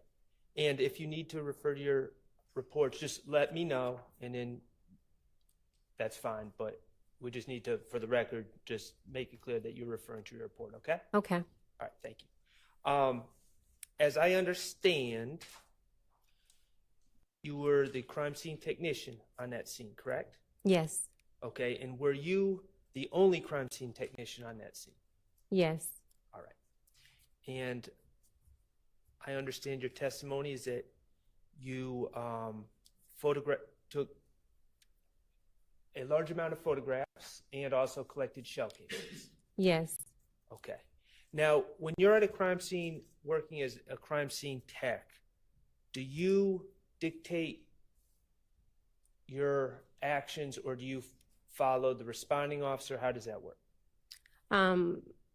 It's based off of my discretion. The first responding officer really just briefs me during that initial walkthrough of what they've uncovered, but no, they do not tell me or lead me on how to process a crime scene. Okay.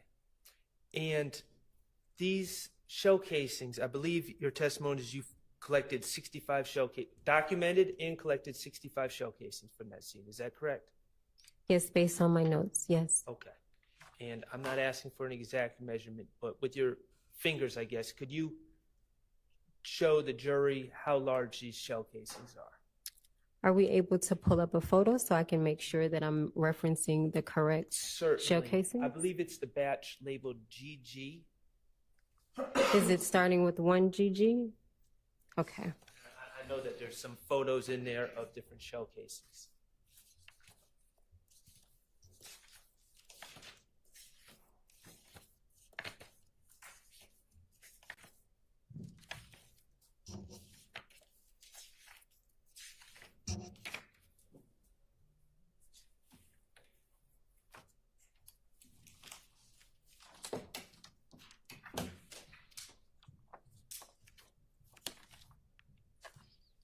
Maybe about this big. Thank you. You're welcome. Now, and they're made of metal? Yes. And the surface of these shell casings are smooth?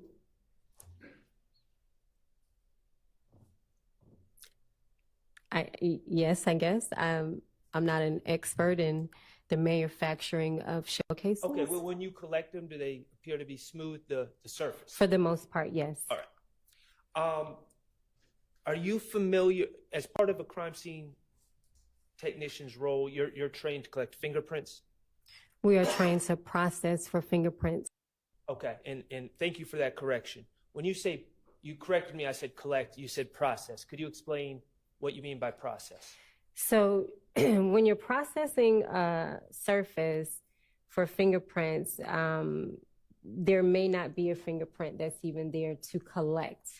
And so in terms of saying collect, therefore there's something that to the surface and you're adding lifting tape, and then you are physically collecting that print off of that particular surface, and you can actually take it with you and turn it over. Is there another process of processing? Is there another way to process for fingerprints that involves the use of super glue causing prints to rise? So that is called cyanoacrylate, and yes. And that process, cyanoacrylate? Correct. Okay. The process using cyanoacrylate, that can be used on shell casings, correct? Yes. Okay. The 65 shell casings in this case, were they ever processed for fingerprints using cyanoacrylate?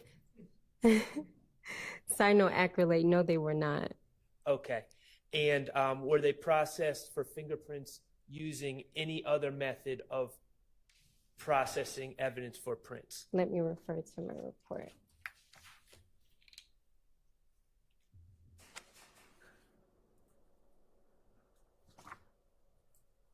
According to my report, no, I turned them over to the APD crime lab for ballistics testing. Okay, thank you. You're welcome. Any other defense counsel with questions for this witness?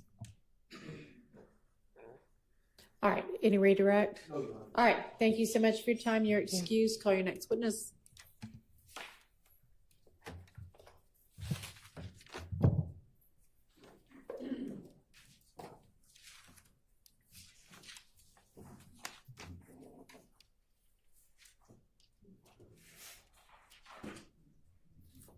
Honor, at this time, the state calls Crime Scene Director Porter. Montgomery Porter.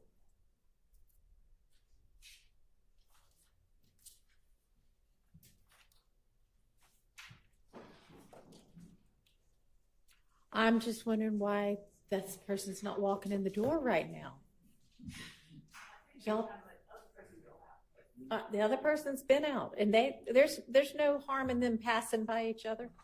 I actually, I'm not trying to be a stickler, but any little bit of time we can save, everybody would appreciate.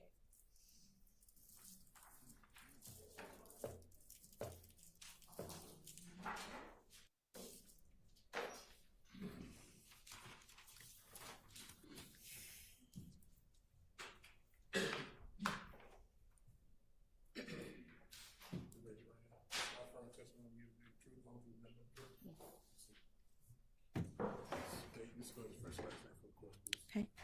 LaShantis Porter, LaShanTise.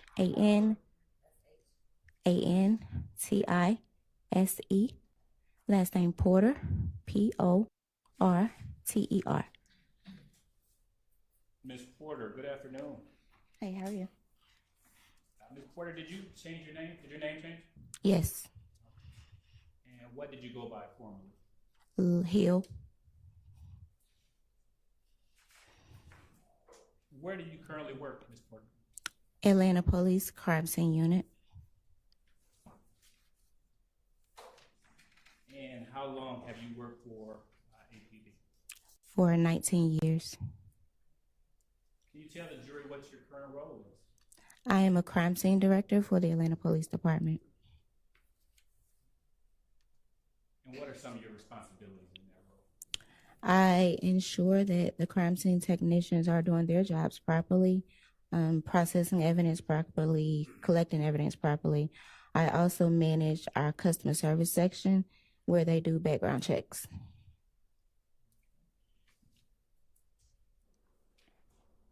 And how long have you been in that role? For 3 months. In 2014,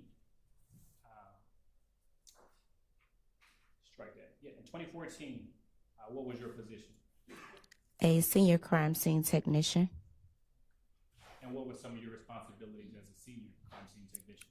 Responding to crime scene calls, processing evidence, and assisting with training new hires. Now, it's kind of important to distinguish. Are you a member of law enforcement?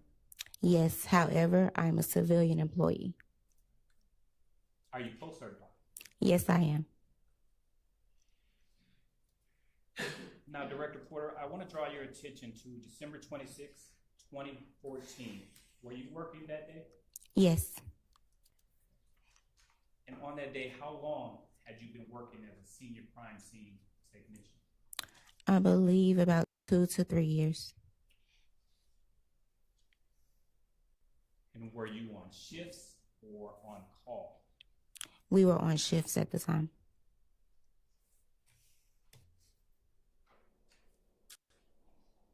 And what was your shift? I was 4 p.m. to 12 a.m. Were you alone or with a partner? I was alone.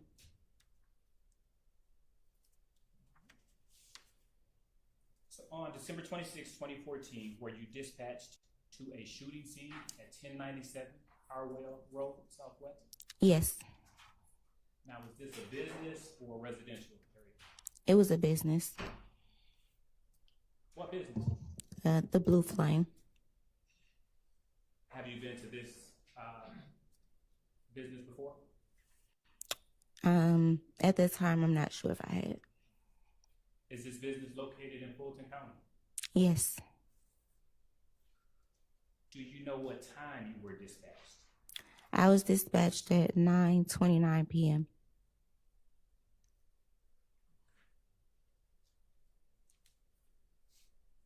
Now, what was your job when you arrived on scene?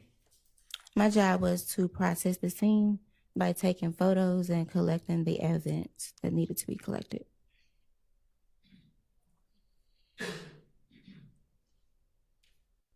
Now, is there a difference between searching for evidence and collecting evidence? Yes. What is that difference? So if you're searching for evidence, you're combing the scene, looking for items of evidentiary value. Collecting, you have located those items and you are now collecting them for processing and submissions. Did you search for any evidence in this case? No, I didn't. Did you collect any evidence in this case? Yes, What did you collect? I collected 7 shell casings. And where did you collect these shell casings from? The shell cases were located in the parking lot of the business. The Blue Flame. Yes. Did you happen to take any photographs? Yes, I did. About how many photographs did you take? I took 63 photographs.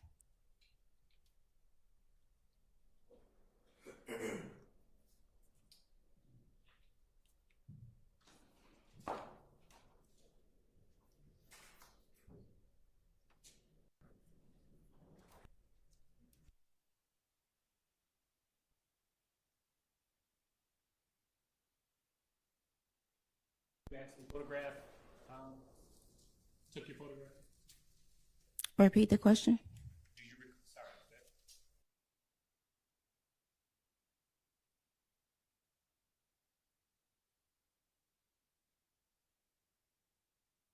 Do you recall where you actually took photographs that night? They were toward the bottom, maybe toward the street of the parking lot.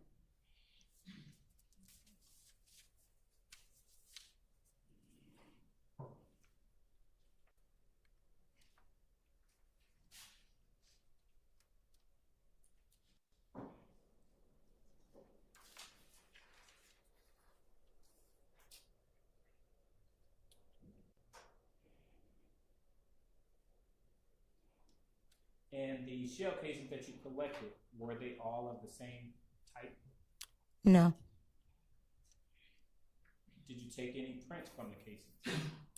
The casings were processed for prints, but there were none of value lifted.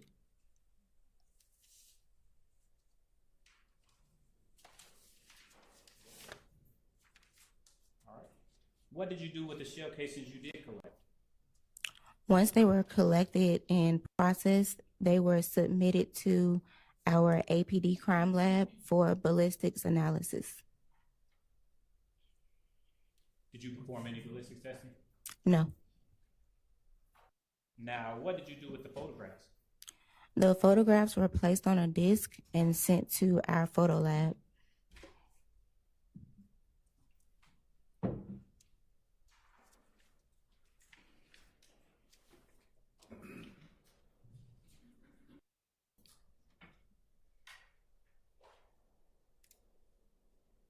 Do you recall the number of this particular incident? No, I don't. Would looking at your report help refresh your memory? Yes. Your Honor, permission to approach? Yes. Let's take a look at that. Once you have a moment to look at it, look up at me.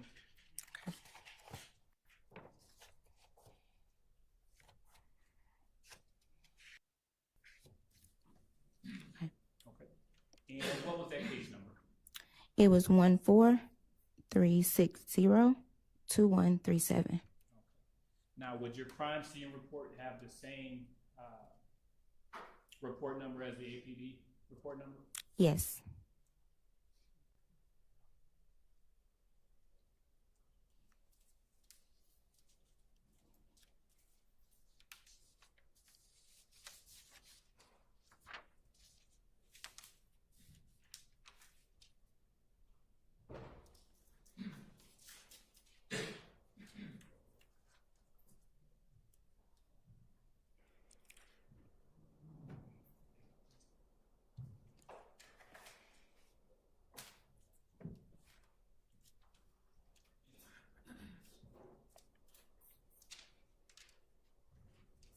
I am now showing you what's been marked as 33 Delta through 96 Delta. Permission to approach, Your Honor? You may. And these have been previously served to Ms. Compton.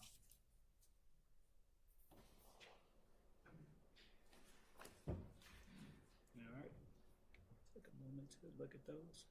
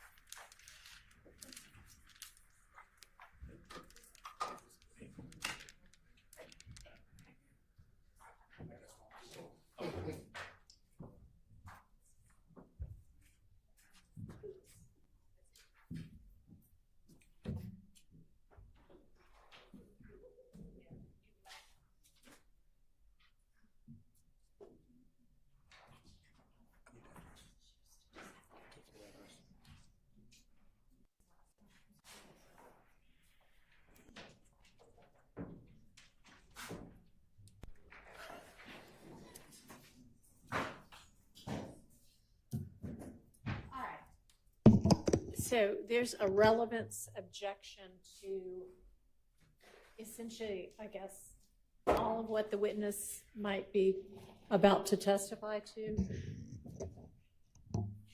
And Mr. Smith, you were trying to sort of explain the relevance, and if you can just do it here.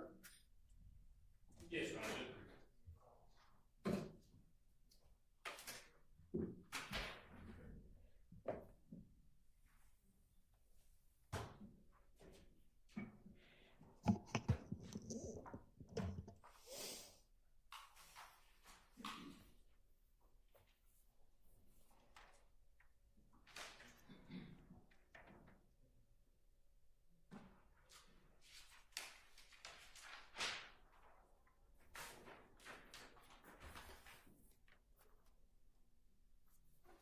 Whenever you're ready.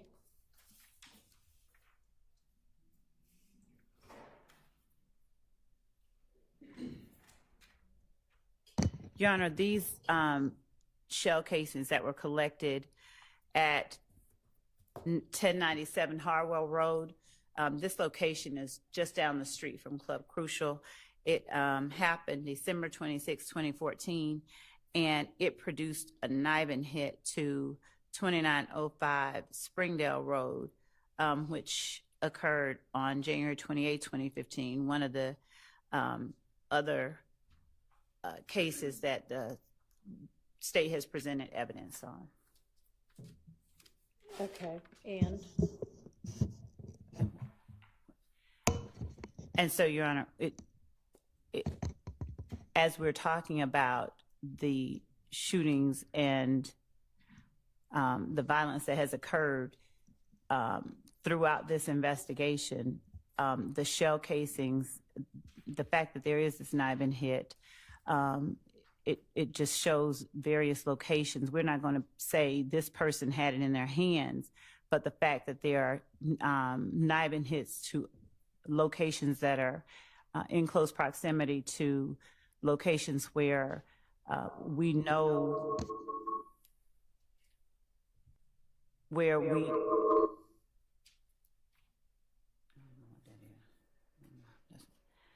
where I have no idea why it's doing that.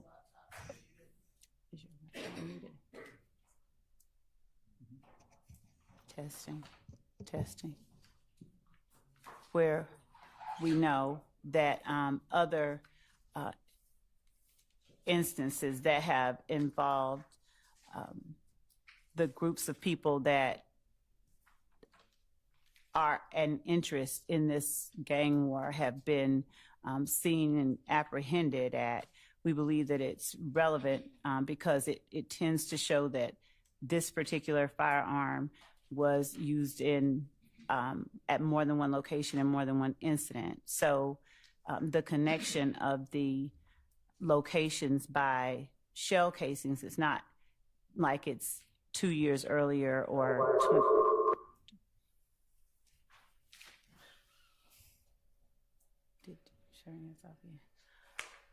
20 miles away. The proximity and temporal proximity of the locations are what we believe make it relevant. All right, and which group is it that is alleged to, that the state's theory at least, committed this, you said Springdale Road in this? Yes, so 2905 Springdale Road, yes, on January the 28th, which was, right. And Your Honor, we are not going to always in each case be able to say this person had this gun. Right, but I mean, was this alleged to be 2 YSL shootings? No, or the 2905 Springdale Road, just 1 second, was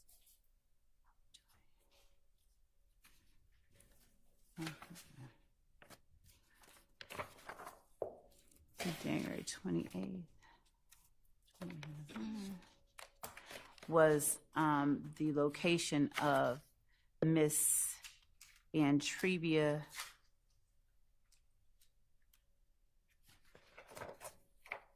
is a location of one of the witnesses that we have. The Springdale Road. Yes. Right. And who is alleged to, or which group is alleged to have committed that shooting?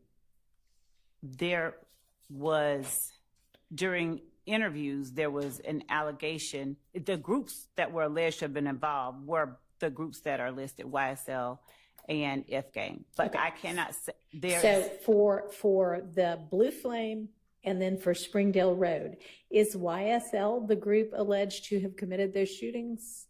Not for Blue Flame, we don't know. But the Springdale Road, there was an allegation that YSL committed the Springdale Road shooting. Okay. We don't know who committed the Blue Flame, but we do know that the shell casings that were at Springdale Road were also fired at the. They are producing knife matches to a location just a mile away from Club Crucial in the latter part of December 2014. All right. And is this Club Crucial, or not, I'm sorry, is this Blue Flame shooting anywhere in the indictment? No, it's not that it's in the indictment. It's just that it's the proliferation of violence and the location of the amount of violence caused by these weapons that have been used in these various shootings, we believe is relevant. Okay. And is the weapon that matches both of these also, was it found in the possession of anybody who's alleged to be a YSL co-conspirator? No. Let me make sure about that. Hang on. Do y'all even have the weapon that these two things match? No, we don't have the weapon. We have shell casings, but not the gun in this particular case. And so we don't, and we're in showing the back and forths. We're showing the amount of shootings. Okay. So I know that for a lot of the different incidents, there is a theory that, there is one shooting by one gang against another, and then the other gang retaliates against the first gang, and it goes back and forth, back and forth. Right. Is the Blue Flame shooting alleged to have been any part of that back and forth, back and forth? We don't have that. In as much as we don't know who committed that, all that we know is that the weapons used there were knife and hits to. Okay. So you just want to show that I assume will have some evidence that in some way ties YSL to the Springdale Road shooting, and you want to be able to show that somebody involved in that might have been involved in some other shooting, just to show that they shoot things up a lot.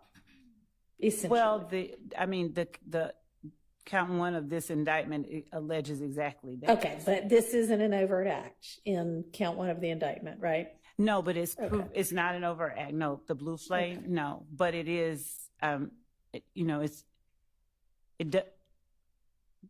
I guess our position is it doesn't need to be an overt act to be proof of something that we are showing. Has there been any prior notice about this? Any argument that it's 404B or intrinsic? Well, we have not. Yes or no?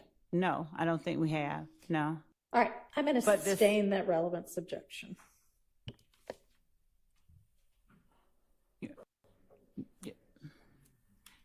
Yeah. Yes. I'm going to exclude it based on relevance, 403, lack of notice. Yeah. Yes, Honor, ma'am. Well, Your Honor, in as much as it has produced a knife and hit, and that they have known, we have provided that information from day one. This is not something that has been kept.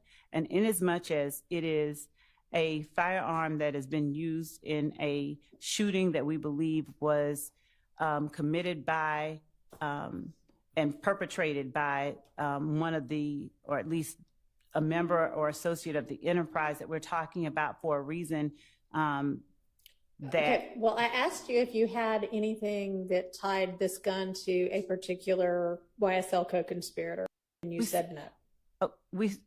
I'm sorry, we said that 2905 Springdale Road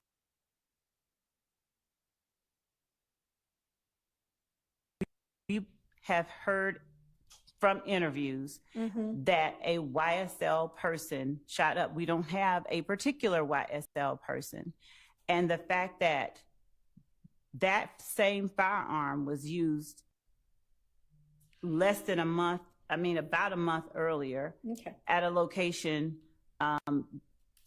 about a mile away from where other YSL shootings occurred, we believe that makes it intrinsic. We've not argued, the court asked us, had we argued that? We had not argued it, no, but we do believe that it's intrinsic, it's definitely relevant. The jury could draw the conclusion that this same firearm was used in a different location. It would then be part of the evidence showing the nature of the enterprise that is described and alleged in count one.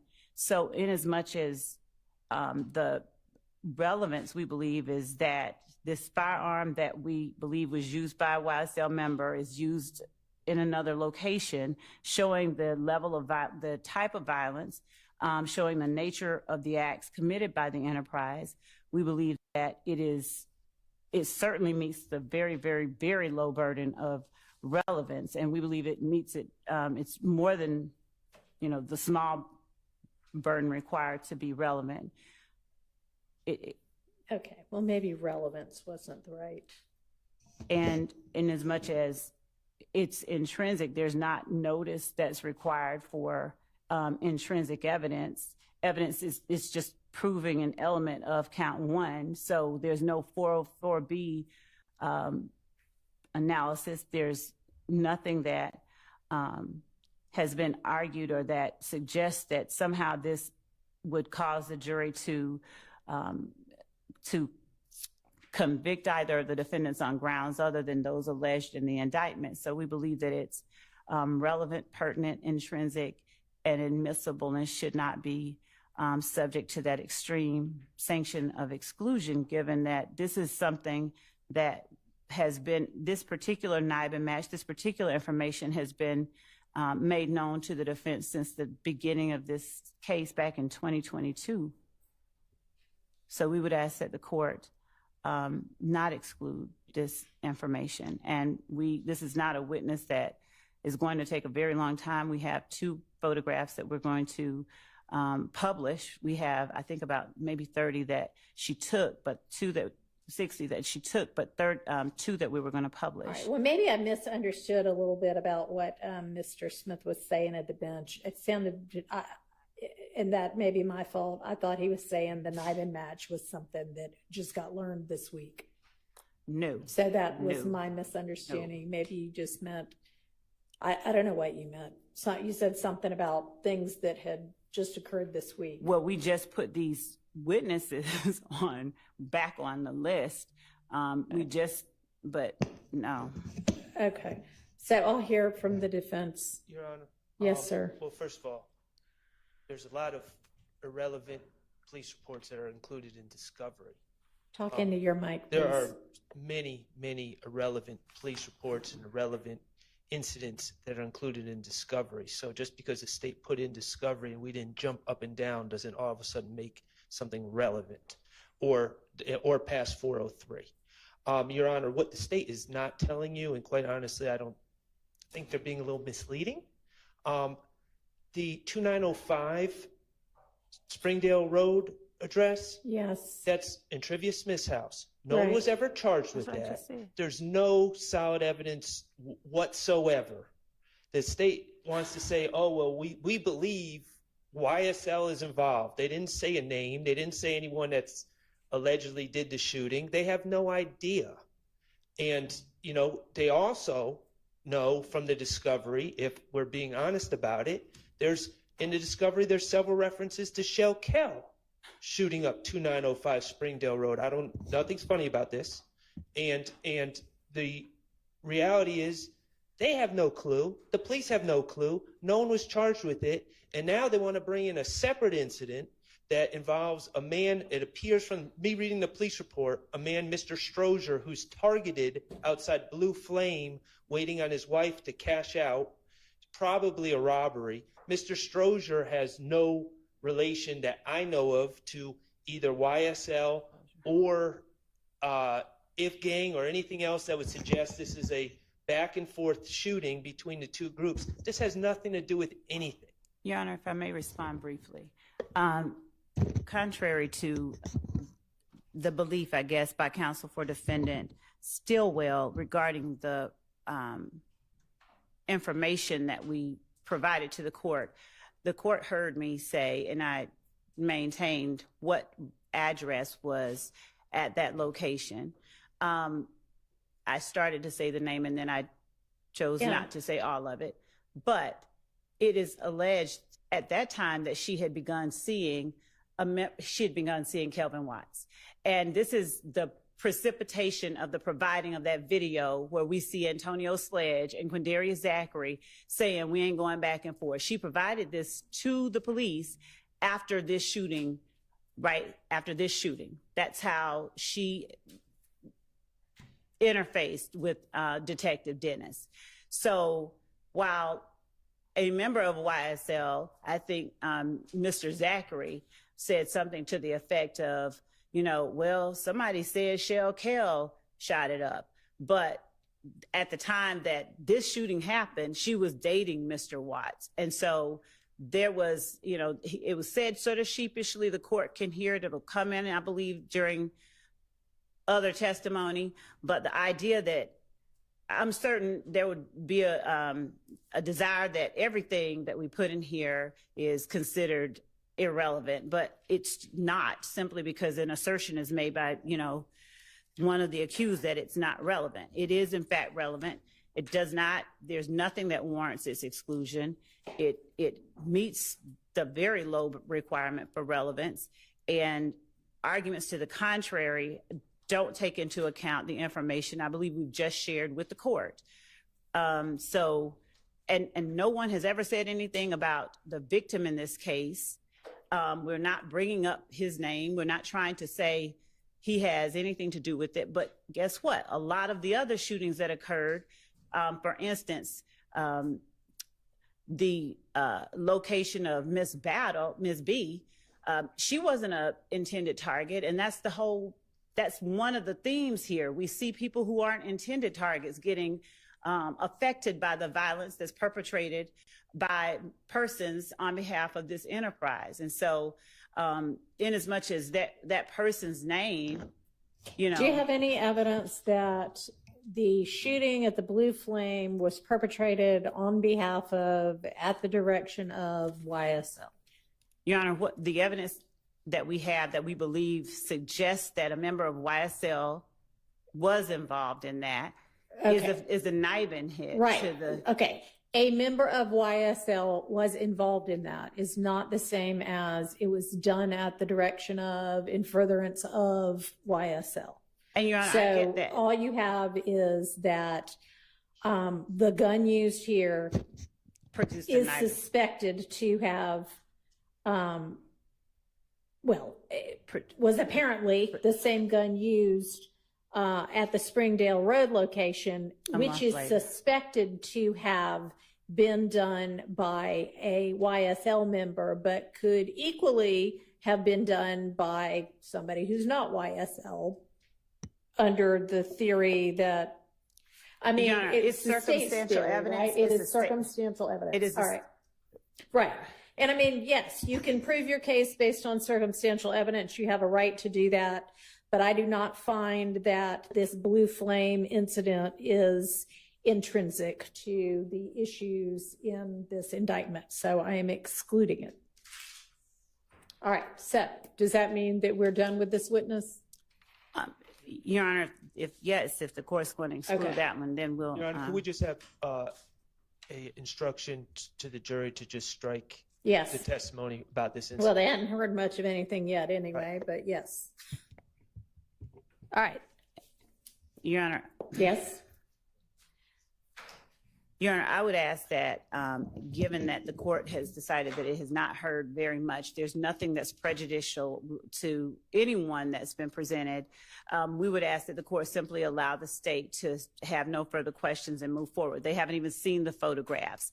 And so to strike the information, there's nothing that has been in any way that could, they be considered harmful. So we'd ask that. Well, it's not harmful, but I mean, we don't want to be confusing the jury, so I'll just tell them to disregard it. You can certainly put her back on the stand and say, thank you, no further questions, but then I'm going to turn around and say, disregard all that testimony. Yeah. If you want me to say it in a way that you want to come up with a particular way for me to potentially say it, I'm willing to consider it. Just one moment, Your Honor. Okay. The court will allow Anybody us. need to use the restroom while we're on break anyway? Yes. Okay. Your Think Honor. about it. Well, let's try to take, yes, sir. And when you come back, or can do it now. We can do it now. Thank you, Judge. Your Honor, the court asked me some questions regarding any objections I had to a Yes. 911 call. Yes. I'd like to be heard at the court's Okay. pleasure. Yep, that's fine if we want to do that now. We want to Break craft and it. then- Yes, Yeah. yes, please. Okay, we'll break. We'll do the crafting of the instruction. We'll take the 911 issue up. You can let the jury know it'll be at least 15 more minutes. All right, y'all try to get back here quickly so we can deal with these issues.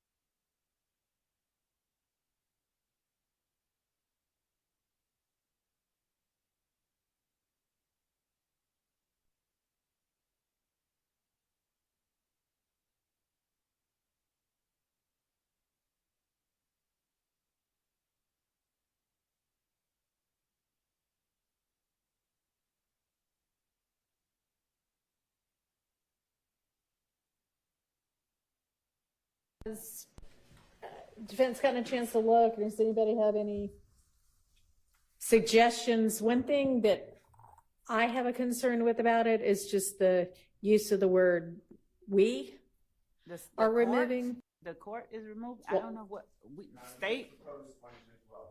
So what is the "we"? Is that the one in green? So yeah, that's the one in green, Your Honor. Would the court mind advising when the court says the problem is with the word "we"? I don't have a problem with any pronoun. The state, the court, I don't know.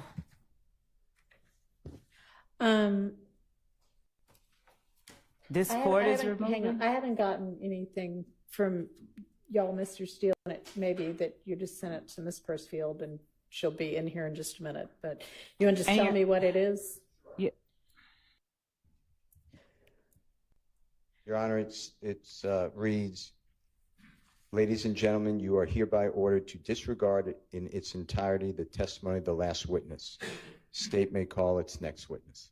Okay. I mean, I was just going to say you are to disregard the testimony of the last witness, but I understand if you want some sort of a reason why, but it's not. Your Honor, if I may, the other thing is, Your Honor, the court asked us specific questions, and I understand that what the court's ruling is regarding relevance and the admissibility of that evidence. We asked in the second email to the court that it was just a follow-up. It was the same thing. It was just a follow-up with a parenthetical at the bottom that the court allowed, should the state have additional information to present to the court regarding this matter, that we may ask for reconsideration. And that is the only reason that I asked that the court tell the jury that the court, whoever the court wishes, it's being removed. The evidence of incident 1-4. Had she already said the incident number? I believe she had. Didn't you have? She had. That is all that she had said. I think did she say? Yeah, she had said the incident number and location. She had never said a person's name, and we had not shown or published any photographs or tendered any photographs.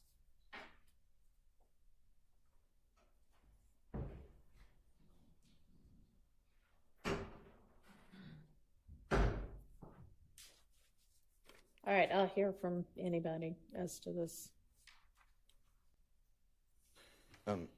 Your Honor, I just would like the instruction that we gave or asked for in writing. If you don't have it, it's what I read out. And I'm just going to say at this time, you're to disregard the testimony of the last witness. Okay. That way, the at this time's in there, and if it comes up later, great.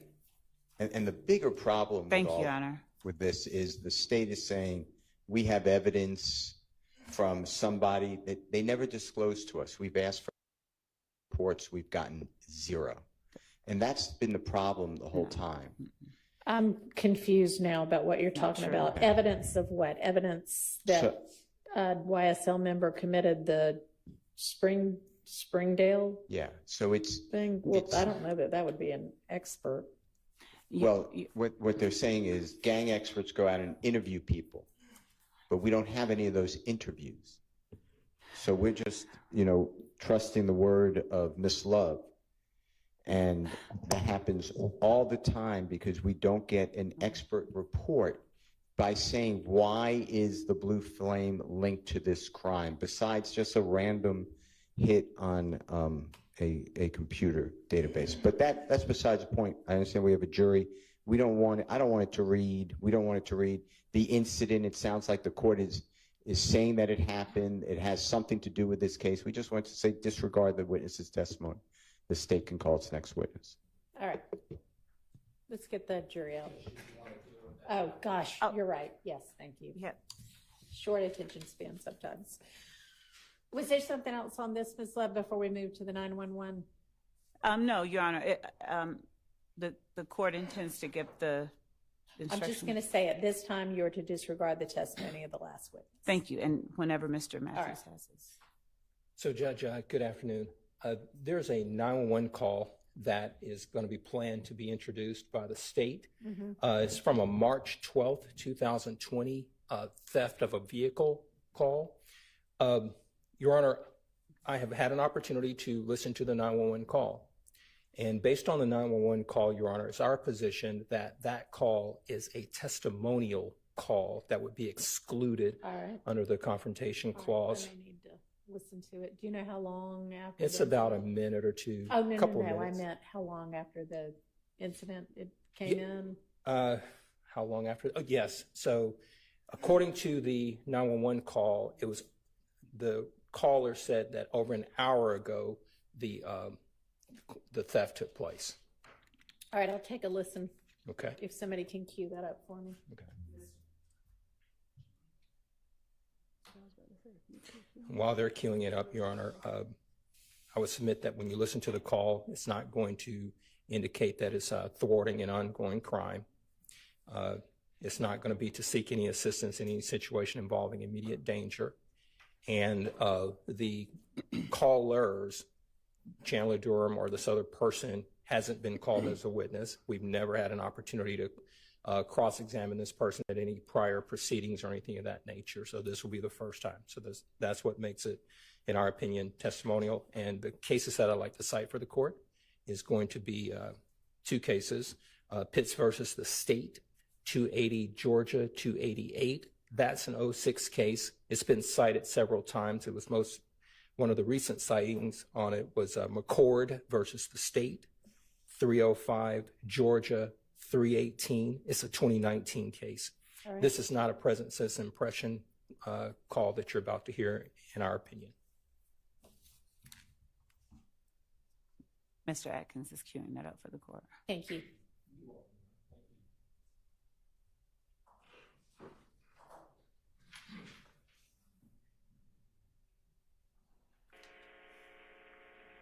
Atlanta 911 operator 7434. What's the location of your emergency? 500 Bishop Street. 500 Bishop Street. You need police, fire, and ambulance. Sweet C. Sweet C. You need police, fire, and ambulance. I can't hear you. Do you need police, fire, or an ambulance? Police. And that's Sweet C, Charlie. Say that again. It's Sweet letter C, Charlie. Yeah, Sweet letter C as in Charlie. Yeah. Okay. Is this a business, a house, apartment? It's a business. What's the name of it? Sonico. Sonico. Okay. And what's going on at Sonico? Why you need an officer? Stolen car. Your car was stolen from this location? Yeah. Well, not my car. One of my clients' car was stolen. Okay. What color is the vehicle? It's a black vehicle. Is the owner of the vehicle there? Yes, he is. Okay. Can you ask him what year it is? It's 2019. And what type of car is it? It's a Dodge a Hellcat Red Eye. So is that a Challenger or a Charger? Challenger. You said Hellcat? Yes. Okay. Do we have the tag number available? 1 second. Do we have a description of the person who took the vehicle? No, I don't. When was it taken? Today? Yeah, about 30 minutes ago. What time it is? So about an hour. I guess it's been about an hour. I guess a little over an hour. This is your first time calling? Yep. Okay. The vehicle owner, what's that person's name? Hello? Yes, it's Atlanta 911. Yes. May I have your name? My name is Chandler. First name Chandler, last name Durham, Durhan. Okay, Mr. Durham, what's your phone number? 404-502-2953. That's 404-502-2953? Yeah. And so they all should know this you. Tell me what you're wearing. What color shirt and pants? I have on a black hoodie and green sweatpants. Black hoodie, green sweatpants. So you're a black, white, Hispanic, or Asian male? Black. And will you be inside or outside of the location? I'm outside. Okay. And do you have the tag number to your vehicle? Yeah, I'm trying to find it. And is it registered in the state of Georgia? Yes.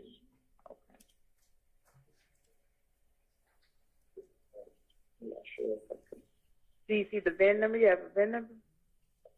Let me look on my insurance. I might have that number for it. See if I can find my code.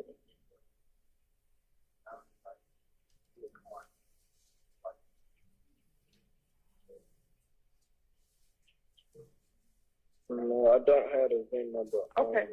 So by the time the officer arrives, you'll need the VIN number or the tag number. I would advise you to go ahead and call your insurance company and ask them for it because they'll be able to give it to you. Okay. All right, thank you.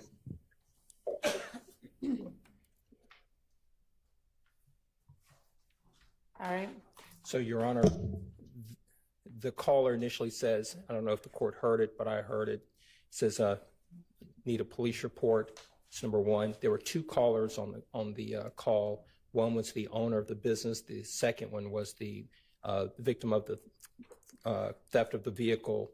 And that description that the court heard, that was the description of Chandler Durham, who says, I have on a black hoodie, I'll be outside, so Seems forth. like they switched the phone over. They switched the phone after a over. few minutes to say, for him to give the details. Right, and Durham says, hey, I have a black hoodie on, green pants, I'll be outside when the police get there. So the police get there and then they do some further questioning.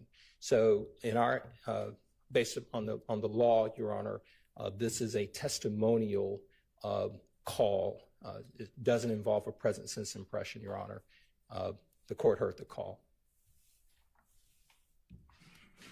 And it was over an hour after the theft of the vehicle. So it's not to thwart an ongoing crime, and it's not to seek any assistance in a situation involving immediate danger. They don't know who took the car. They have no other information other than the car is gone when they discover it. So they call in to make a report, have a police officer come out there. Thank you, Judge. I hear from the state. Yes, Judge. Your Honor, clearly this call was made to report the theft of this person's property. He's not trying to implicate anyone, to get anyone in any trouble for any kind of litigation. He's trying to get his car back. And the only thing that he's describing, I believe in all of the cases that we've looked at to, or at least previously with the court's predecessor, when the court was evaluating whether or not it considered a call to be testimonial, and for the purposes of future litigation, it involved a situation where, for instance, someone called to report not an ongoing emergency, but, you know, he's violating his probation or something like that. In this case, Judge, the man's car had just gotten stolen. Even if maybe he had to walk around the parking lot for an hour and he, you know, it's really gone. But the fact remains it was gone and he was trying to get it back. He didn't give anyone's description but his own. And he's telling them, I'll be out here waiting on you. So I don't believe that this falls into the category of testimonial, and we believe that it should be admitted, Your Honor. All right. Do you have any case law about, because it's not to report a crime in progress. The crime already occurred. And it maybe, I mean, we don't know whether they just discovered it, even though it occurred in 30 minutes to an hour ago or not. We don't have that information, but it's not a crime in progress and it's not to avert immediate danger. It still also may not be something that anybody objectively would know would be used in a future prosecution. They don't seem to be saying, we think it was, you know, the big bad wolf who stole my car. We're just saying my car is gone. So do you have anything that covers that kind of a situation, any case law? Your Honor, I can be with the court's permission, getting it while we're putting up other pieces of evidence. All right, she's not our next witness anyway, right? Miss Latner's. Okay, right. All right. I will, understanding what the issue is, get back to y'all with a ruling before she takes the stand. Thank you. Okay, so do you have your next witness available? Yes. All right, let's get the jury out. Your Honor, while the jury's coming in, can you just also, I just want to put on the record, because you excluded that last witness, that's also on the NIBIN chart, if that could be removed by the state. Okay. Thank you. That's not in evidence yet, right? a NIBIN chart? No, we didn't put a NIBIN chart in evidence. Are you going to ever? No, not that includes something that the court excluded. Nope. Okay, well, make sure that it gets removed from the chart, even if the chart gets used as a demonstrative. Yes, Your Thank you Honor. for bringing that to our attention. Yes, Your Honor. Thank you. Thank you. Ready for the jury.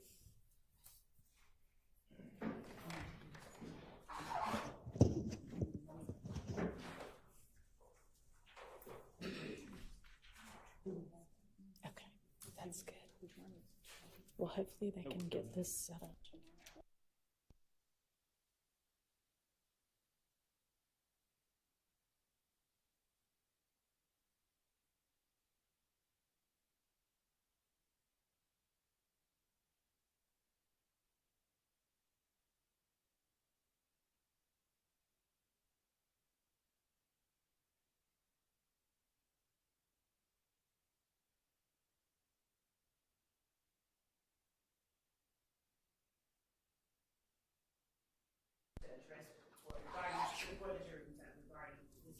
I'm sorry, hold just a second. We need the witness to be excused again. Can we ask you to step back out for a second? Oh, well, but stay really close because we might need you in here again. Just stand at the door for us. Yes, sir. Yes, Your Honor. We're requesting that the witness not be filmed in the undercover capacity. Okay, is there any issue with that? I don't know. Detective Starks. Your Honor, could we have the mention the counsel for Y'all come on up here. Yes. Yeah, that's what I figured, is that nobody said that before he walked in as the next witness.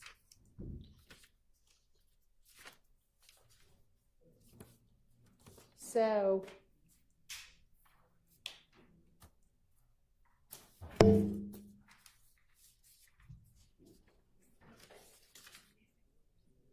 and honestly, y'all, even like, y'all keep skipping around. You will tell everybody it's going to be witnesses A, B, C, D, and E. And then it's witness A, witness E, witness D, witness B. I mean, y'all can't keep your order straight either. He was supposed to be the last witness of the day. At 1:30, when we came back from lunch, he was listed as the last witness of the day. And y'all can change it around if you want to, but... And not only that, Your Honor, but circumstances obviously change, and we have to adjust, and it's... Okay, well, I mean, I cannot help the fact, he also, I don't think, was listed on the media email from last Friday. Your Honor, probably because you didn't know that he was going to be a witness this right, week. Right, we didn't know that he was going to be a witness. So we're asking, Your Honor, that he not, that his face not be. Y'all knew he was going to be a witness this morning, and you don't bother to think about, oh, by the way, until he's already here on the stand being filmed. Your Honor, if the court remembers, the reason that we give a list of a number of witnesses is so that we are not in the position, that we will not be in a position like yesterday where the court has admonished that we are not to have no one out there. And so as we arrange and rearrange, I'm not faulting you for not having him on last week's list because things changed, but I am saying that if you have concerns about a witness being filmed, then please raise it maybe that morning if that's the first you know you're going to call that witness, and not after the witness is in the courtroom and has been filmed. I don't disagree. Okay, because there is nothing I can do about the fact that he was filmed. So with regard to further filming of him, we are asking that he not be further filmed. Okay. Please. And I Thank think you. that given the reason given, that is reasonable, so I don't have a problem with that. Anybody have a problem with that? Media does not, that are in the courtroom? defense attorneys? Nobody has a problem. All right, fantastic. And that, what have we been doing? Just last initial? No, we, with respect to the name, I don't think that we've been concealing the name. We've just not been showing the faces. So I don't, let me make sure about that because. What is in the order says that anything that displays the name, display first initial, last initial, Yes, y'all that want part. as well. Okay, and then, but audio is fine, right? Just not the victim, I mean, the witness's face, Right. not the witness's name. Right, thank you. All righty, so let's stop the filming, get him on the stand. Yeah, he almost stopped filming altogether. Hmm? I don't know. Oh, I think so.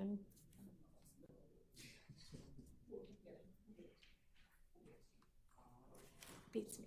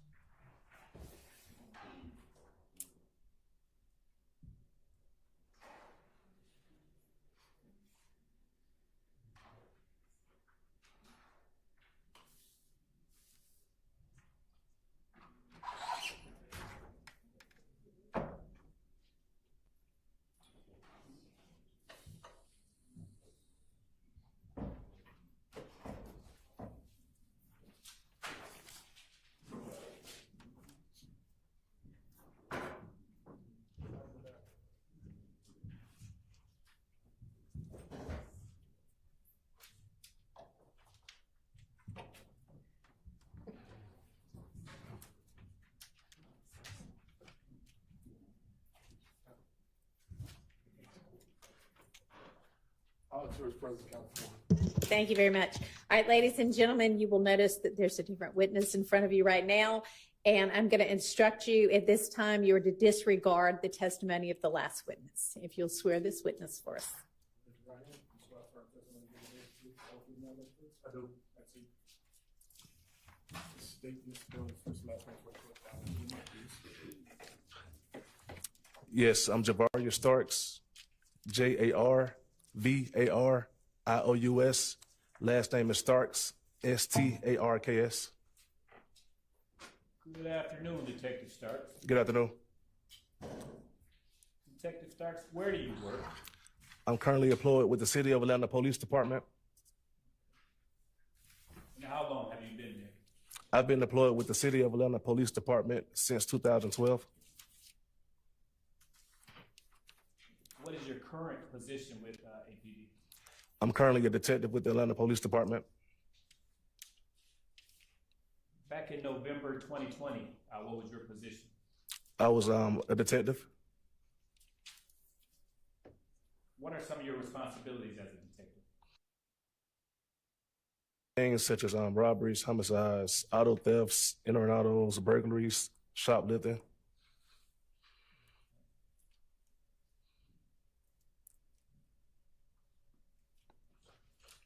And are you post-certified? I am. And have you maintained that post-certification throughout your career? I have. I want to turn your attention to November 24th, 2020. Now, did you respond to a call at 4275 Walton Crossings, apartment 3216? Yes, sir, I did. And is that location in Fulton County? Yes, sir. And what is this location? Is it apartment, business? What is it? It's an apartment complex. And was it a 1 or 2 bedroom apartment that you responded to? I believe it was a 1 bedroom, 1 bathroom.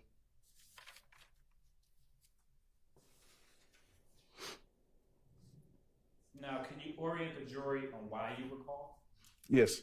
So I responded to the location to assist with a search warrant. The warrant was for a person and for ammunition, guns, and cellular devices.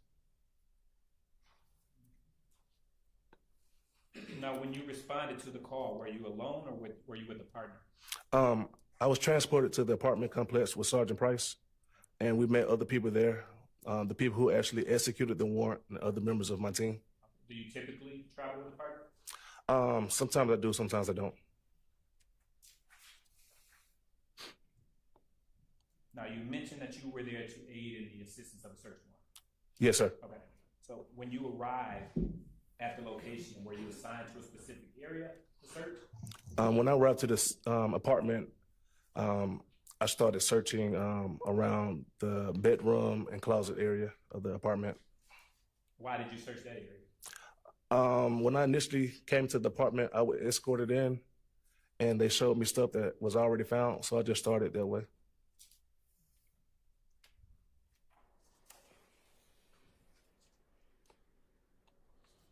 Did you find anything in the bedroom? Yes, sir. And what did you find? In the closet, I found a rifle. Also located in the closet inside of a shoebox, I found a shoebox with a driver license and passport and other cards that belonged to Chandler Durham. Do you know who the residence was of this apartment complex? Or? I believe it was a female. I don't remember her name.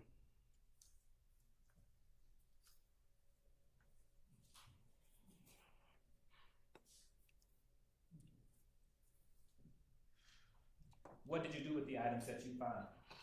The items that I found, I gave it to Investigator Belknap because he was the lead investigator on the search warrant. And did you or Belknap prepare the search warrant for that residence? Investigator Belknap prepared the search warrant.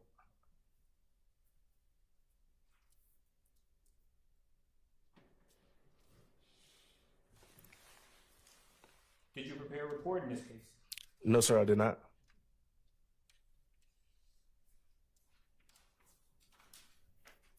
Were you wearing body camera that day? Yes, sir, I was.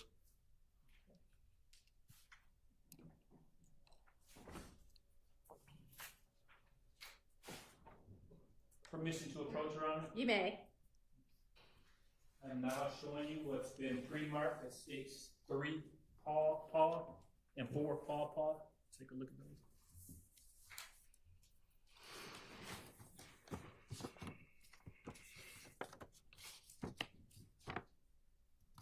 Yes, sir. Sir. Do you recognize those items? Yes, sir. And what are they? It's a rifle that I located in the closet and the ID of Chandler Durham that I located in the shoebox was within inside of the closet. Are they a fair and accurate representation of the items depicted on your body cam that day? Yes, sir. Your Honor, at this time, the state moves to admit 3 Papa and 4 Papa. All right, those are admitted. I'm now going to publish 3 Papa.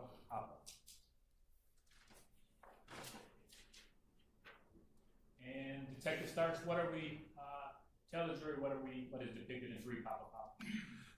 Yes, sir. It's an ID of Chandler Durham that I located within the shoebox inside of a closet. And what else was in that shoebox? A passport, I believe some debit cards, credit cards of Chandler Durham. You may.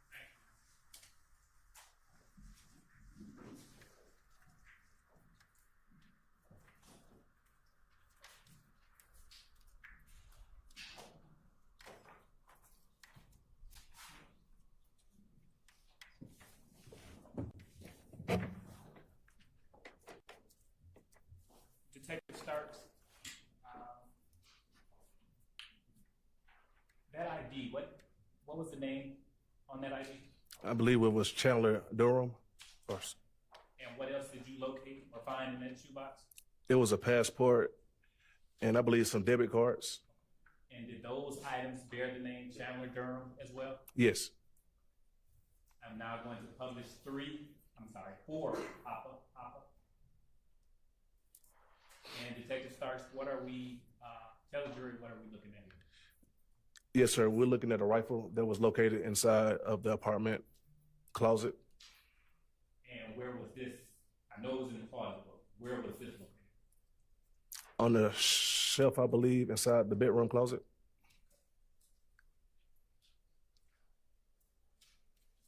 And the items that you found, what did you do with the rifle and the box containing the identification materials? I notified Investigator Badnap, and he took collection of the evidence. Did you do anything else? No, sir. Brief moment, Your Honor.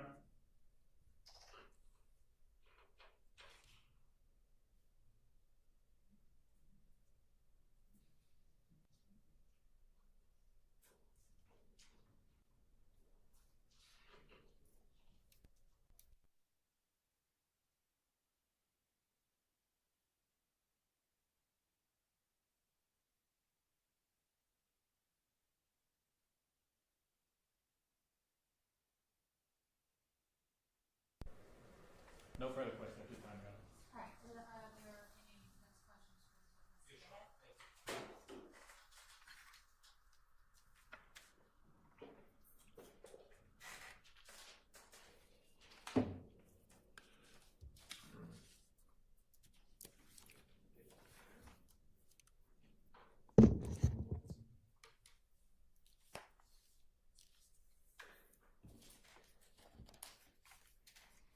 Detective Starks, good afternoon, sir. Good afternoon. How you doing, sir? I'm good. My name is Carrington Matthews, and I represent Mr. Marquavius Huey in these proceedings. Yes, sir. You have been a police officer with Atlanta Police Department since 2012? Yes, sir.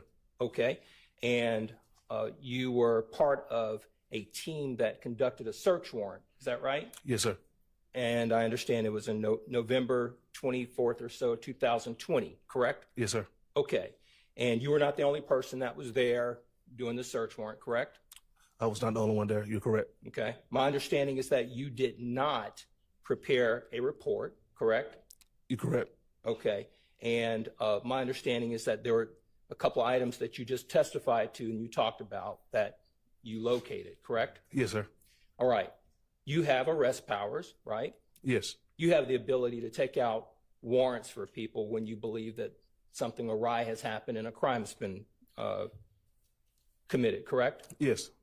Can you look at this jury and can you tell them that you took out a warrant for a rifle found at this particular location for Mr. Marquavius Huey? I did not. You had the ability to do it, right? Yes. You did not. You're correct, sir. Okay. Let's talk about the items in the shoebox. The items that you just talked about, you're not aware of any of those items that we just talked about being the result of any crimes that you took out a warrant for on November 24, 2020 for Mr. Marquavius Huey. I did not take out any warrants dealing with the apartments or contacts in the apartments. You had the ability to take out a warrant if you believe that a crime had occurred with respect to these items that were located in a shoebox, correct? Yes, sir. Now, this was November 24th or so, 2020. Did you take out any warrants in 2021 for these items that you just talked about? No. Did you take out a warrant or anything of that nature in 2022 for the items that you just talked about? No. And to this date, you've not taken out any warrants for any items that you found with respect to a rifle located at that location, correct? You're correct, sir. And the same would be for the items that you just talked about with respect to the shoebox, correct? You're correct. Okay.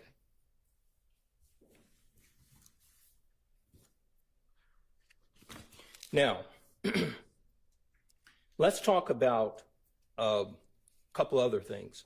So this would have been a November 24, 2020 search warrant, right? Yes, sir. Okay. Did you locate a 5-star gold ring at this location? No, sir. Did you locate a bracelet, a gold bracelet or necklace or anything of that nature that you collected at this location that you believe was part of any type of crime? No, sir.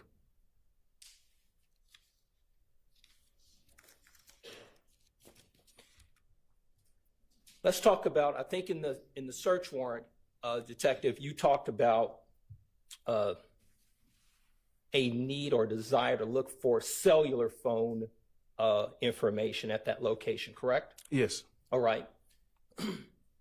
Did you locate any cellular phone that would belong to anyone that would be the name Gary Holloman?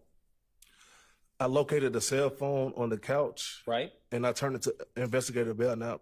That's as far as I went with the cell phone. I didn't try to find the owner of the cell phone. Okay. So there's one cell phone that you said you found. To your knowledge, as you sit here today and you look at this jury, you have no knowledge or information that a cell phone belonged to a Gary Holloman, correct? I found the cell phone on the couch. I don't know who it belonged to. Okay. And I turned it over to Investigator Belknap. You have no information or evidence that any cell phone was found belonging to a Domitia Coppage, correct? You're correct. I don't know who the cell phone belonged to. Okay.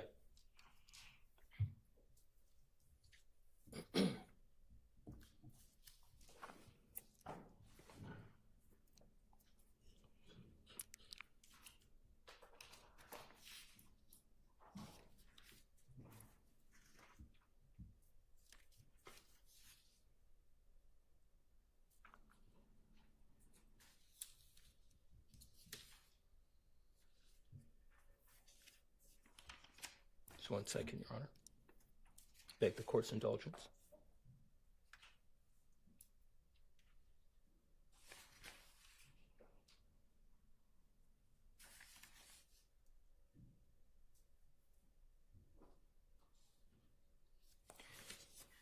You did not locate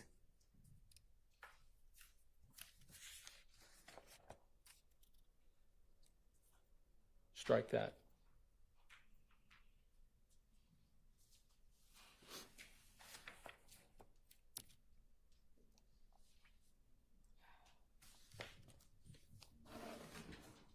Those are my questions.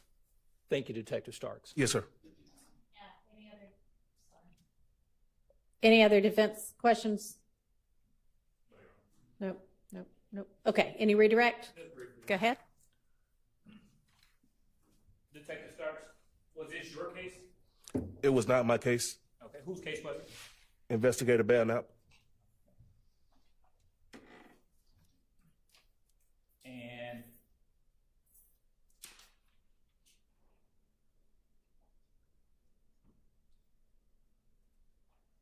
for a search warrant to be valid, does it have to contain information that the evidence of a crime is likely to be found? Sustained. What does a search warrant have to contain in order for it to contain evidence, that information? Strike that. Let me ask a better question. What does a search warrant have to contain? Does it have to contain information that evidence of a crime is likely to be found at the place to be searched? Again, Your Honor, that would be a leading question, and also foundation. Sustained.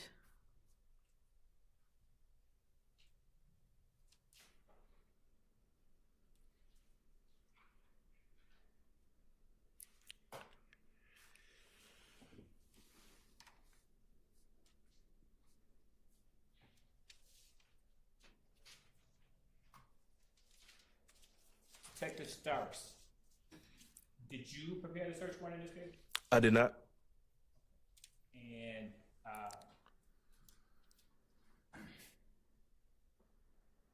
as a detective, did you assist Belknap in the preparation of this case? Objection asked and answered. Did you assist? I'm sorry, who? Objection to vague as well. I'll rephrase, Your Honor. Okay.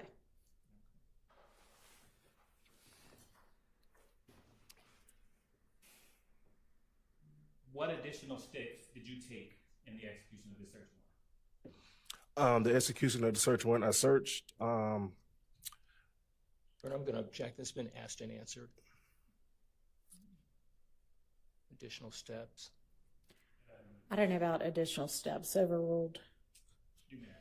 My search, and I advise Investigator Belknap of my findings inside the apartment. Court's indulgence, Your Honor.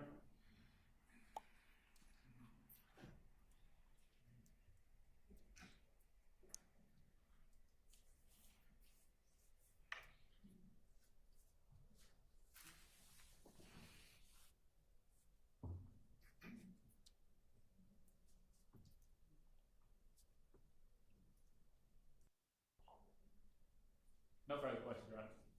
All right. Nothing further, Judge. All right. Thank you for your time. You may step down. Oh, yeah, have a nice one. Do y'all have a relatively short witness? Like an hour or less? Okay. Bring them on. Your Honor, the state calls for Sharon Lattis. Okay. Y'all approach real fast.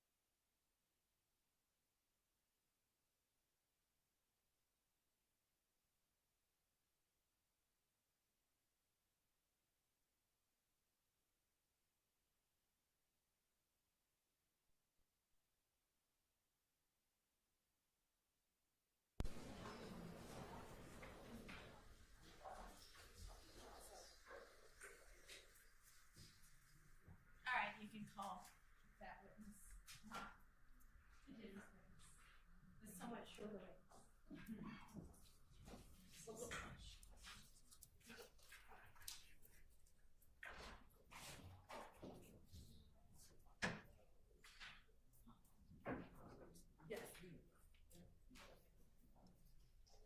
Your Honor, the state's gonna call Officer Christopher Collins to the stand.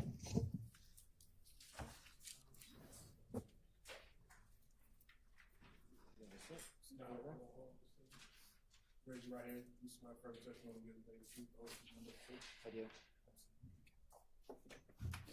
Spell your first last name for the court's knowledge to that mic, please.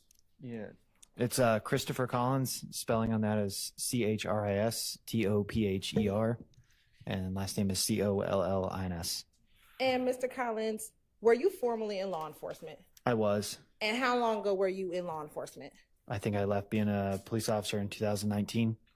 And when you were a law enforcement officer, how many agencies did you work for? 2, And what were those 2 agencies? City of Atlanta and the Roswell Police Department. I want to take you to your time as a City of Atlanta Police Department, with the City of Atlanta Police Department. When did you work for the City of Atlanta? 2013 to 2016. And when you worked for the City of Atlanta, what ranking did you have? Just police officer. Did you work in a specific zone? Zone 3. And did you work a specific beat? Yes, 13. It's 13's beat in Zone 3. And generally, where is that beat located? That's like the furthest southeast you kind of get in the city. It's like if you were to cut like a pie of the city of Atlanta, start at Turner Field and go south. What main roads were in the 1313 beat? Cleveland Avenue, Browns Mill Road, Jonesboro Road, and 285 actually cuts through the bottom of it. You got permission to approach? You may.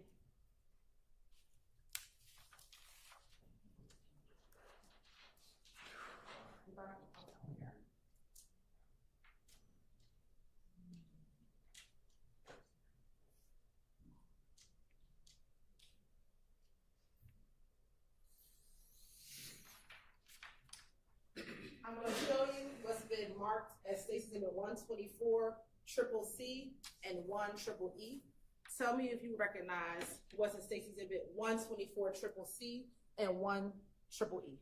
Okay, Triple C, that's 2905 Springdale Road. It's a apartment complex, and then the other one is a house off of Ruby H. Harper, which is right near Browns Mill Road, near the old Atlanta Police Academy. And looking at Stacy's Exhibit 124 Triple C, is the location of Springdale Road, is that in the 1313 beat? No, that's in 311's beat. And is it 311? Is it 313 or 1313? 1313. So when you like it would be 313's beat. Okay. So the 1 means morning watch. Just going off of my basic memory from when I was a police officer. But yeah, that would be 311's beat. And then that's 13. 1 Triple E would be 313's beat. Correct. And does this appear to be a fair and accurate depiction of streets? First at 124 Triple C, that's in 311's beat, and then for 1 Triple E, that's in 313 beat. Correct. At this time, the state would like to tender as a demonstrative 124 Triple C and 1 Triple. Okay, 124 Triple C and 1 Triple E. They're admitted. And first, I'd like to publish 1.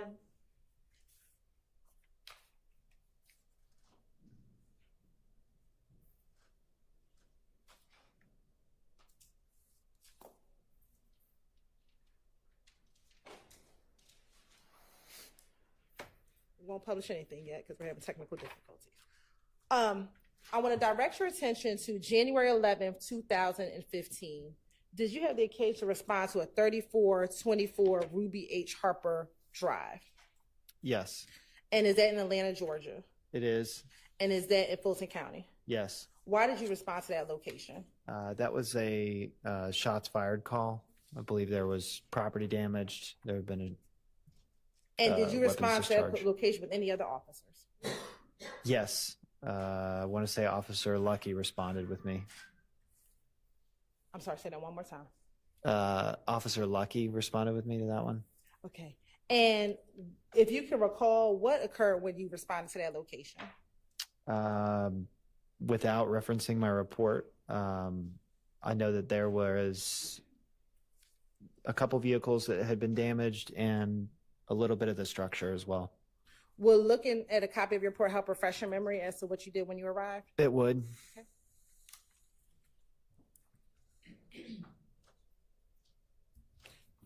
Got permission to approach? You may. I'm going to show you what's been marked as State's Exhibit 2 Triple E. Okay. Tell me if you recognize 2 Triple E. I do. This would be a police report that I wrote that's been printed out. And will looking at that report help you refresh your memory as to what you did when you arrived at 3424 Ruby H. Harbor Boulevard? Yes, it would. Okay, you can take a moment, look at it, and let me know when it helps refresh your memory.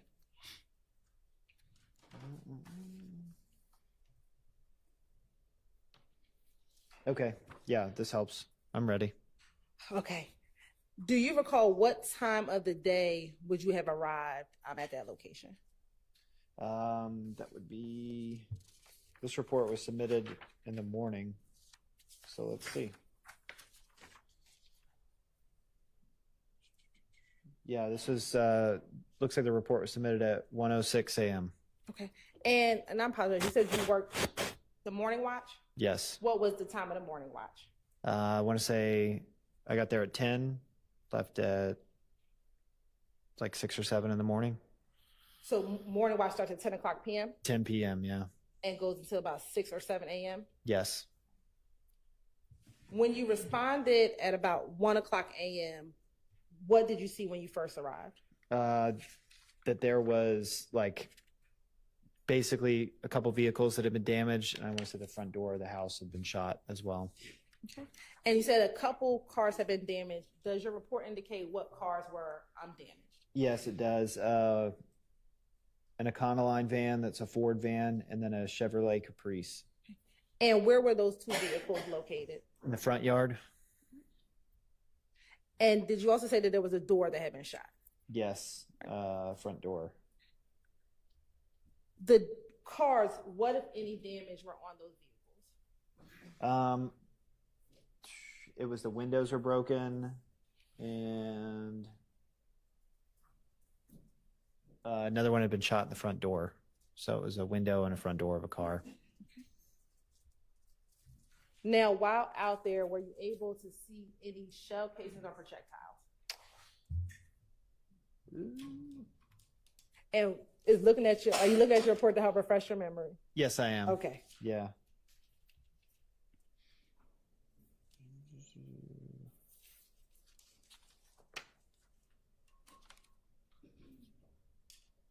Yes. There were 24 shell casings, 9mm and 40 caliber that were there. They were in the street directly in front of the house. And was there anyone home when you first responded to the location? No, there was not. When you responded to the location, you talked about being in the front of the home. Did you go anywhere else to check to see if anyone was there? Yes, we checked the backyard and the surrounding area. Now, were you familiar with that location? Yes. How were you familiar with that location? I believe I've been on several 911 calls there in the past. And were you familiar with the individuals that lived at that location? I was. Okay. And who were the individuals that lived at the location? John, I'm going to object to the extent that it calls for hearsay. Okay. How were you familiar with the individuals that lived at that location? Previous 911 calls. And are those 911 calls that you responded to? Correct. And when you responded to those previous 911 calls, did you interact with the individuals that lived at that location? Yes. And did you become aware of them through that interaction? Yes. Okay. Who were the individuals that you knew that lived at that location? You had Rodney Sturkey and Thaddeus Bush. Okay. And without giving me their full date of birth, what was the year of birth of Thaddeus Bush? 1967, And what about the year of birth of Mr. Rodney Sturkey? 69.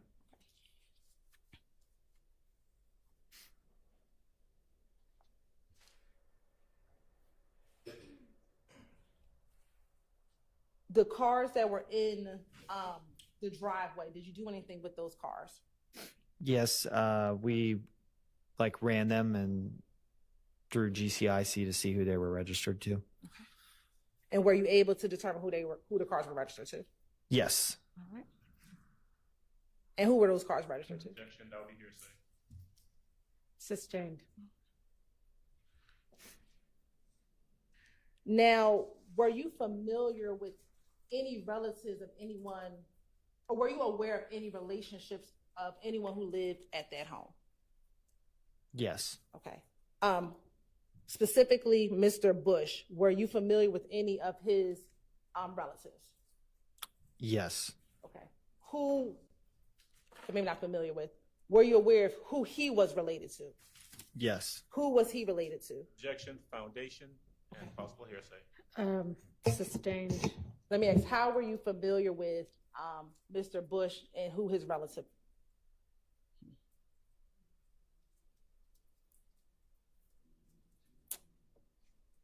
I withdraw that question.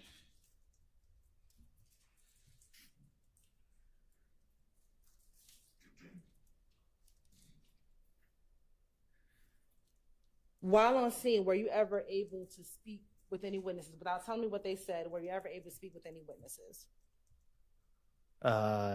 Yes. Okay. Were they able to provide you information about the incident? Yes.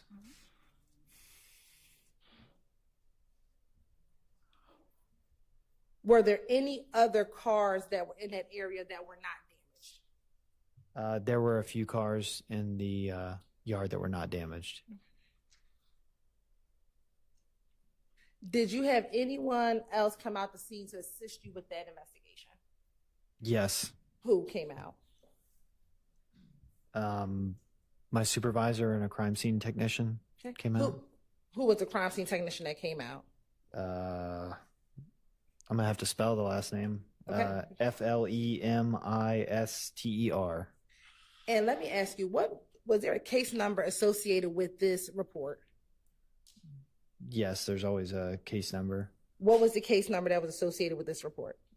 Looks like it was 15013 012300. Okay. Now, when you were on the scene and you know that it was shots fired, did you do anything to ascertain if there were any victims of any shootings? Yes, that's searching the yard, trying to make contact with anybody inside. And then we also call, or at least have 911 call the local hospitals to see if anybody came in, like if anybody brought themselves into the ER.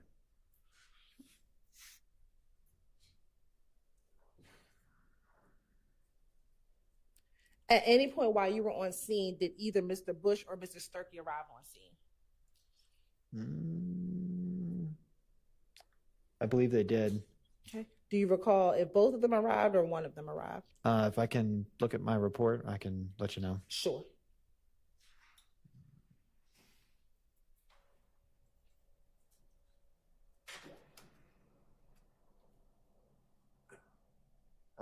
Mr. Sturkey looks like he arrived on scene. And were you able to speak with him when he arrived on scene? I was. And was he able to, provide you any contact information for himself or for Mr. Bush? Yes, he provided contact information for both.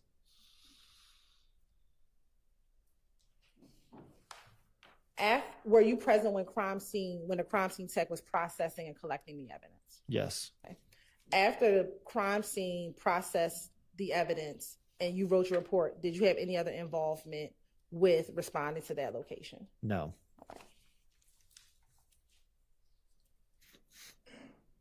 I want to direct your attention to January 28th, 2015. did you have the occasion respond to 2905 Springdale Road in Atlanta, Georgia? I did. And why did you respond to that location? I believe there was a shots fired call at that location. And what time did you arrive to that location? I wouldn't know that off the top of my head without referencing my report.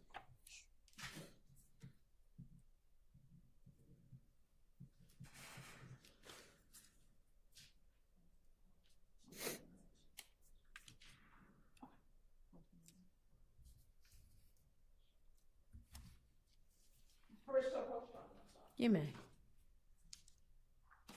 I'm going to show you what's been marked as Exhibit 129 Triple C. Tell me if you recognize 129 Triple C.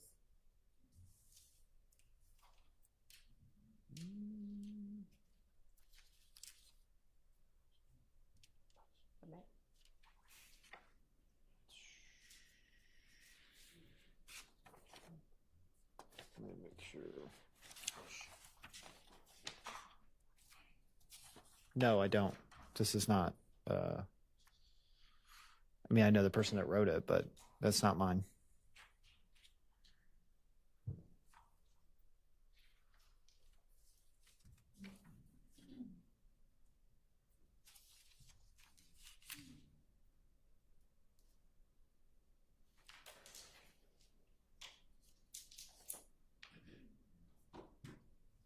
I'm sorry, I gave you the wrong report. I apologize. Okay, now looking at 129 Triple C. Tell me if you recognize 129 Triple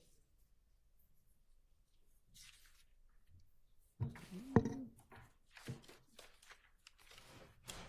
Yes, I do. This is a report I wrote. All right, well, that helped refresh your memory as to what time you responded to 2905 Springdale Road, 2905 Springdale Road on January 28, 2015. Yes, it does. What time did you respond? Looks like 12:16 in the morning, so just after midnight. And why did you respond to that location? Shots fired. Apartments were damaged by gunfire. Now I'm going to publish for you State's Exhibit 124 Triple C.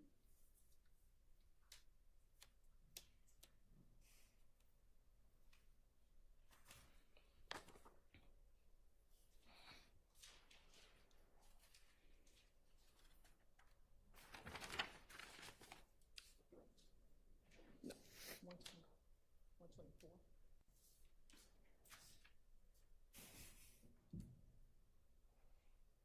Okay. We have to remove the bar.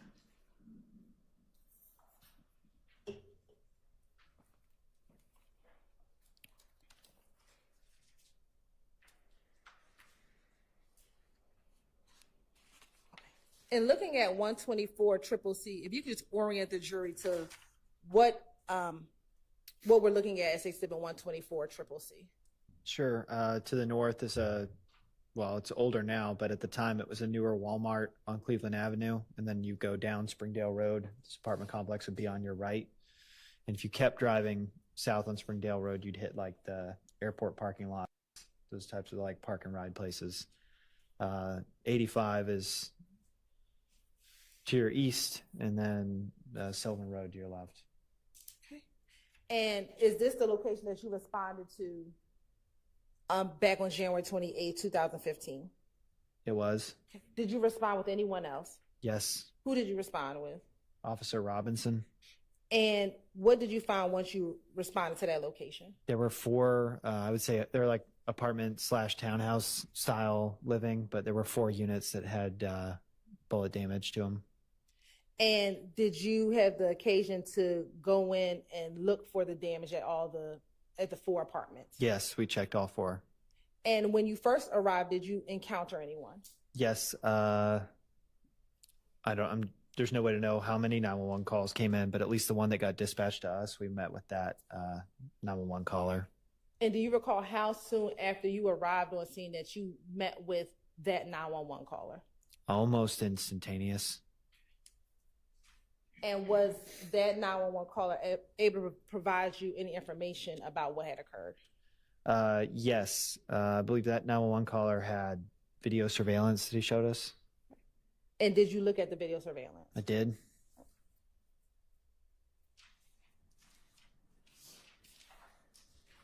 And based on looking at the video surveillance, what if anything did you do after looking at the video surveillance? After we looked at it, we basically like analyzed that there was a silver, like mid 2000s Chevy. I'm going to object to the hearsay and the best evidence. I believe that he could testify to what he saw on the video surveillance camera. Are we going to have you watched it? You looked at it? Yes, Your Honor. Okay, overruled. So, Teldra, what did you see on the video surveillance camera? We saw a silver, like, I guess you would look at it closely as like a mid 2000s sedan, like a Chevrolet Impala sedan. It's like a cop car. It's a very common car. And what did you see? Tell them what you saw on the video surveillance. We saw a 2000s silver Chevy Impala. And did you see this? You see the it. Chevy Impala do anything? It drives by and shoots at the apartments. Okay. Are you able to see anyone inside of the Chevy Impala? It's impossible to make that out in the video. All right. And in looking at the video, were you able to see where the Carter shots were being fired from? I don't think it has that much detail.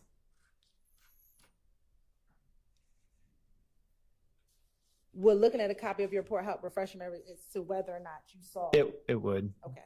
If you want me to read it, I can.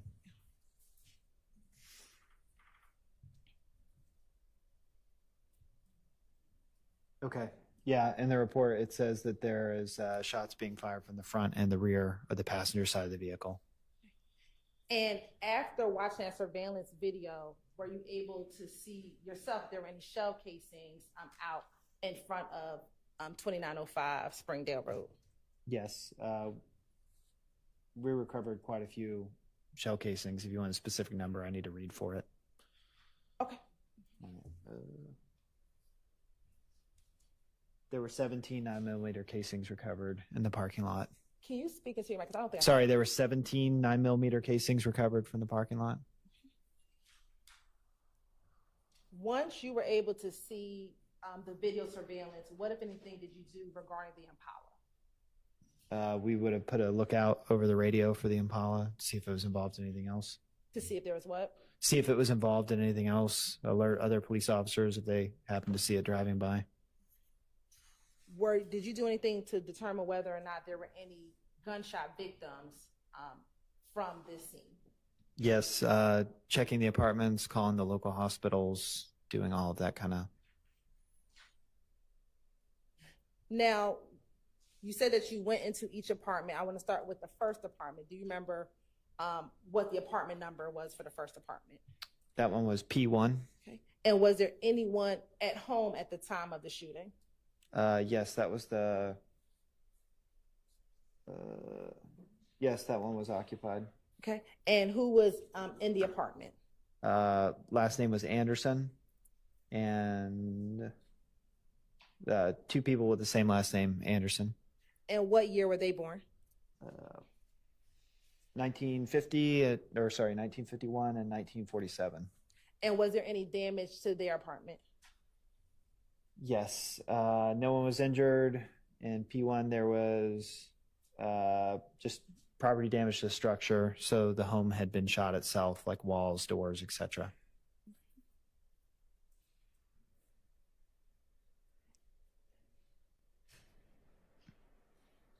And you said there were holes. Was there 1, 2, 3, or 4 holes within their structure?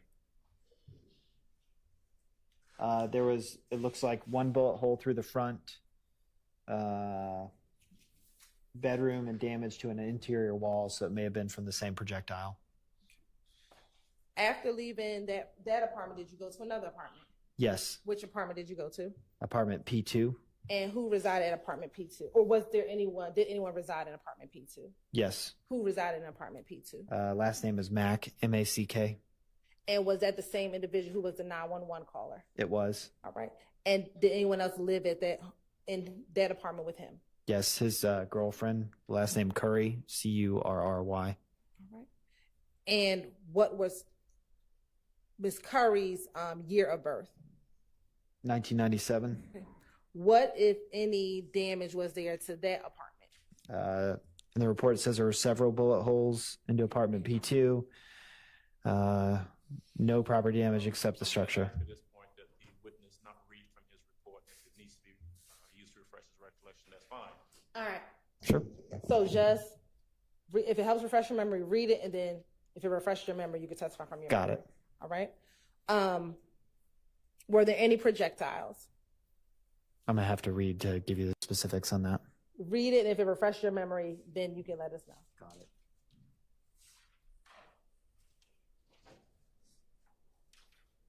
Yes, there was one projectile that was located inside the apartment. Now, after leaving that apartment, did you go to the next apartment? We did. And was there anyone occupying the third apartment? I'm gonna have to read really quickly to refresh my memory. Sure. Okay. No, that was unoccupied at the time of our arrival. Did you enter inside the apartment? We did. Okay. And what, if anything, did you find once you went inside the apartment? I'm gonna have to refresh my memory by reading real quick. No problem.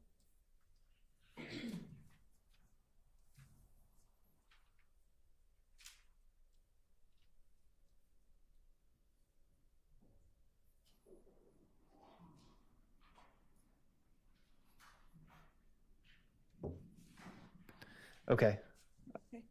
I'm ready for your question again. Sure. Was there any damage inside of that apartment? Yes, it looked like there were 2 TVs that had been damaged, and we did find a projectile. The back door was unlocked. 2 TVs downstairs were on. And what was that apartment number? That was apartment P3. And then did you go into the fourth apartment? I did. And what was that apartment number? P4. And was that occupied by anyone? I'm gonna have to read to let you know. Okay. Yes, that was occupied by, it looks like 2 persons. And who were those 2 individuals? I'm gonna read them real quick. Apartment P4. Last name was McCurdy, MCCURDY, and the other last name was Daniel, DANIEL. And what was the year of birth of McCurdy? 1970. And what about Daniel? 1989. And was there any damage to that apartment? I'm gonna have to read really quick to let you know.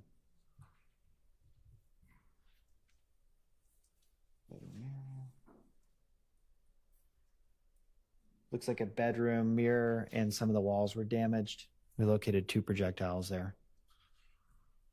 At any point while you were on scene, did the occupant of apartment P3 arrive on scene? They did. Okay. And who was the individual that arrived on scene? I believe the last name was Smith. And were you able to speak with that individual? Yes. And was she able, without saying what she said, was she able to provide you any information that assisted you with your investigation? She was.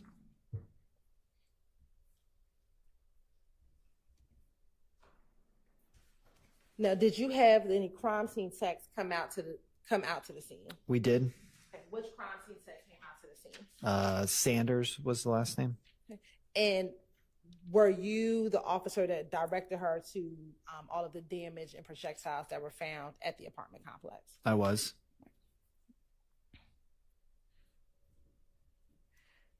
After speaking with Ms. Smith, talking to all the other residents of the apartments that were damaged, did you have any other involvement in this case?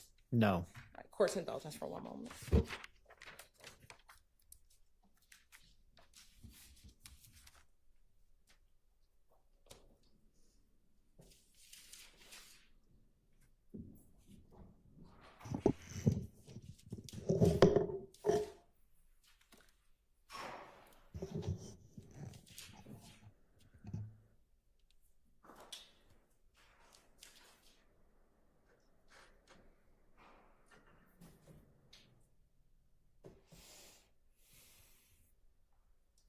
I have no further questions, Your Honor. All right. Are there any defense questions for this witness? Your Honor, thank you. On behalf of Mr. Williams, we have no questions for this gentleman. All right.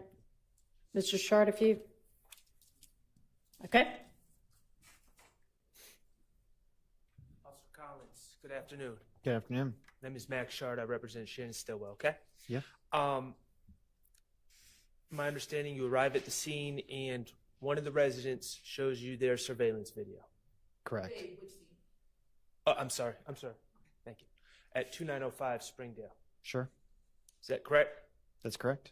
And you viewed that video? I did. Were you the only officer to view the video?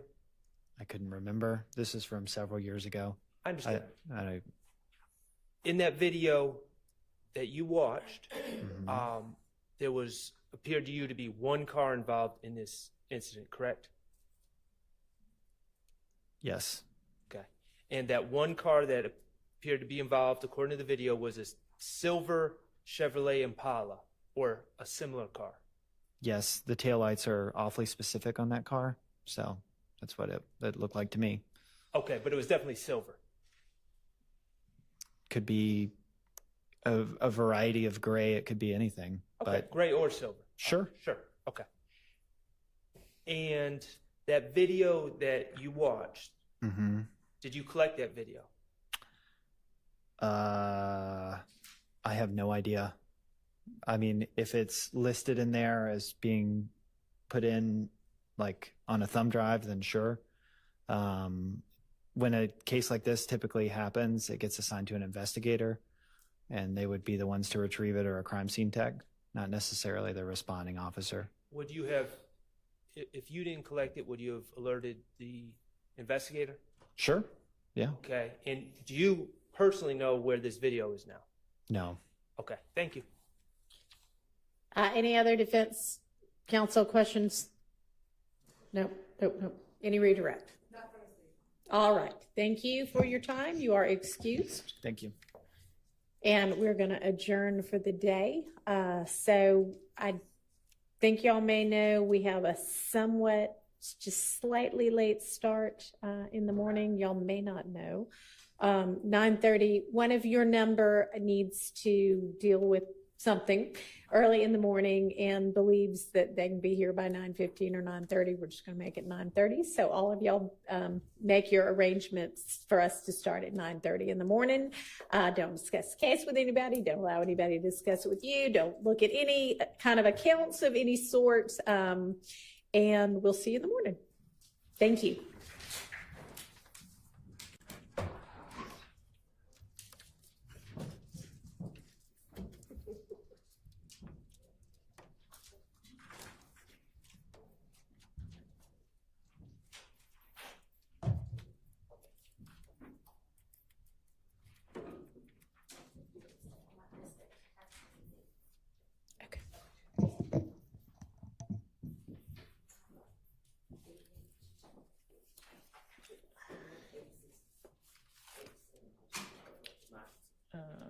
GG.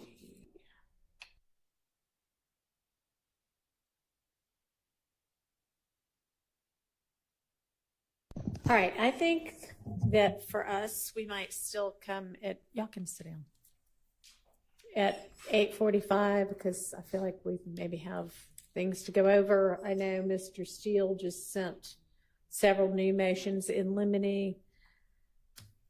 Y'all should have your witnesses ready to go at 9:30.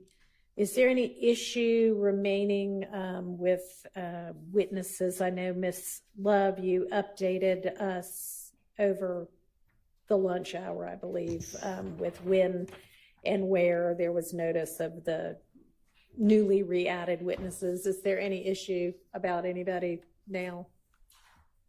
Okay, all right. If we can just have some idea of what witnesses they plan to call on tomorrow. Okay. Is there any update on Mr. Zachary? If he's out tomorrow, we're going to put him up tomorrow. Yeah, so that one is just kind of an unknown. If he gets released, he's going to come straight here, it sounds like. That's the intention. And beyond that, who do you think?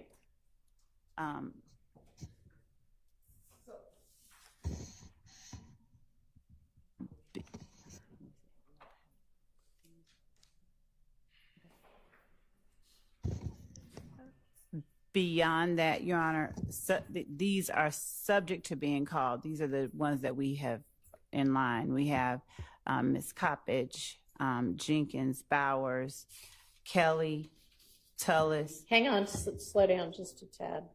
Everybody's sort of jotting it down. All right, so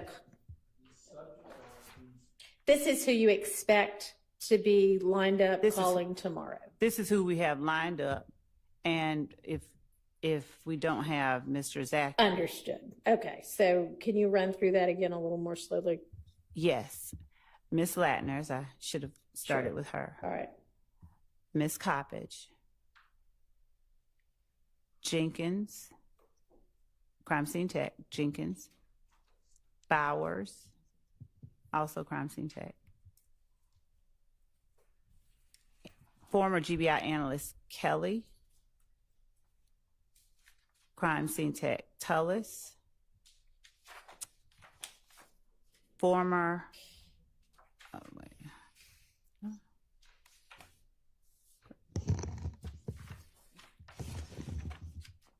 and we are confirming some other people. We don't want to speak out of turn, but I believe we have a couple others that we are confirming.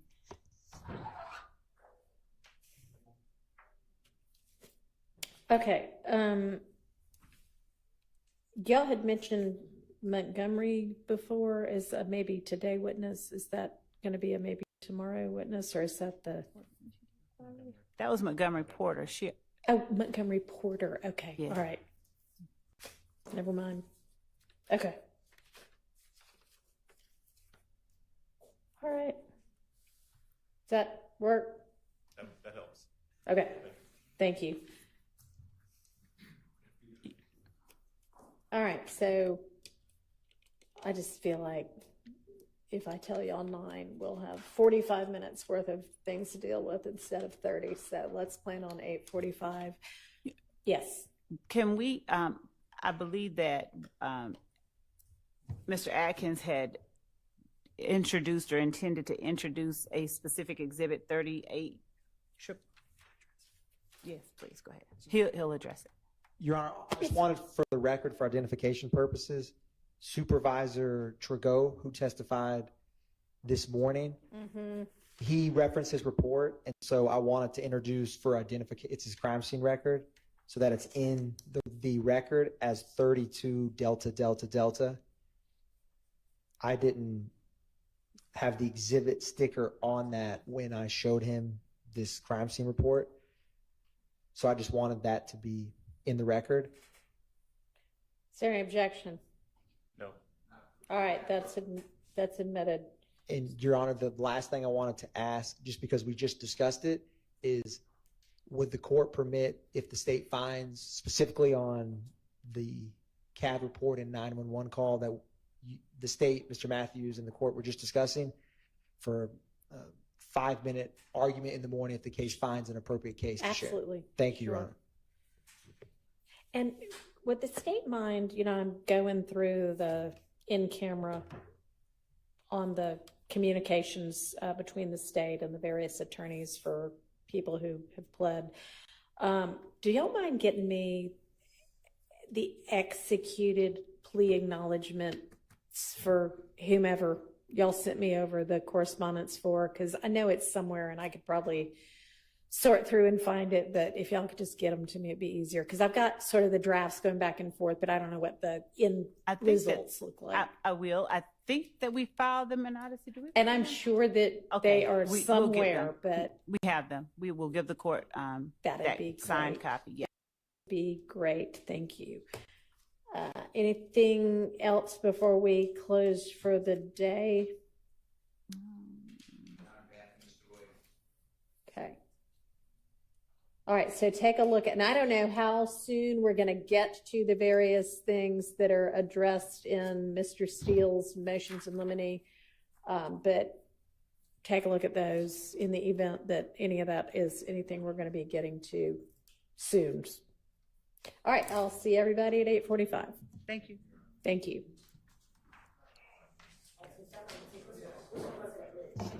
Yeah, and y'all, at some point, you might want to just make sure that the evidence up here is in order.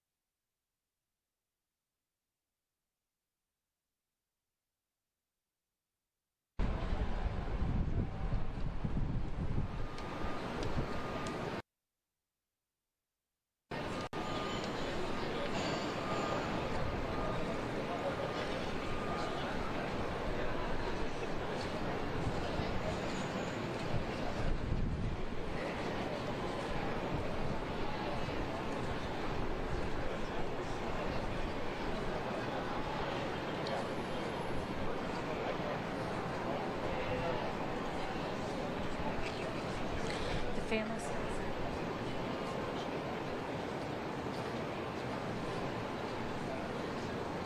I don't even know how to get around there.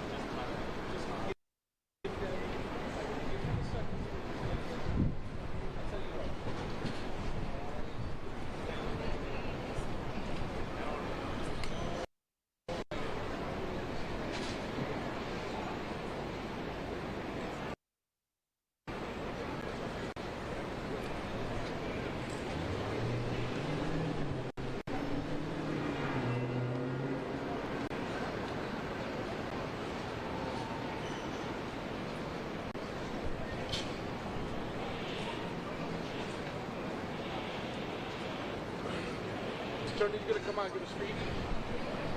Please, in fact, everybody actually be orderly, all right? Thank you.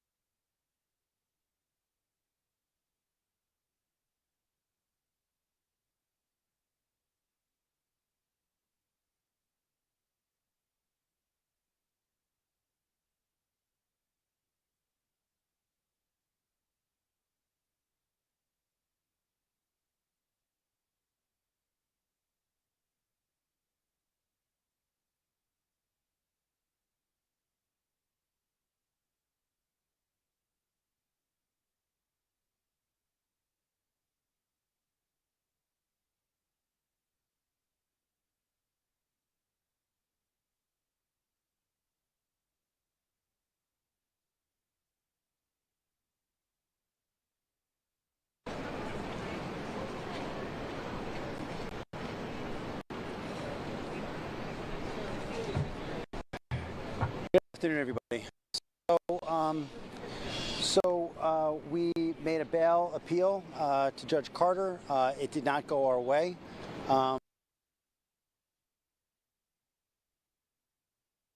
The fight continues. We're not giving up by a long shot. I told Mr. Combs I'm going to try and get his case to trial as quickly as possible. I'm going to try and minimize the amount of time he spends in very, very, very difficult, and I believe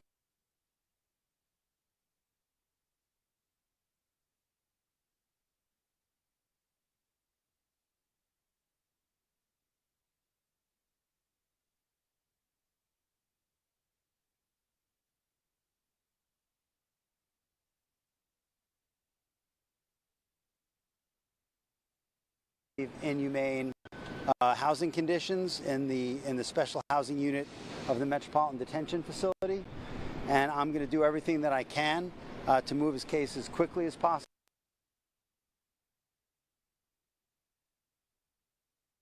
Devices that they have to download and provide to me, but everything's on the government's timetable, nothing's on the defendant's timetable, and they're going to have to accommodate me and him and give us a quick trial, and I'm going to be pushing for that. He's ready, he's focused. He has been ready to defend this case since he first found out about this case. Nothing has changed from his perspective. I obviously would much prefer to fight this case with him out of jail, and we are going to try to bring that about through additional legal process. But wherever he is, his resolve is the same. He believes he's innocent. I believe he's innocent, and we're going to fight this case with all of our might until we don't have to fight any longer. I'm not really going to take any questions, but at this point, we are moving forward. We're preparing for trial as we speak, and we are considering our next steps and appealing the court's ruling from today. All right. Thank you all very much. I really appreciate it. He's doing good.